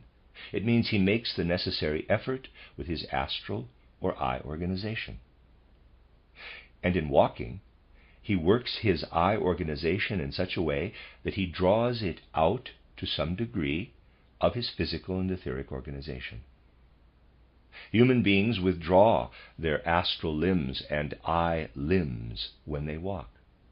Stretching their legs as they walk, they are withdrawing astral body and eye. Thinking, they shine them in, only as far as the skin, of course. If we take this into account, we can say that in getting the organism going, we simply have the beginning of morbidity. You get morbid states when astral body and eye organization withdraw from the system of metabolism and limbs without the individual lovingly filling his organism. When etheric body and physical body are filled completely in the head, and it is not from arbitrary choice, you'll again have morbid states. Anything a person does arbitrarily will immediately afterward correct itself. Daily life in thought and motion, it is a continuous process of making ourselves ill.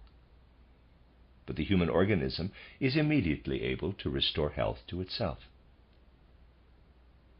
To understand these things depends on being truly able to have enough love for what is going on in a case of sickness, so that we can look at it as something which really shows us the spiritual in the human being in a physical way. You see, when someone develops liver disease, does in some way develop abnormalities in the liver, let us say, his astral body is not sufficiently active in the liver. What kind of mental activity involves a similar process? It is when I take a particularly great inner interest in something external. The moment someone looks at something with great attention, that person really has liver disease. The astral body is withdrawing from the liver in that case, but the situation is immediately corrected. Going through the different disease processes in a human organism, we can always see what happens in a healthy individual through arbitrariness, through arbitrary life. If the arbitrary processes were not always balanced out again, people would make themselves sick all the time with those processes. It is therefore possible to learn how the soul principle, the spiritual principle, is, if we like, disease processes, as study processes. Let me read that again. It is therefore possible to learn how the soul principle, the spiritual principle is, if we like disease processes as study processes, truly love them. This love for the diseases must of course be combined with something else. We don't just want to study the disease. This is of lesser significance. But if we are able to cure, what do we have then? We have insight into the way in which the divine world has come into existence. The world has been created out of all kinds of different spiritual activities and entities. And that is the first step in the physician's work. To say to oneself that disease processes take one to insight into essential human nature. They are genuine insight processes. The healing processes can only be grasped, however, in a religious mood. Everything a physician does must be filled with a religious attitude to the world. Without this, insight will never be ours in the individual case. Of course, you can always say to yourselves, well, here we have the medicines, and anthroposophy comes along to tell us which to use, but one can't really understand the whole of it. You can understand it if you consider things like those I have just been characterizing. if you can penetrate a genuine process of gaining insight for diagnosis and a genuine process for treatment. These things must be taken very seriously. This must be our attitude if we want to understand everything said from the anthroposophical point of view in medicine. For application in practice, we have to go into detail. But it is necessary to let this attitude prevail in everything one does in medicine. I'd now like you to ask further questions so that we may move on and consider actual situations tomorrow. It has been my intention really to bring in the qualitative aspect. And there's a first question. As a physician, one is sometimes forced today to use medicines which one does not like to use. And some of those medicines are surely such that they should not be used. Would it not be possible to say something about medicines which we should not be using? And Rudolf Steiner again. I'd like to say the following in response to this question, wholly in principle. There is a great difference between saying, quote, I see how this medicine works in the human organism, close quote, and, quote, I do not understand it, close quote. Initially, the difference is, of course, relative when it comes to practice, so long as we do not have medical faculties where one has courses of the kind it is possible to teach in anthroposophy. Until then, it will happen again and again that practitioners make notes also of recommendations made on the basis of anthroposophy. This is a medicine for this or that. We who are here would, of course, like nothing better than to start presenting insight into essential human nature, so that looking at an onion, we know how the onion process acts in the human organism, the antecedents being such and such. We'd certainly like this better than anything. But initially, it is relative, and for the time being, it is only possible to speak of a medicine for this or that. We are, however, most unlikely to speak of a medicine where we do not know how its action continues on within essential human nature. It will not be said, for instance, that silica from equisetum should be taken unless we know exactly that it evokes a kidney process. The hyperexcitability of an irritable kidney is reduced by it. Hyperexcitability of the kidney is thus reduced if you provide the kidney with silica from equisetum. That is understood, therefore, and one would need to know. Readers aside, and there is text missing here. End of readers aside. But let me ask you, confidentially, how are investigations done out there? They are done very superficially, using statistics. They are done by giving the medicament to so and so many patients. People do not really know what is going on. And above all, the big difference between a genuine medicinal agent and one of this kind is that one fully understands the process and knows how it influences the whole of human life. If you successfully treat something with some medicament or other today, you will not know what this will lead to in 5 years' time. But if you fully understand the process, you will above all need no statistics. Statistics never come into it with our medicines. The book, which is due to appear soon, will tell you that it does not depend on statistics if a medicament proves effective or not, but on study of the individual case. If you have a box of matches and test the matches, you'll not light all the matches, knowing that once you have lit one of them, they can all be lit.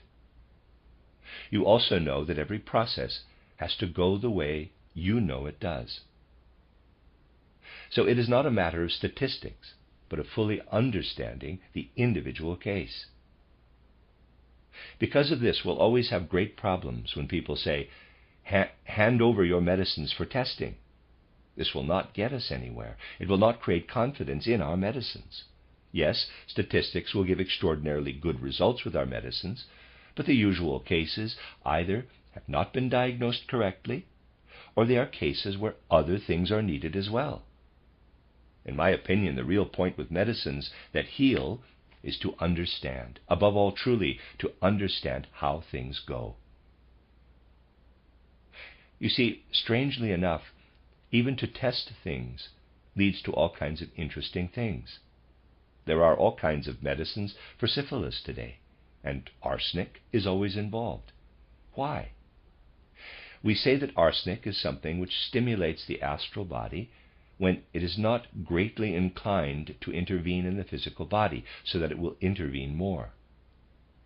This astral body is stirred to action by giving a person arsenic. The medicines investigated in tests are really based on this. Now you can also see how people are deceived, how illusions come in. You rely on the intense action of arsenic in cases where the astral body truly can gain such strength with arsenic, and only arsenic will really cure syphilis. We really must always fully understand how such medicines act. It should be our aim always to do so. Our way of thinking must become more and more widely known, and our aim in producing the book is indeed to introduce the way of thinking we seek to cultivate here, and not so much to suggest medicines. It will also be important to refer to this way of thinking when it comes to medicines that are not suggested by us. There are good medicines also outside our sphere, and one will give the one or the other as need arises. And now there's another question. We talked about asthma here the last time. You said that one should meditate on breathing. Are we entitled to give a meditation in such cases? I could not think of anything else. I found a verse by Goethe, and here's the verse by Goethe, quote, "In every breath lies twofold benison, drawing air in, letting it out again. Oppression first, and then refreshment comes. Life wondrously combines the two. Give thanks to God when he oppresses, and thanks again when he releases you." Close quote. Continue question. I was not sure if that was the right thing. Rudolf Steiner again. You see, with things like that, it does have to be accepted that because they are halfway, if you like, or three-quarters psychological, your response must also have soul quality, if your attitude is such as I have spoken of today. The way human beings are in the earthly world, and through their head in the cosmic world, when physicians have learned to think and feel spiritually, and also approach their patients in that way, then it is reasonable to do so. But if you approach patients with the attitude which is so common with the materialistic view today, not really caring about them at all, you will generally achieve the opposite of what you really want to achieve. You see, many people turn up again and again today, and physicians also do not completely exclude it, who work with things of this kind. They will sometimes ameliorate conditions, but not cure them. If the patient is made strong by it, the amelioration may actually lead to a cure. But when people ask if you can really achieve this, I have to say that it will be possible if you truly love the patient. But it will not help if you are indifferent to the patient. We should really have the courage to heal. This is why I have always referred to the courage to heal at our institute here, where that is the case. The worst thing you can do if you want to heal is to think of death when you have a patient before you, however sick he may be. As a physician, one should really forbid oneself to think of a patient's death as any kind of possibility. The imponderables are indeed most powerful. You have the power to strengthen someone enormously if, come what may, you put aside the thought of death to the very last moment, and think only of what you may do to save whatever can be saved of the power of life. Many more people are saved when this attitude is developed than when the other attitude develops, where the prognosis, based on one thing or another, somehow is death. This is something you should never do. And things like this must indeed be properly taken into account. You are then justified in having the will to heal. And there's another question. Working as an assistant at a hospital where you have to prescribe morphine and other drugs, is there anything else that can perhaps stop the action, exactly because of one's attitude to the patient? Rudolf Steiner again. You can achieve much just by your attitude, but if intervention is necessary using physical substances, these should, as far as possible, be taken from the plant world and not be derivatives, depending on what you feel is needed, using the actual poppy juice, for instance. And this not in thinking of the inner processes, quite the contrary, but turning to the outer form of the plant, that which delights us in it. It is difficult to give rules for such things, for even if you are forced to give the medicament, your attitude plays a great role if you capture what shows itself in the patient. You need to take note of the mood which shows itself in the patient with the medicament, and then you can intervene. The medicine has made the patient more transparent with regard to the help needed. We'll continue tomorrow, and I'd ask you to put all the questions that cause you concern. This is the end of the address, which I'm numbering as Lecture 14. You are listening to RudolfSteinerAudio.com. If you are listening to the podcast of this, it is located at rudolfsteiner.podbean.com. Please consider becoming a patron. As well, there are two publishing houses, steinerbooks.org in America and Rudolf Steiner Press in England, who have given me permission to do these recordings. Please consider patronizing them as well. This is a reading of Collected Works, Volume 314 by Rudolf Steiner, Physiology and Healing, Treatment, Therapy, and Hygiene, translated by Anna Moyse.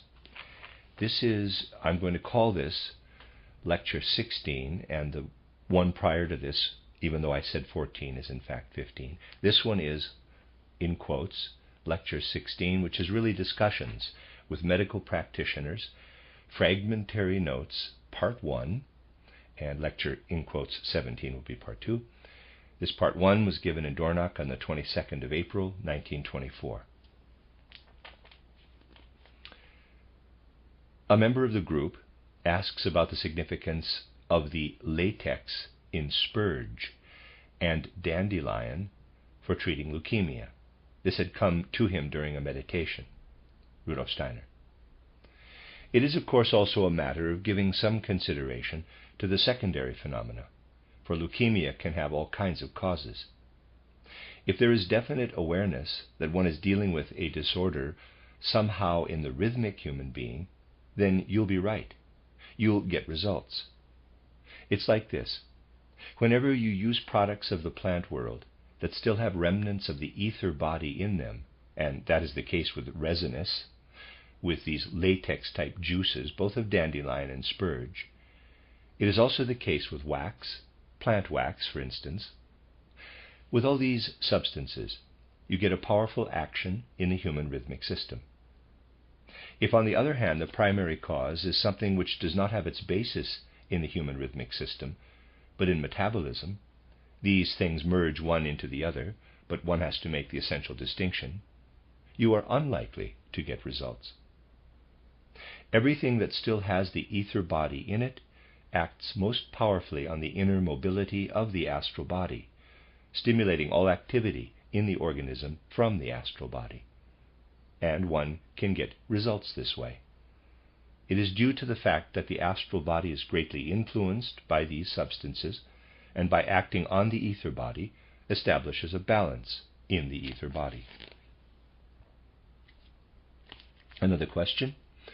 What are the conditions in which a smallpox epidemic develops? It seems that the disease has lost its malignancy. I have observed such cases. What view is taken of vaccination in spiritual science? Steiner again. With a condition such as smallpox, the situation for the individual person is that the I organization withdraws to a great degree from all three other human bodies, from physical, ether, and astral body. This powerful withdrawal, this weakening of the I organization, may be due to the fact that the individual slips very much into the I's of earlier lives on earth with his present I. Because of this, the I organization shows marked affinity to the spiritual world altogether.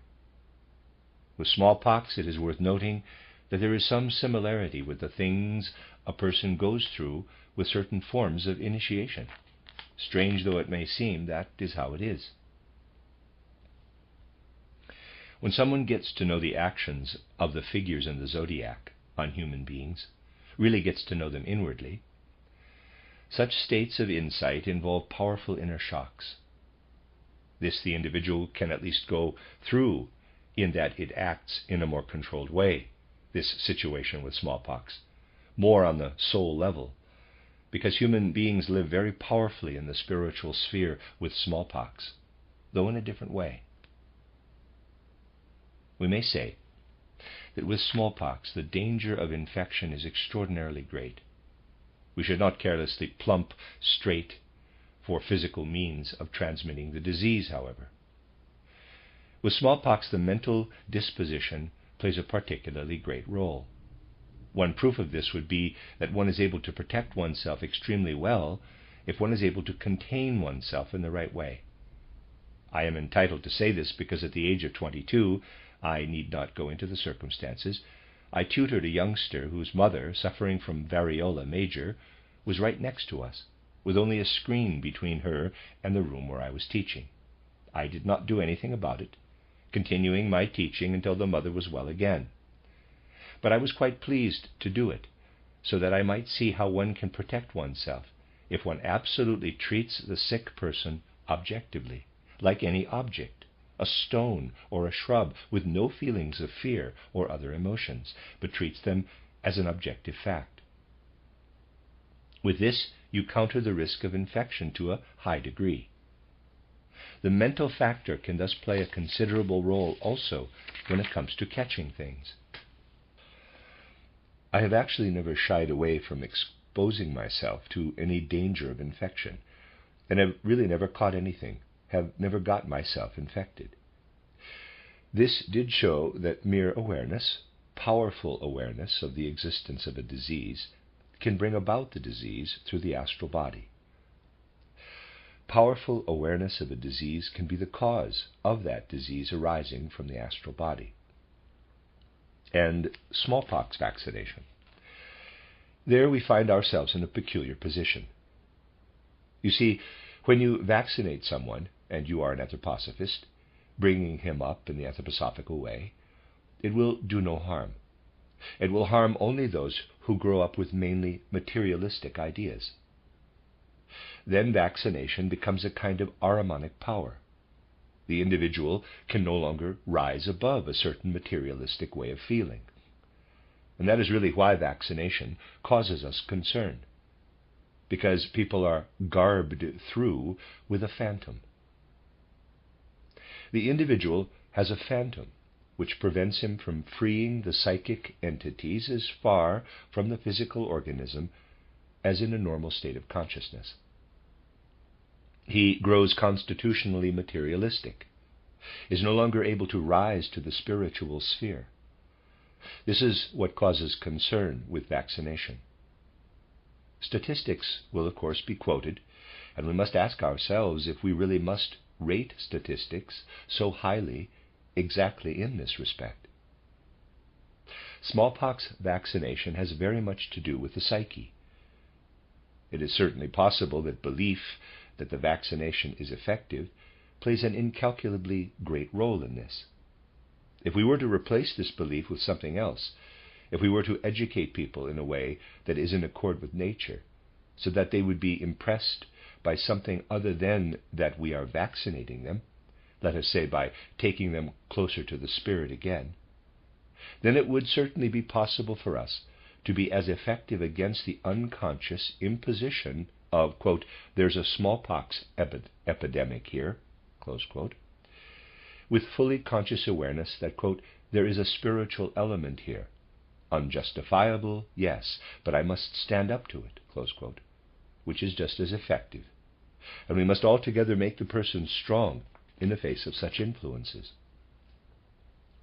Question: how should one handle this under the kind of difficult conditions in our area, with education and so on, having such a negative influence? Steiner again. Then you simply have to vaccinate. There is no other choice. I would be absolutely against opposing these things in a fanatical way, not for medical, but for generally anthroposophical reasons. Fanatical opposition to these things is not something we aim for. wanting instead to provide insight so that things might change on the greater scale. I have always seen this as something I had to combat when, with medical friends such as Dr. Asch, for instance, who absolutely did not vaccinate. I would always fight against this. For if he does not vaccinate, someone else will. It is utterly absurd to be fanatical in particular situations. Question, Dr. Kalisko. As a school doctor, I have to say that children starting school show a colossal inner restlessness, evident particularly in their sleep. The parents of these children, who are in their 6th or 7th year, complain that the children are plagued with nightmares and motor unrest at night, and have difficulties in going to sleep. What would this be due to? Steiner again. The states in which the children are, when they now start school, in Germany that is, are due not to conditions in general, but to conditions relating to diet.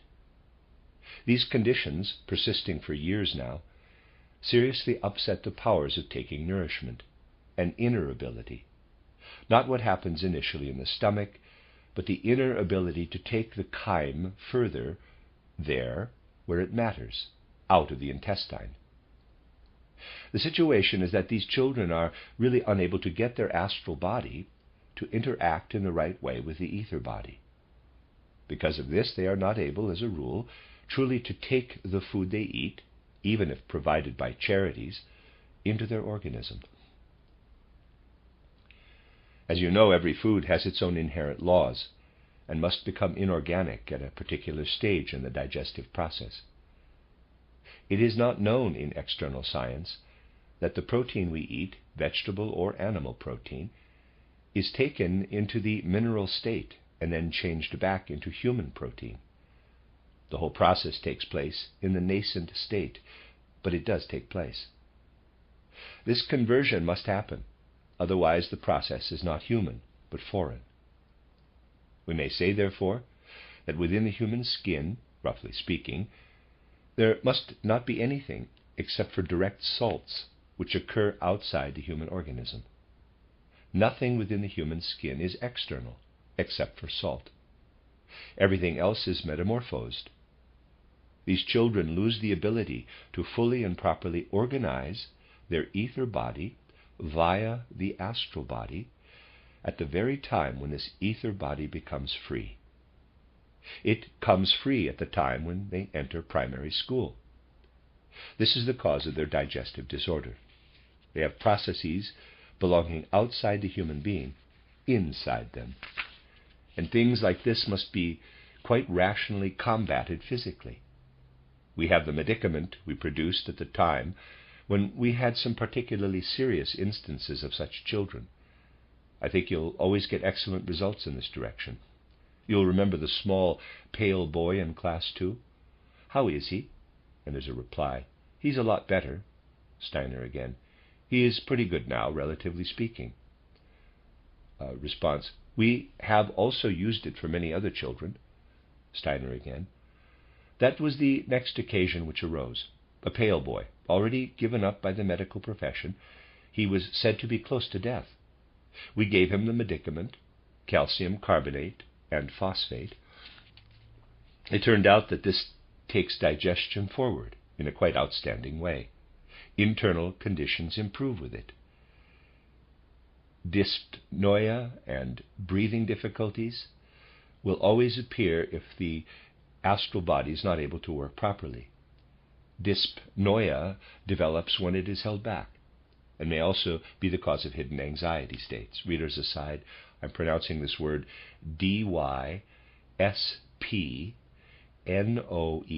as dyspnoea. My apologies if that's wrong. End of readers aside. All this can improve with the medicament. It is of a kind where we can say that it is an extraordinarily good medicine when someone is no longer able to benefit from his food, though he is eating it. Person has a question. What do you do for a spinal paralysis? Steiner again. What are the symptoms? Person asks the question some more. Only sensitivity to pressure over the affected vertebra. X-rays show that it may have fused slightly on one side, and the vertebra now is this, shown or drawn, plate 8 left, rather than its normal shape. Steiner again. It is, of course, difficult to get to the heart of things when the condition is so highly localized, unless we go back to the primary cause. Which vertebra is it? Response: the sixth thoracic vertebra. Steiner again. Has there been any demonstrable mechanical insult? Response: no, but the condition derives from pulmonary tuberculosis. Steiner again. But changes in the hilar lymph nodes? Response: the X-ray shows largish shadows in this site, which enter into lung tissue in a scattered way. Steiner again. How old is the patient? Response: 35 years. Steiner again. Has the problem persisted for a long time? Response: for about 3 months. I have 4 such patients, all of them women. 2 had a trauma by falling down the stairs onto their back. For the other 2, the X-ray might lead one to conclude that the problem comes from the lung. Steiner again. Is there no evidence of other vertebrae being affected? Response: not a single one. In one case it is the 10th, in others the 6th. These are adults, about 36 to 39 years of age. In the case of a child, the origin is traumatic, and it is also traumatic for a young woman of 20. Steiner again. In such a case, one will have to try and see if the lung, the cause does not lie there, of course, somehow does not have enough room at some point or other, perhaps because it has expanded. And you will indeed find something or other in this case that concerns the unfolding of the lung.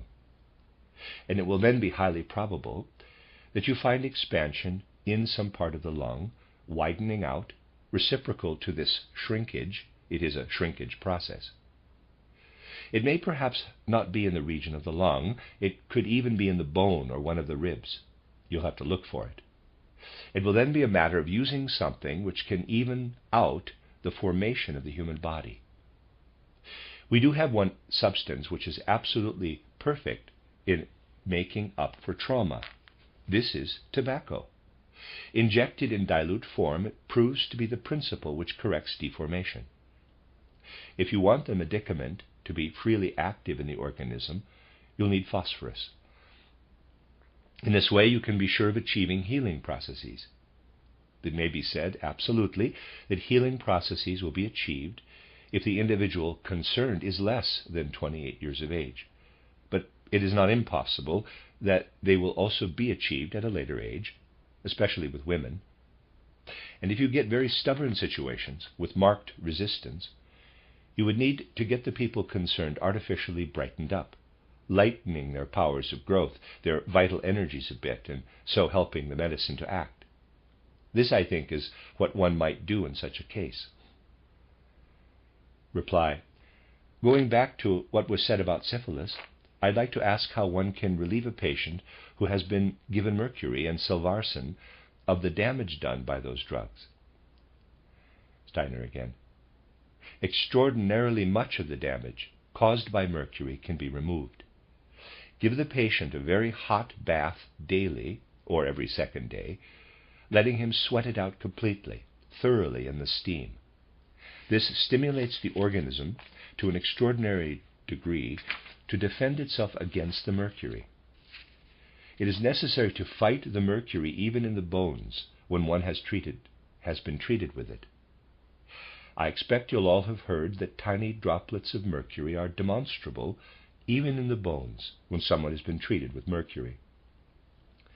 You'll realize that the effect is adequate because the bath water will turn black with the mercury that is released. Did you not notice this? You can't fail to notice, for one can't understand why the bath water is getting so dark. If that does not happen, one would have to have an arsenic bath, adding about 5% of water containing arsenic to the bath. Again, let the patient take a hot bath, and above all see to it that the peculiar smell of ink is actually smelt by the patient, giving him a sensory impression. And readers aside, there is some text missing. End of readers aside. You will need a follow-up treatment in such a case. The mercury may have been almost completely removed, but the destructive tendency it brought with it will remain in the organism. You have to consider that mercury has an extraordinarily powerful action on the human organism. You have to consider, what is mercury to the human organism? If you study embryonic development, you'll have an ascending embryonic development, that is, rising from the ovum to the developing human being, and you have a descending development, something which drops away, is destroyed in stages. The regulator of this destructive process is the human being's mercurial inner nature. If it were to happen that there are too many vital energies, you can throttle them back with mercury, which constitutionally works to destroy the human being. This destructive tendency must be combated in the psyche. If you can induce someone to study a wholly abstract science, regularly so, for instance, half an hour's geometry dutifully every day, this would be the follow-up treatment. Clear thoughts, logically combining and separating, challenging the mind and helping to develop inner activity rather than giving oneself up passively to the world. This lively inner activity really needs to be applied for a long period. You will then be able to cure someone of the mercury powers. And there's a question. Women sometimes have nodular indurations in the mammary gland. Would it be safe to use viscum prophylactically in that case, even if the diagnosis of cancer is in doubt? Rudolf Steiner again. Did you find that prophylaxis caused any kind of damage in such a case? Response. You once said that with this medicament, which may be suitable in a case of illness, there is also the danger of provoking something in the wrong case. Steiner again. We use viscum injections in quite a specific way. Let us assume the wrong diagnosis has been made. This can happen. Of course, you won't use prophylaxis when a diagnosis of cancer in its early stages has been made. As soon as the tendency is there, prophylaxis can no longer do harm. But let us assume there has been an error. We give 7 injections in succession, then there's a pause. If there really had been an error, we would immediately see this, because a kind of carcinomatous inclination will have developed that would disappear as soon as we give the second sequence of 7 injections. We would then go no further. Any inclination which developed would regress again when a process of a similar nature is applied. If you are careful, there is absolutely no way in which you might cause any harm with viscous treatment. Question from Dr. Köhler. I talked with a lay practitioner about the treatment of cancer. I told him that I believed viscum to be a medicine for it. He replied that this was indeed the case, but one would have to add something else, wild thyme. Without this it would not be possible to get to the problem with viscum. Wild or shepherd's thyme provided the opportunity to do so. Rudolf Steiner again. Did the man know this from personal experience? Reply from Dr. Köhler. I got to know him because he had achieved a remarkable cure. A girl who was almost blind came to see him. He does iris diagnosis. It is not clear how he does this. He has 750 kinds of tea. It is really difficult to talk with these people. One characteristic is that they are enormously optimistic. He said one can cure everything, including cancer. He did not ask how we do it, but said, with mistletoe. He told me he had once walked in the country with some friends and come across a cherry tree with mistletoe. The tree was stunted, cancerous, and the man said to himself that mistletoe had great healing powers. Rudolf Steiner again. Viscum certainly is the specific for carcinoma. Nothing one can do about it. But of course, since every illness turns into something different, because every organism is in a particular condition, the medicinal agents are in given cases helped by adding something else. It is possible that he got a cure with mistletoe. He did not give it by injection, and so he probably needed to add something. But given by injection, viscum is the specific agent. You have to consider the differences, however, as to whether the mistletoe comes from an oak, a cherry tree, or some other tree, perhaps an apple tree. The important thing is, of course, also that the use of mistletoe extract truly depends on actually enhancing the medicinal action. I do not know if you've seen that we are not seeking to use viscum in such a simple way, but need an apparatus for it. We first set the extracts in motion vertically, and then have a horizontal rotation enter into this. See plate 8 center.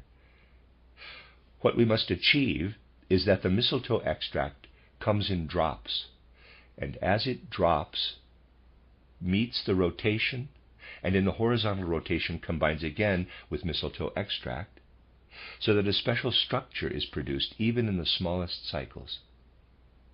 The actual healing principle for the mistletoe arises in this process. Yes, it is an effective medicament in itself, but it only becomes the absolutely specific medicament in this complicated process. It can only be a matter of a complicated case of the disease calling for the addition of wild thyme.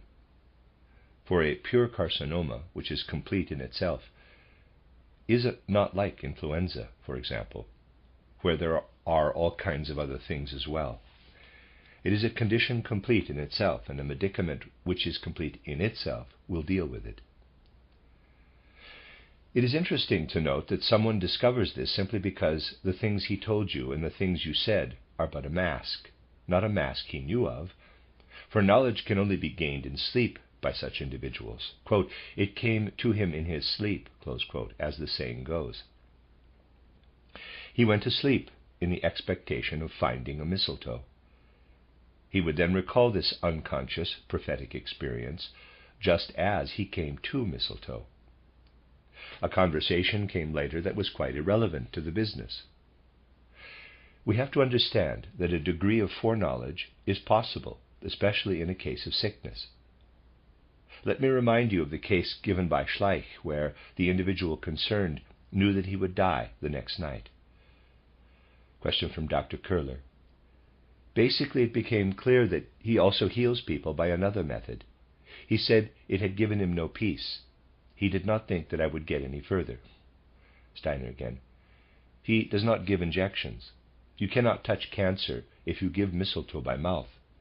This will rather touch the psyche. But you do come upon a malformation in the etheric body that is reflected in damage to the sensory functions. You cannot cure internally by giving mistletoe by mouth, only by injection. I understand what he is telling you. He does not dare tackle it. Another comment from someone else. Is the cause of cancer the same for women and men? Is the cause different in the upper and the lower human being? I think I noted that the medicament gave satisfaction with cancer of the stomach, but not with cancer of the uterus. Success was evident with cancer of the stomach in men. With cancer of the uterus, the business drags on. In some cases, we cannot get at it. We have always injected in the periphery, also with cancer of the uterus. Steiner again. The situation is, of course, that we do have to make a distinction if we give the injection further away from the tumor site or get very close to it. If you get very close to the focus, you will get a more rapid result than when the cancer is in a location where you cannot get close. Comment again.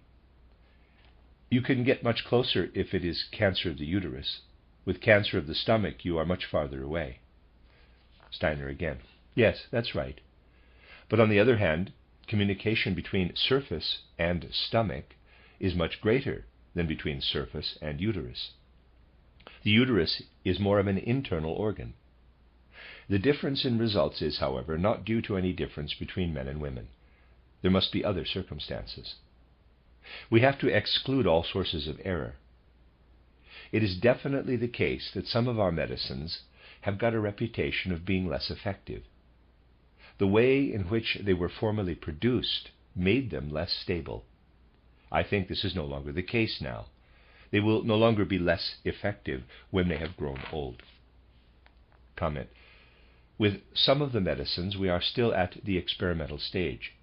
Steiner again. It has rather to become evident to me that the cancer medicine, the way it has so far been manufactured, loses a great deal when it is a year old, but it is absolutely effective if it is not so old. This matter would also have to be excluded, taken up and excluded as a source of error. Perhaps one also needs to use a considerably larger dose with cancer of the uterus. Comment. A member of the audience wanted to ask a question concerning a young woman who is now 29 and went insane when 18 or 19. As a child, she'd always been recalcitrant and disobedient. Now she had grown quite dull. She would be wild, particularly during her periods. In the time when she grew duller and duller, she also grew bigger and bigger. She now weighs 97 kilograms. So she was a naughty child, as we might call it. And then between the ages of 18 and 19, her waywardness, dullness, and nonsense grew very much worse, not reacting, raving during her periods, so that she had to be put in a straitjacket. Then she grew duller and duller, less and less lively, bigger and bigger, her periods being regular. She was treated with thyroid extract, with the result that the dullness and weight gain grew less. Steiner again. These symptoms all indicate that her eye capital organization was greatly weakened, and it is highly probable that in such a case the eye organization is strengthened by giving a course of silica, a course of silicon. One should advise to make it a double treatment, silica by mouth and above all silica baths. Also aquacetum, which is a good thing. It is probable that this will achieve something with her. Comment. She was given silica for a time, no baths, 2 years ago, but there was no change. Steiner again. I would consider silica action by baths of value, above all because it would be specific in its action if brought into play. The peculiar rhythmic states that arise with silica would restrain the weight gain, and they would also combat the dullness, making her easier to deal with. It is also possible that she may be in a state where she does not take up silica. In that case, one would have to try a phosphate in very high potency, potassium phosphate. One would need to get the things active again. Comment. In response to a further question, Steiner again. The silica in about the 6th decimal, but use actual quartz by mouth, aquacetum for the bath. Comment again. Question concerning a neurasthenic patient. The problem went away very well with formic acid injections, but recurred this year and would not go away again with formic acid injections. I finally lost my way and removed an ingrown toenail. Things got even worse after this. I tried formic acid once again, enhanced with silicon, but I did not succeed. The pain grew intolerable from the foot up into the calf. The type of pain varied, rhythmic on one occasion. I had to give morphine injections, increasing the dose greatly. I would hardly touch him to keep the pain at a tolerable level. He was no longer able to sleep. He sat there holding his foot, complaining of horrendous pain. I tried alternating foot baths. The foot had to be amputated at mid-calf height. I'm asking because the process is unfortunately about to develop on the other leg now. What can one do? Steiner again. With something like this, we must look for the primary cause. Comment again. He says it happened when he was in the army and usually did not have decent shoes. He is 47 now and often had to lie on wet ground. Steiner again. But in that case, the pain surely did first appear not in the leg, but perhaps in the abdomen. It is perfectly possible that the whole situation is due to a deformation at some point in the intestine, that he got hit by shrapnel, fell off his horse, bumped into something, and that the deformation in the intestine comes from this. This intestinal deformation characteristically migrates downward and provokes conditions like those you have described in the legs, first in one, but then also shifting to the other. This will usually end in tuberculosis of the bone. But we can do something in that situation with the agent which acts against deformation, tobacco, in a case like this with tobacco enemas. Comment. He does smoke quite a lot. Steiner again. That has nothing to do with it. Tobacco smoke does not make an impression on the organism similar to the one you get if you give tobacco by injection or enema. It is an altogether different action on the organism. With smoking, the tobacco does not have opportunity to exert its re-deforming action. Comment. A boy, now 11 years old, learned to walk at 1 year. Was also able to talk a little. When 2 years old, he was rather close to an exercise shooting with cannon. They say he's been deaf and dumb from that time. His speech is an incomprehensible babble, and he hears absolutely nothing at all. Is it still possible to do something for him? He can walk and actually looks very intelligent. Steiner again. Otherwise, there are no problems, except for being unable to hear and talk? How is it if some impression or other is made on the eye, EYE? Comment. In that case, he reacts like any normal person. Only the ear and his talking are subject to change. Steiner again. What about his second dentition? Comment. Quite normal at 7.5 years. Steiner again. So one would have to assume that the vitality of the auditory nerve was destroyed in some way. We do at least have quite considerable successes with Edelweiss, especially in the 10th decimal, or first in the 6th, then in the 10th, to re-enliven the auditory nerve. Failures have also been known, but essentially these were observed with relatively old people, not really with younger people. I do think that you may try this. It is indeed extraordinarily difficult to do something about these devitalized nerves, but with Edelweiss, one may certainly get results on occasion. Comment. A woman suffered some kind of shock during the war. She thought her fiancé was dead. She was alone at home and had no one to whom she could talk about it. Since then, she's been epileptic. The seizures always come just before she has her period. They involve biting her tongue and so on, quite typical. It is over as soon as her period starts. She is in an institution for epileptics, although her seizures come only before her periods. Steiner again. What treatment does she have? And the answer is missing. Steiner again. You start with belladonna in such a case. If it does not help, move on to reindeer moss or lichen in the 6th decimal. And finally, inoculate fly agaric. It is most difficult to say anything definite, particularly in such a case, unless one sees the patient. There may be all kinds of causes. Comment. A 50-year-old man had a hard time in earlier years. He suffered from rheumatoid arthritis for 11 years, and one of his brothers died of it. Now a change is still evident in the left knee. Until 2 years ago, he would have states where the blood rose to his head. A definite change came 2 years ago. He has put on weight, and then this rush of blood to the head disappeared. Instead, something he would refer to in short as asthma developed. He has breathing problems, has to gasp for air when talking.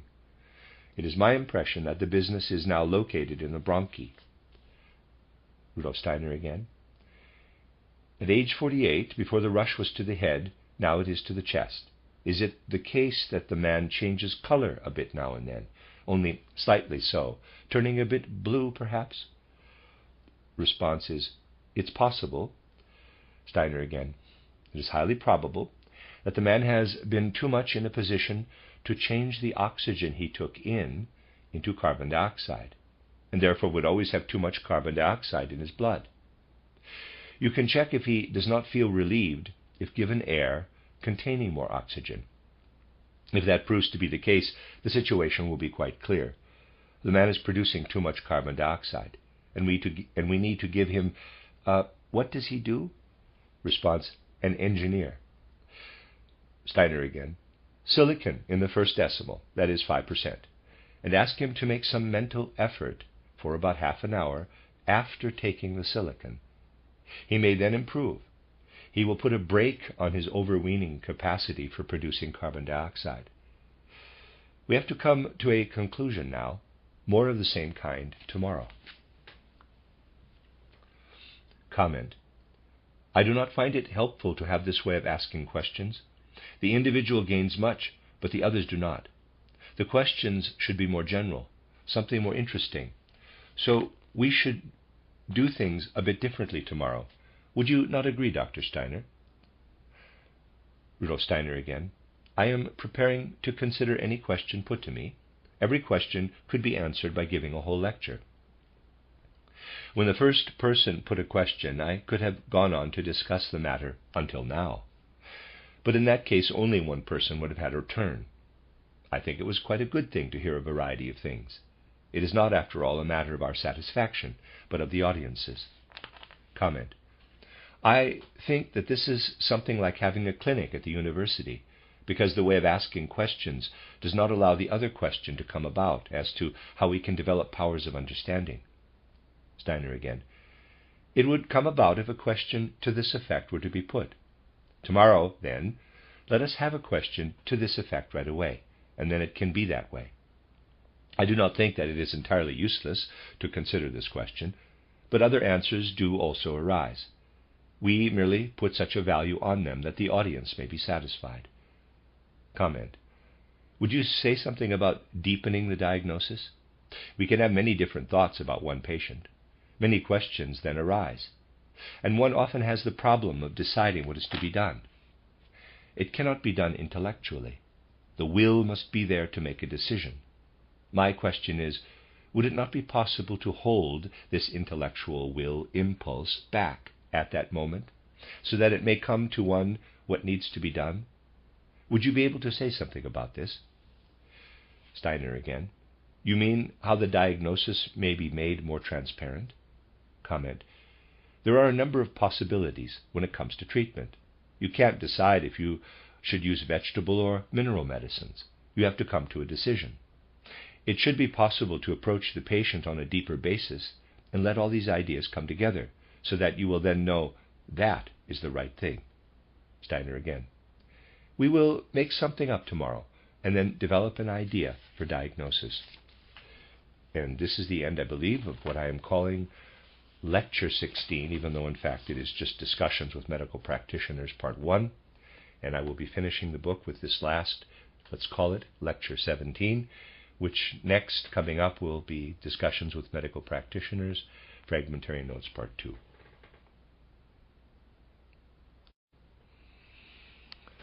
You are listening to RudolfSteinerAudio.com. If you are listening to the podcast of this, it is located at RudolfSteiner.podbean.com. Please consider becoming a patron. As well, there are two publishing houses, SteinerBooks.org in America and RudolfSteinerPress.com in England, who are the sole publishers of Steiner into English and have given me permission to do these recordings. Please consider patronizing them as well. This is a reading of a collected works by Rudolf Steiner, into number 314, entitled Physiology and Healing, translated by Anna Moyse. This is the last section. I'm going to call this Lecture 17, even though it's a discussion, titled Discussion with Medical Practitioners, Fragmentary Notes, Part 2, given in Dornach on the 23rd of April, 1924. And this is the last section of the book. In connection with the question put by Dr. HYGIENE yesterday, we have decided to read out two case records from the book which, thanks to Dr. Wegmann, is due to appear shortly. This may be followed by things you would wish to know in the spirit of your question. I would ask you, of course, to be very discreet about these cases for the time being, as they will be integral parts of the book due to appear shortly. The cases are meant to show how you arrive at treatment specifically from the diagnosis. This is to be demonstrated, doing so on the basis of anthroposophy. We will not shy away from speaking in wholly anthroposophical terms in this book. And now we're reading this. Dr. Wegmann read out Case 4 on page 95 of Extending Practical Medicine. Quote, a child who had been brought to the clinic twice, first at age 4, then at age 5.5, also the child's mother and the mother's sister, close quote. Steiner again. It is important that the mother and sister were there.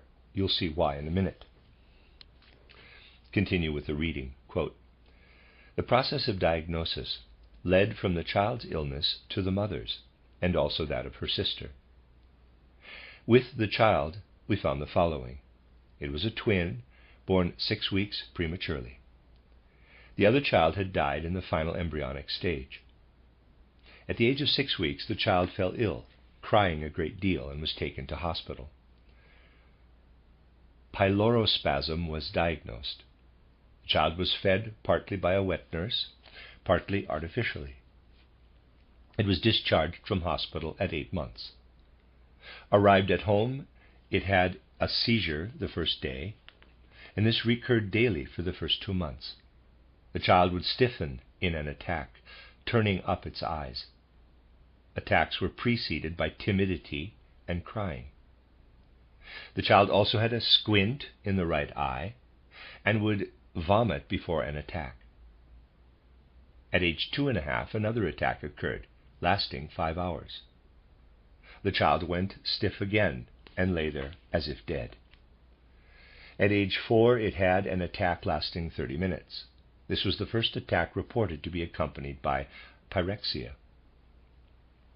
The parents noted that the convulsions that happened after the child came back from hospital were followed by paralysis of the right arm and leg. The child made its first attempts at walking at age 2.5. It was only able to step out with the left leg, dragging the right leg after it. The right arm also remained without will impulses. The condition still persisted when the child was brought to see us. What we had to do was establish the situation with regard to the aspects of the child's organization. This was done independent of the syndrome. We found the ether body to be greatly atrophied, in some parts only accepting a very low level of astral body influence. Close quote. Steiner again. Those essentially were the findings. The ether body was atrophied in many different locations and did not accept the influence of the astral body in those places. You got such lacunae in the ether body, see plate 9. The astral body did not enter the sites where the ether body was atrophied. This was the case in a number of sites in the organism. Continue reading, quote, the region of the right chest was as if paralyzed in the ether body. On the other hand, we noted something like a hypertrophy of the astral body in the stomach region. Close quote. Steiner again. One has to use unusual terminology, just as the term hypertrophy is used for areas that are too active, too lively.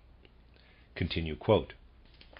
Then the syndrome had to be considered in relation to this.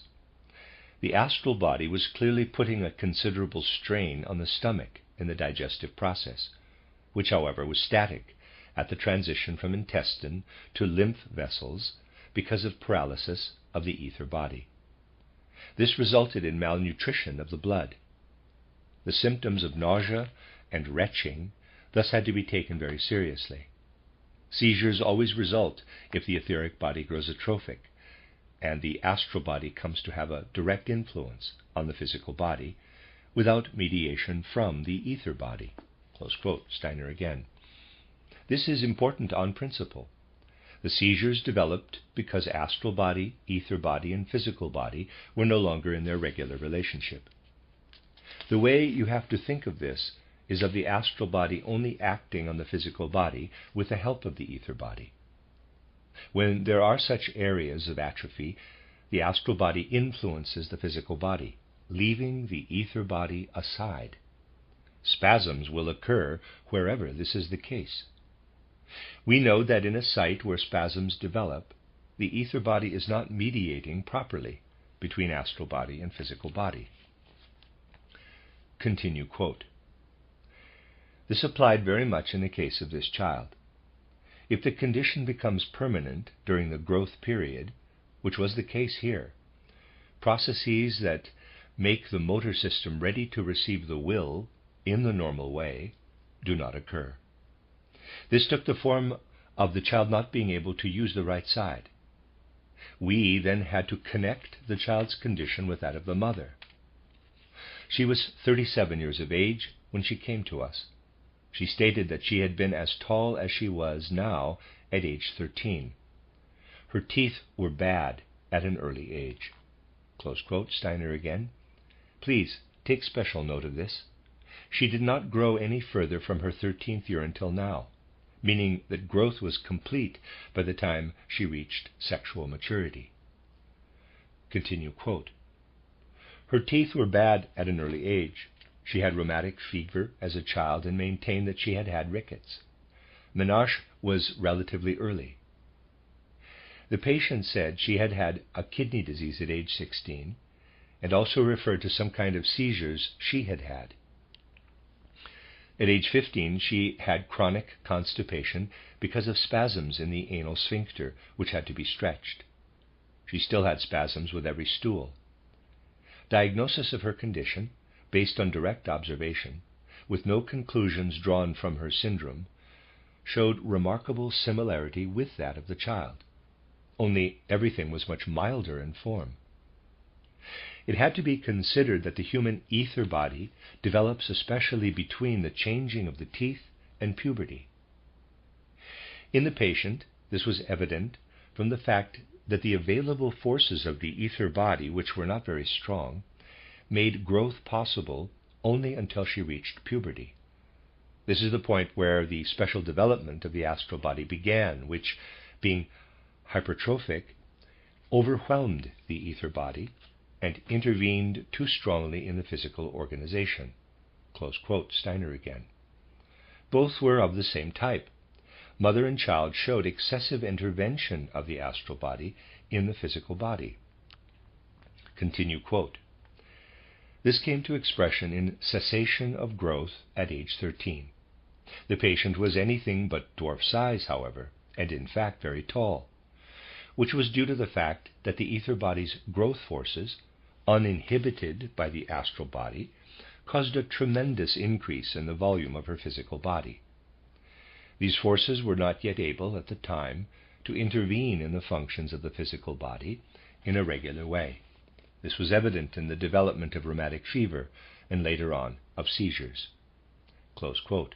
Steiner again. The rheumatic fever as such was also connected with the fact that the astral body intervenes directly in the physical body at the joints. This also leads to inflammatory changes, where such are possible. So one has either seizures or inflammatory conditions. Continue quote. Because of weakness of the ether body, the action of the astral body on the physical body was particularly powerful. This was a destructive effect.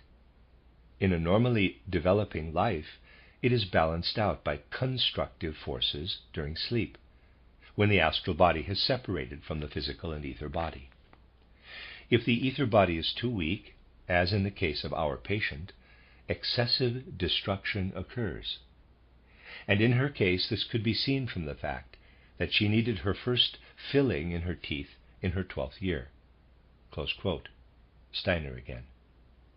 There is too much destruction due to excessive intervention from the astral body. Physical body and ether body build up. Astral body and eye organization deteriorate. If there is excessive destructive activity, this is evident in a phenomenon such as having to have fillings at age 12. Her teeth got worse with every pregnancy. Continue quote. If the ether body has extra demands made on it, as in pregnancy, this will always cause dental deterioration.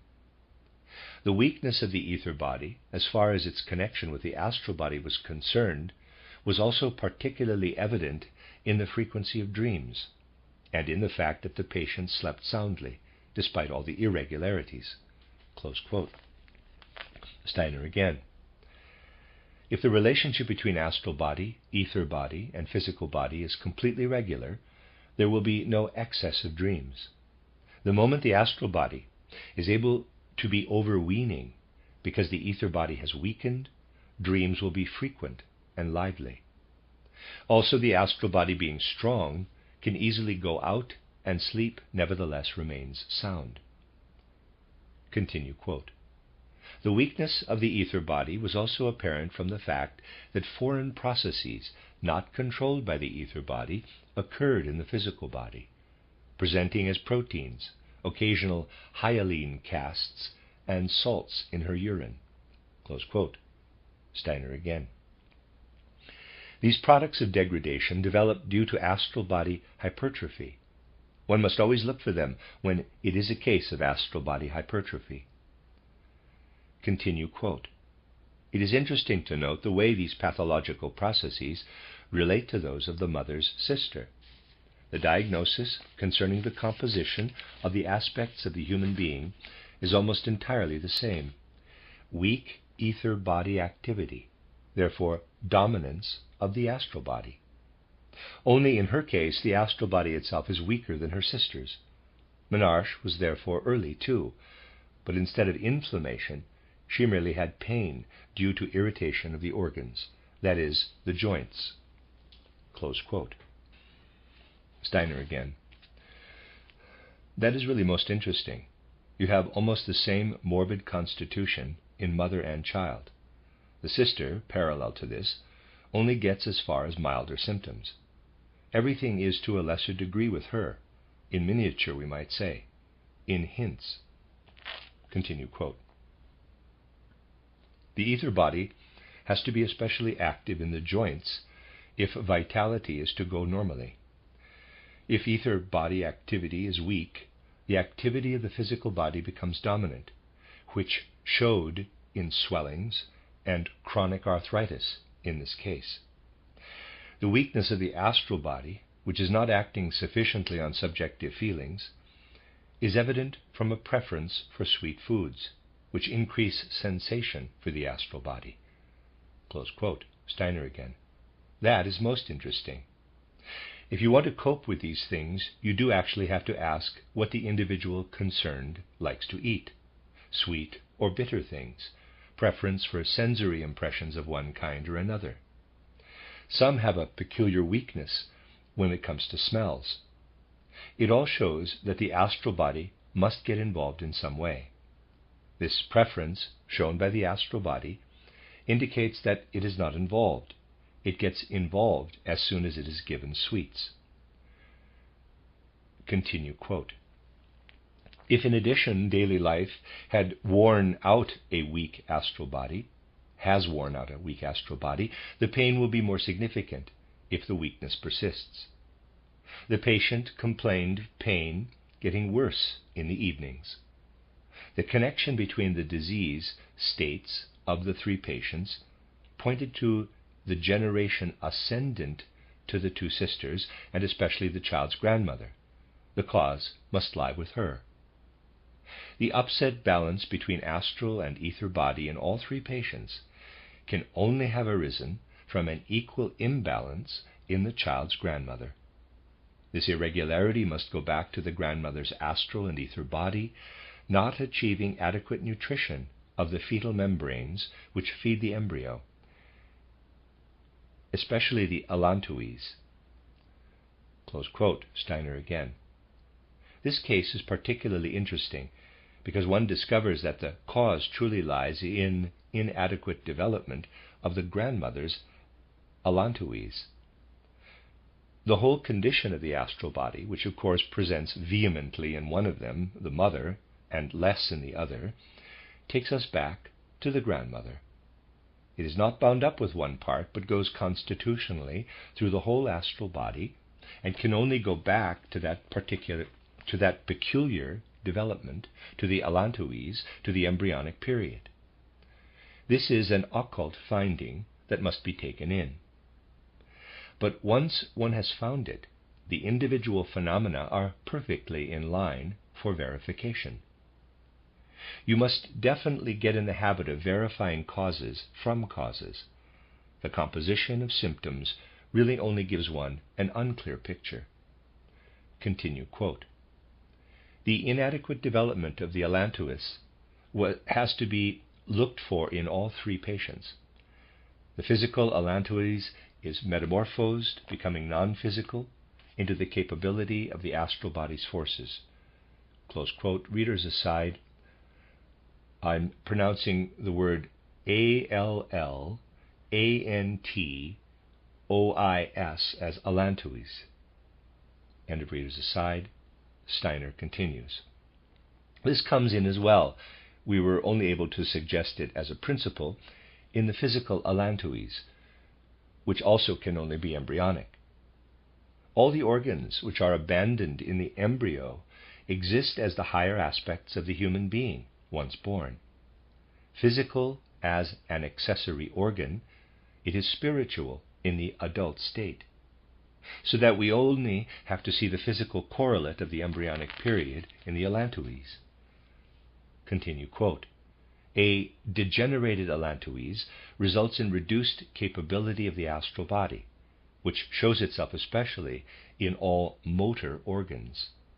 All this held true for all three patients. It is indeed possible to perceive the quality of the allantois by considering that of the astral body. Close quote, Steiner again.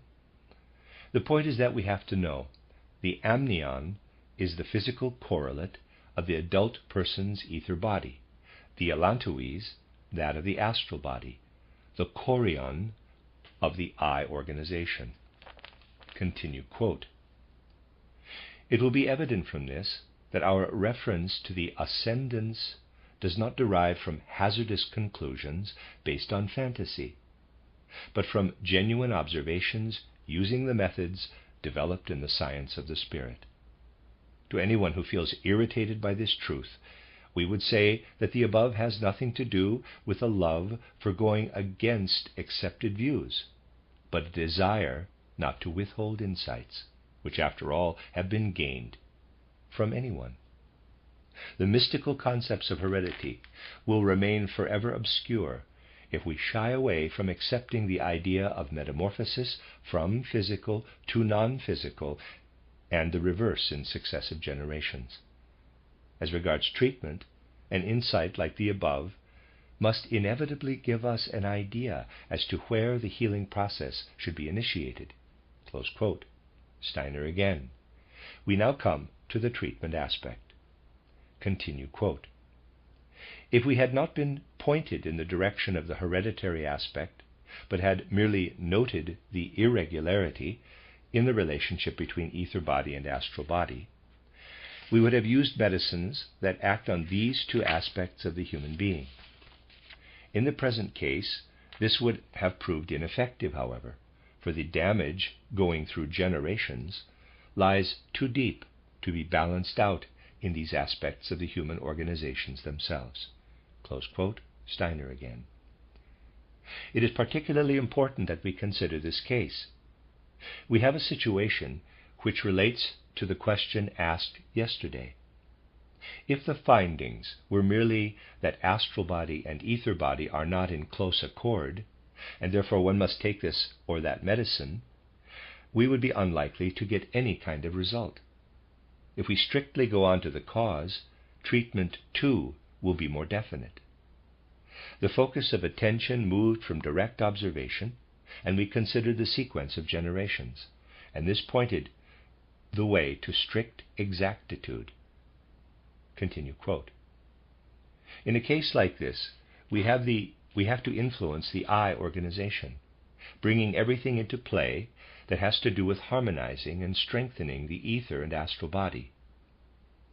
We achieve this by addressing the eye organization in enhanced sensory stimuli, as it were. Parenthesis, sensory stimuli act on the eye organization, close parenthesis. We attempted to do so in the following way for the child. A 5% pyrites ointment dressing was applied to the right hand, and at the same time golden agaric ointment, parenthesis, Amanita caesarea, close parenthesis, was massaged into the left half of the head. Close quote, Steiner again. So, here you have the treatment. We have a direct action on the hand with pyrites, FES. This puts us in a position where it stimulates the eye organization to make the astral body more lively, and at the same time influence the ether body, and so bring about harmonization. We must endeavor to bring ether body and astral body more closely together. The cure depends on this. It means we must use agents that go beyond the immediate, for it was a matter of generations. Continue quote. Externally applied, pyrites and iron sulfide stimulates the eye organization to make the astral body more lively and increase its affinity to the ether body. The action of golden agaric substance with organized nitrogen, a special constituent, is to let an action going via the eye organization evolve from the head, which makes the ether body more lively and increases its affinity to the astral body. The healing process was supported by eurythmy therapy, which makes the eye organization as such lively and active.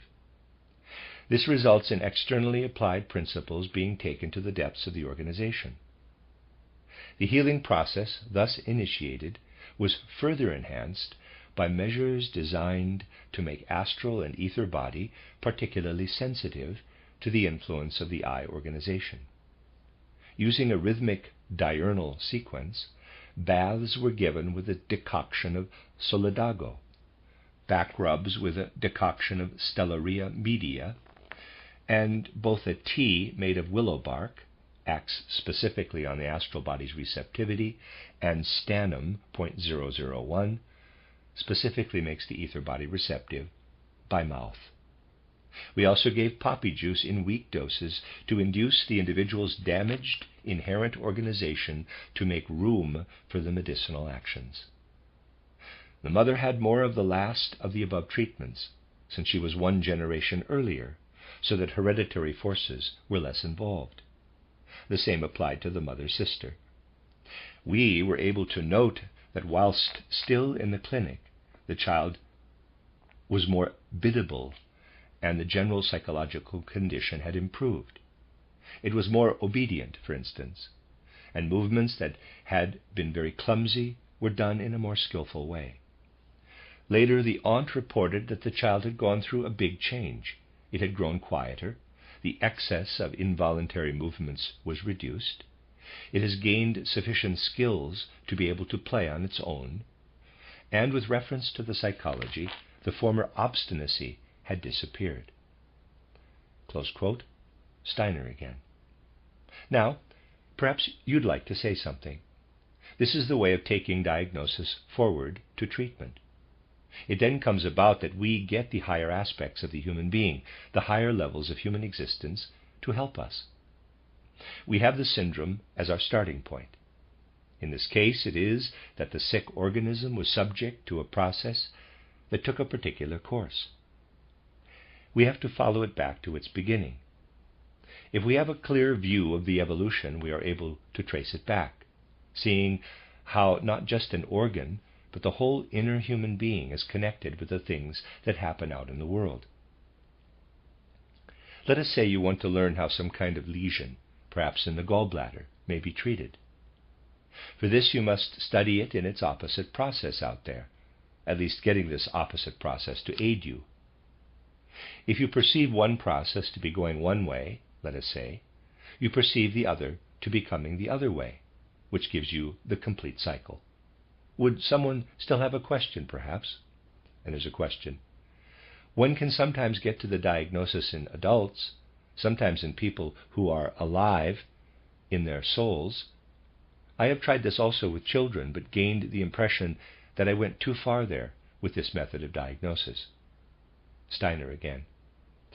That you did not achieve what you intended by entering into the psyche? This is something that may be true and may also be incorrect.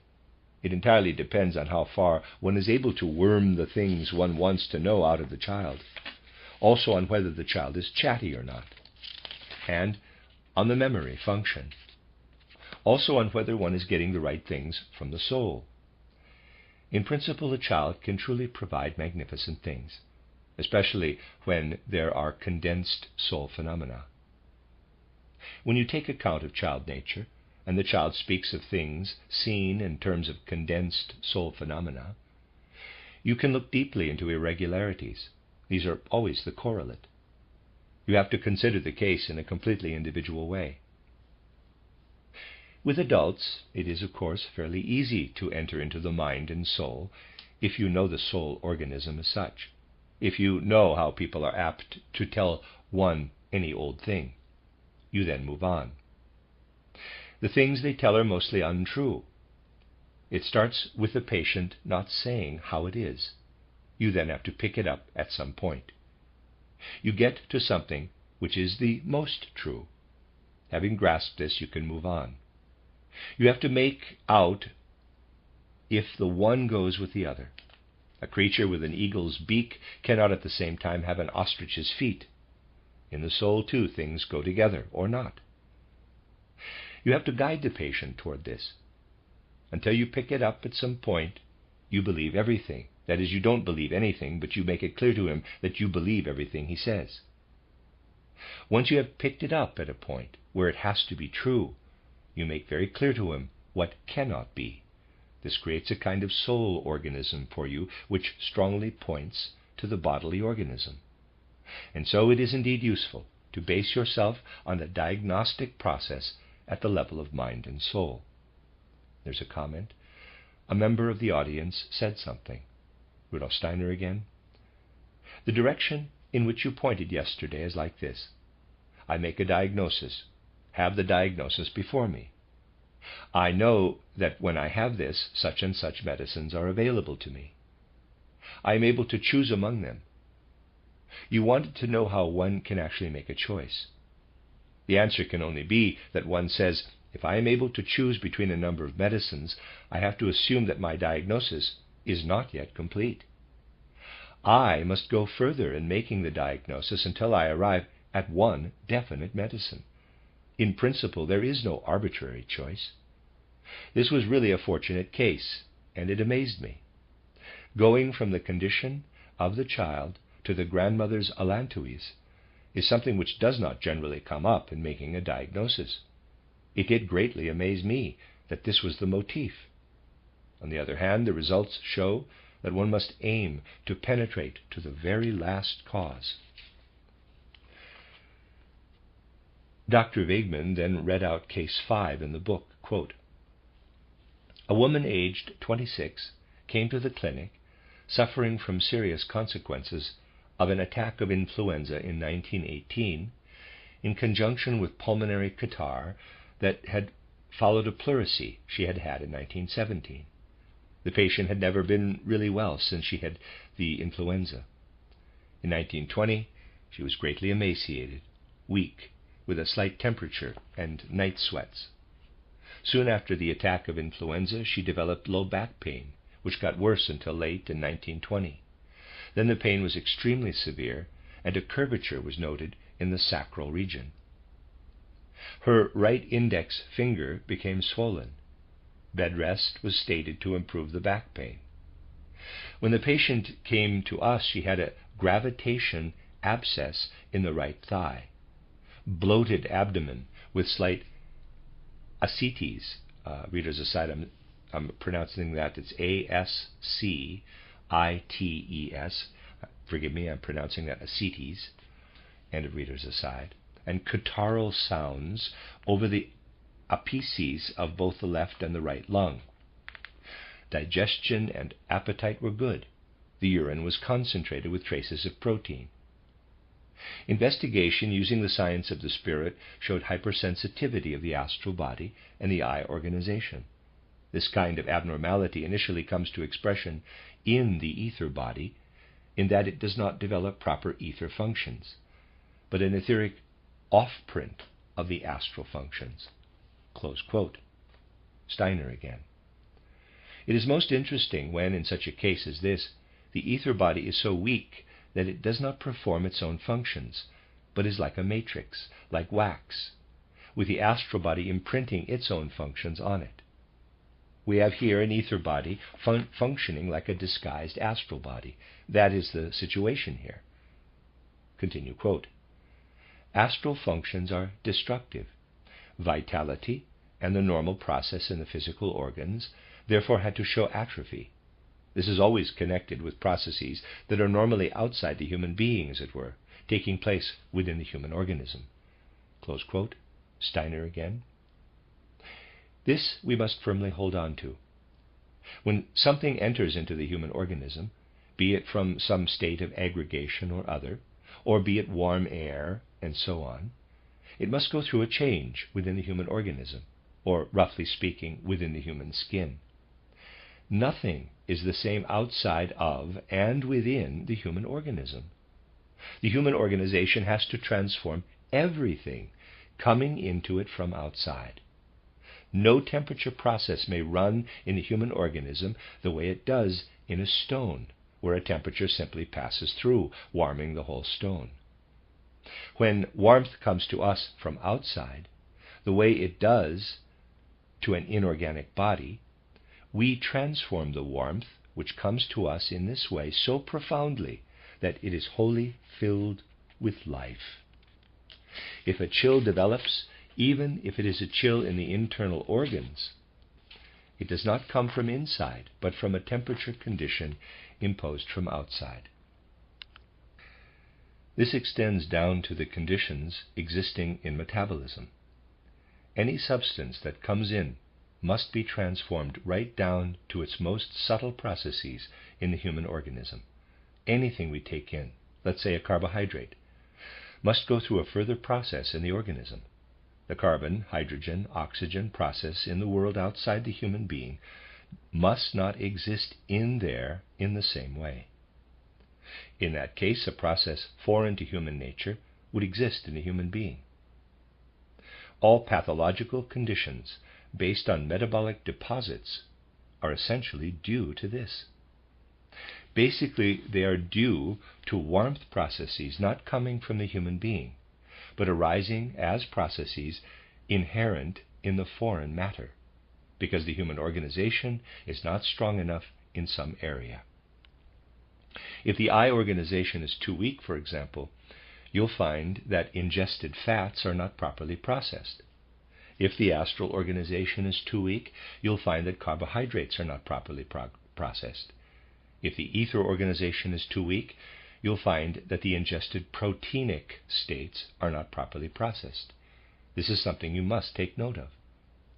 Continue quote. The gravitation abscess, the back pain, the bloated abdomen, the catarrhal symptoms in the lung, and inadequate processing of protein were due to this. Treatment had to consist in reducing the sensitivity of the astral body and the eye organization. This is done by giving silica, which always increases the inherent powers to counter sensitivity. Close quote. Steiner again. Silica always strengthens the inherent powers to counter sensitivity. Continue quote. In this case, we added powdered silica to the food and gave it in enemas. We also derived the sensitivity by putting mustard plasters on the lower back. The action of this is to generate sensitivity on its own accord, which relieves the astral body and eye organization of sensitivity. Close quote. Steiner again. You see how one can help oneself. You apply mustard plasters, and this produces an artificial sensitivity, which relieves the astral body of its inner sensitivity, creating a stimulus in this way. Footnote. Following consultation with Dr. Hans Broder von Lauer, I have put, quote, creating a stimulus, close quote, or one might think of, quote, giving a hint, close quote, if the word appearing in the transcript was heard correctly. Rudolf Steiner said intimation, using the term 3 times. Translator, end of footnote. It is often the case, when something is not right in the human levels of existence, that one creates a stimulus, in this case a powerful downward stimulus of the astral body. If this grows sufficiently powerful, the sensitivity will have gone. The sensitivity of the astral body decreases in a downward direction. Sensitivity is increased when it moves upward. Continue quote. A process to reduce astral body sensitivity in the digestive tract was used to channel this astral activity to the ether body, which is where it normally should be. This was achieved with copper and carboanimalis in low doses. The possibility of the ether body refusing to take up normal digestive activity, having got out of the habit, was countered by giving pancreatic juice. Close quote. Steiner again. That is merely an aid, a final aid. Continuing quote. The gravitation abscess was aspirated a number of times, removing large quantities of pus. The abscess was reduced and the abdominal swelling decreased, with pus formation decreasing steadily and finally ceasing. When pus was still being discharged, a further elevation of temperature took us by surprise one day.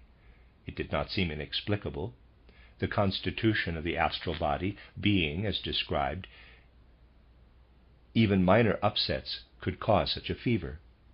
Distinction must be made, however, between the explicable nature of such a fever and the severe damage it can cause. Under the given conditions, such a fever actually mediates profound intervention of destructive processes in the organism. Care must be taken immediately to strengthen the ether body so that it will inhibit the damaging effect of the astral body. We used silver injections in high potency, and this resulted in the temperature being reduced. The patient had gained 10 kilograms in weight when she left the clinic and was much stronger. We are perfectly aware that in this case, follow-up treatment will be needed to reinforce the cure. Close quote. Steiner again. The case is meant to show how one can really find a way of making practical use in treatment of aspects otherwise considered in a more theoretical way concerning astral body and ether body. We may now come up against the question always put by well-meaning people. Should we use the terms we have been using here, making them the naked truth and reality, or should we paraphrase? Well-meaning people have said that we should not say ether body, but functional processes or something like that. In that case, we cannot get as far as the astral body. Now, the situation is that we do not get to the essence of most diseases unless we go up as far as the astral body. The damage caused by the eye organization, that is, the serious damage due to metabolic deposits, here the situation is that it is evidently there, this damage.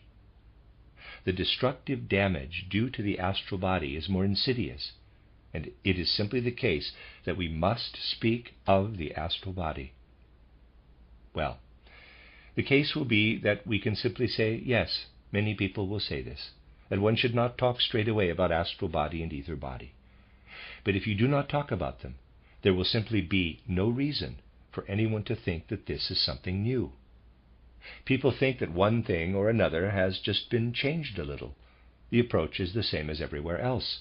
At best, it is just a tiny step forward. But that is not the case. And this must be made radically clear to people. If we show that these are not abstract things, but point out the nature of the individual case in these many wholly concrete individual cases, and then show how diagnosis leads to treatment and how healing comes as soon as the treatment is applied, the point is that this must be understood. Otherwise, we would have to despair altogether when it comes to human ability to understand. I am fully convinced that this is the only way for us. Say things boldly, with courage. There's a comment. A question is asked as to how the scientific picture appears if a close study is made of carcinoma. Steiner again. With cancer, it is altogether a matter of a sense organ being called into existence at a point in the organization where there is no reason for this. Take the most radical sensory organization, as I'd call it. Take the eye, EYE. What makes the eye develop? You know that it is really half created from outside. It is integrated into the organism. The organism, on its part, leaves room for the eye socket, to put it crudely. The eye is then placed in this, see plate 9. This indicates that processes from outside the human being are mainly involved in creating the eye. The eye is merely embraced by the human being. With a sense organ as striking as the eye, we are able to say, a foreign body is integrated into the human organism. This is putting it in radical terms, in a truly unfamiliar way. Something like the lens or vitreous body, or the material composition in lens and vitreous body, could never arise from the human organism. And everything placed there, being partly still etheric, and not merely physical deposits in the case of the eye, is enveloped by the astral body and eye organization, which are really, as far as possible, emancipated from the physical and etheric in the case of the eye.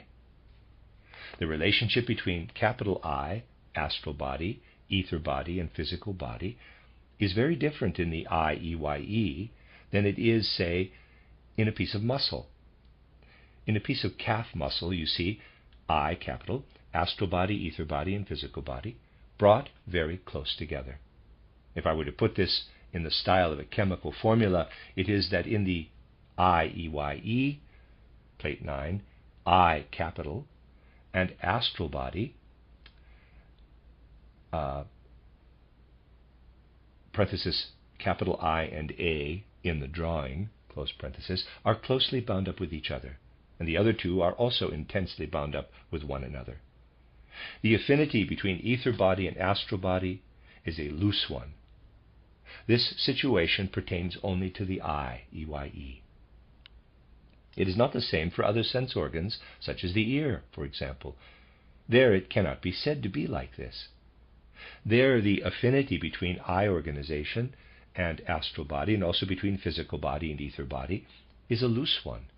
It is slightly different for each of the senses.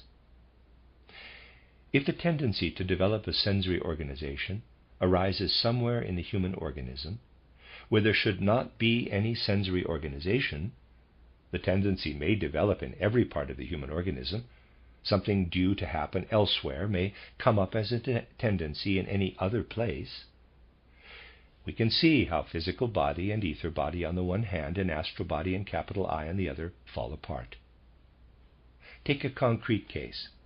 If there is a strong physical impact on, let us say, the mammary gland, the impact continues on inside, showing the evolution of an effect within the skin, roughly speaking, which had its origin outside. A mechanical insult, therefore, continuing on inside. This will, in most cases, be the true origin of breast cancer. Otherwise, it could only be a protracted overheating or combustion process. It will always, speaking in external terms as I put it here, be an insult which brings it about. What happens in such a case is that the astral body comes up very strongly in the sight, where it is normally absorbed by the ether body. When the astral body comes up suddenly in the sight, it appears in gleaming form. It looks as if it was afire. If it shows itself like this, we have a tendency to develop sensory effects in the sight. A carcinoma develops. It is beyond question that we may at least start with the first 7 inoculations.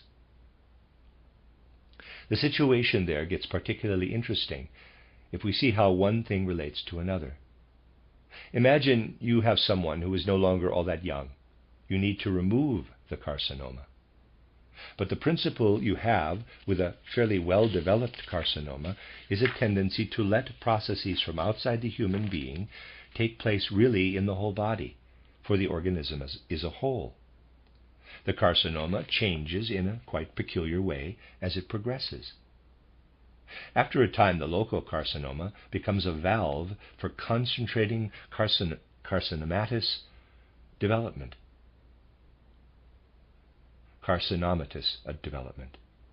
If you cut it out, the valve will suddenly be gone.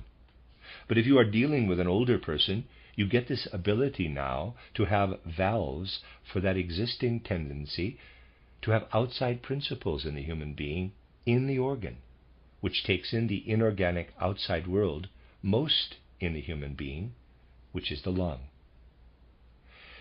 With a carcinoma existing in an older person, you will therefore dissolve the process into pneumonia.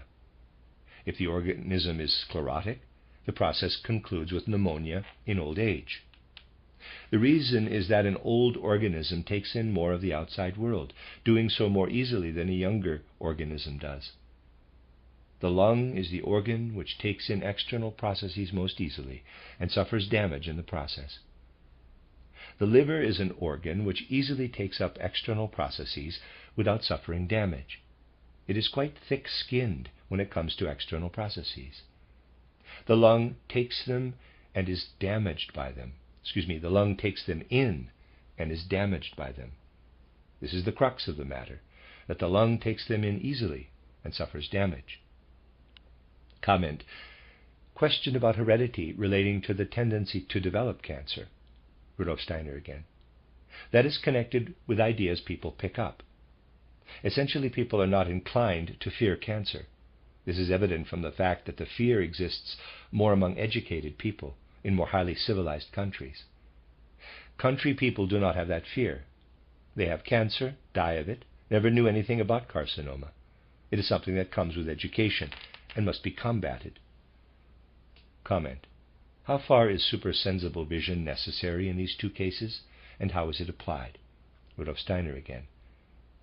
The procedure must be like this. Initially, in order to make any kind of start, you have to master spiritual vision fully, something which comes in the course of time. See how something you are able to establish in spiritual science relates to symptoms evident to the outside. If nothing else is given, the purely spiritual scientific findings are always evident. Comment. How is it perceived from outside? Steiner again. Well, one may just as well say again that it should, of course, be meditative. You can meditate on rheumatoid arthritis. You can meditate on diabetes. This will, however, drive you back again. A good way of arriving at spiritual scientific observation is to meditate on a disease process in its symptoms. Only it is not easy to go in the opposite direction. You may even do what homeopaths do. Collect all the symptoms and base the treatment on this. Only in that case it happens again and again. I am not even saying may happen, for I know that this is how it is, that symptoms are overestimated or underestimated, brought together in the wrong way, so that sometimes a combination of symptoms made by homeopaths actually is a caricature of the real thing. If you meditate on this, you meditate your way into the caricatures. If you have a genuine spiritual scientific cause, if this determines the set of symptoms, you will not overestimate or underestimate any of the symptoms. You will have noticed that we gave the symptoms first. These are no caricatures, but well-developed sets of symptoms. If you meditate, you find it impossible to establish spiritual scientific findings.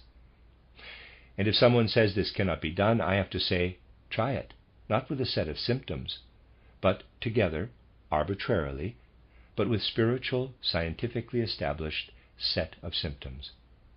Comment. What is the basis of eurythmy? In the human organism, Steiner again, in the human organism, everything is based on the fact that things which are conscious are derived from things that are unconscious. The basis of eurythmy is that when someone is born and wants to come into his own, he does not lack the words for this, but he lacks the ability to be fully himself in using the movements of his limbs. This element is beaten back. He must not do it and cannot do it. People do not notice it today, this beaten back element, because it is beaten back through heredity itself. All this becomes integrated, metamorphoses, emerges bound to the air, and makes itself at home in speech. Let me read that sentence again. All this becomes integrated, metamorphoses, emerges bound to the air, and makes itself at home in speech. If we know how this has entered into speech, if we know that this is the origin of speech, we are able to go back from speech to the movements, conscious of this the other way around. And there, too, it is the case that spiritual scientific diagnosis casts light on the set of symptoms. If you develop it and meditate on it, you will in turn arrive at spiritual scientific diagnosis. I have to leave it at these 3 sessions. I hope we will meet again. But if you come more often, this small social element will develop into the key for future activity. It has certainly been good that we have, once more, been able to talk about things.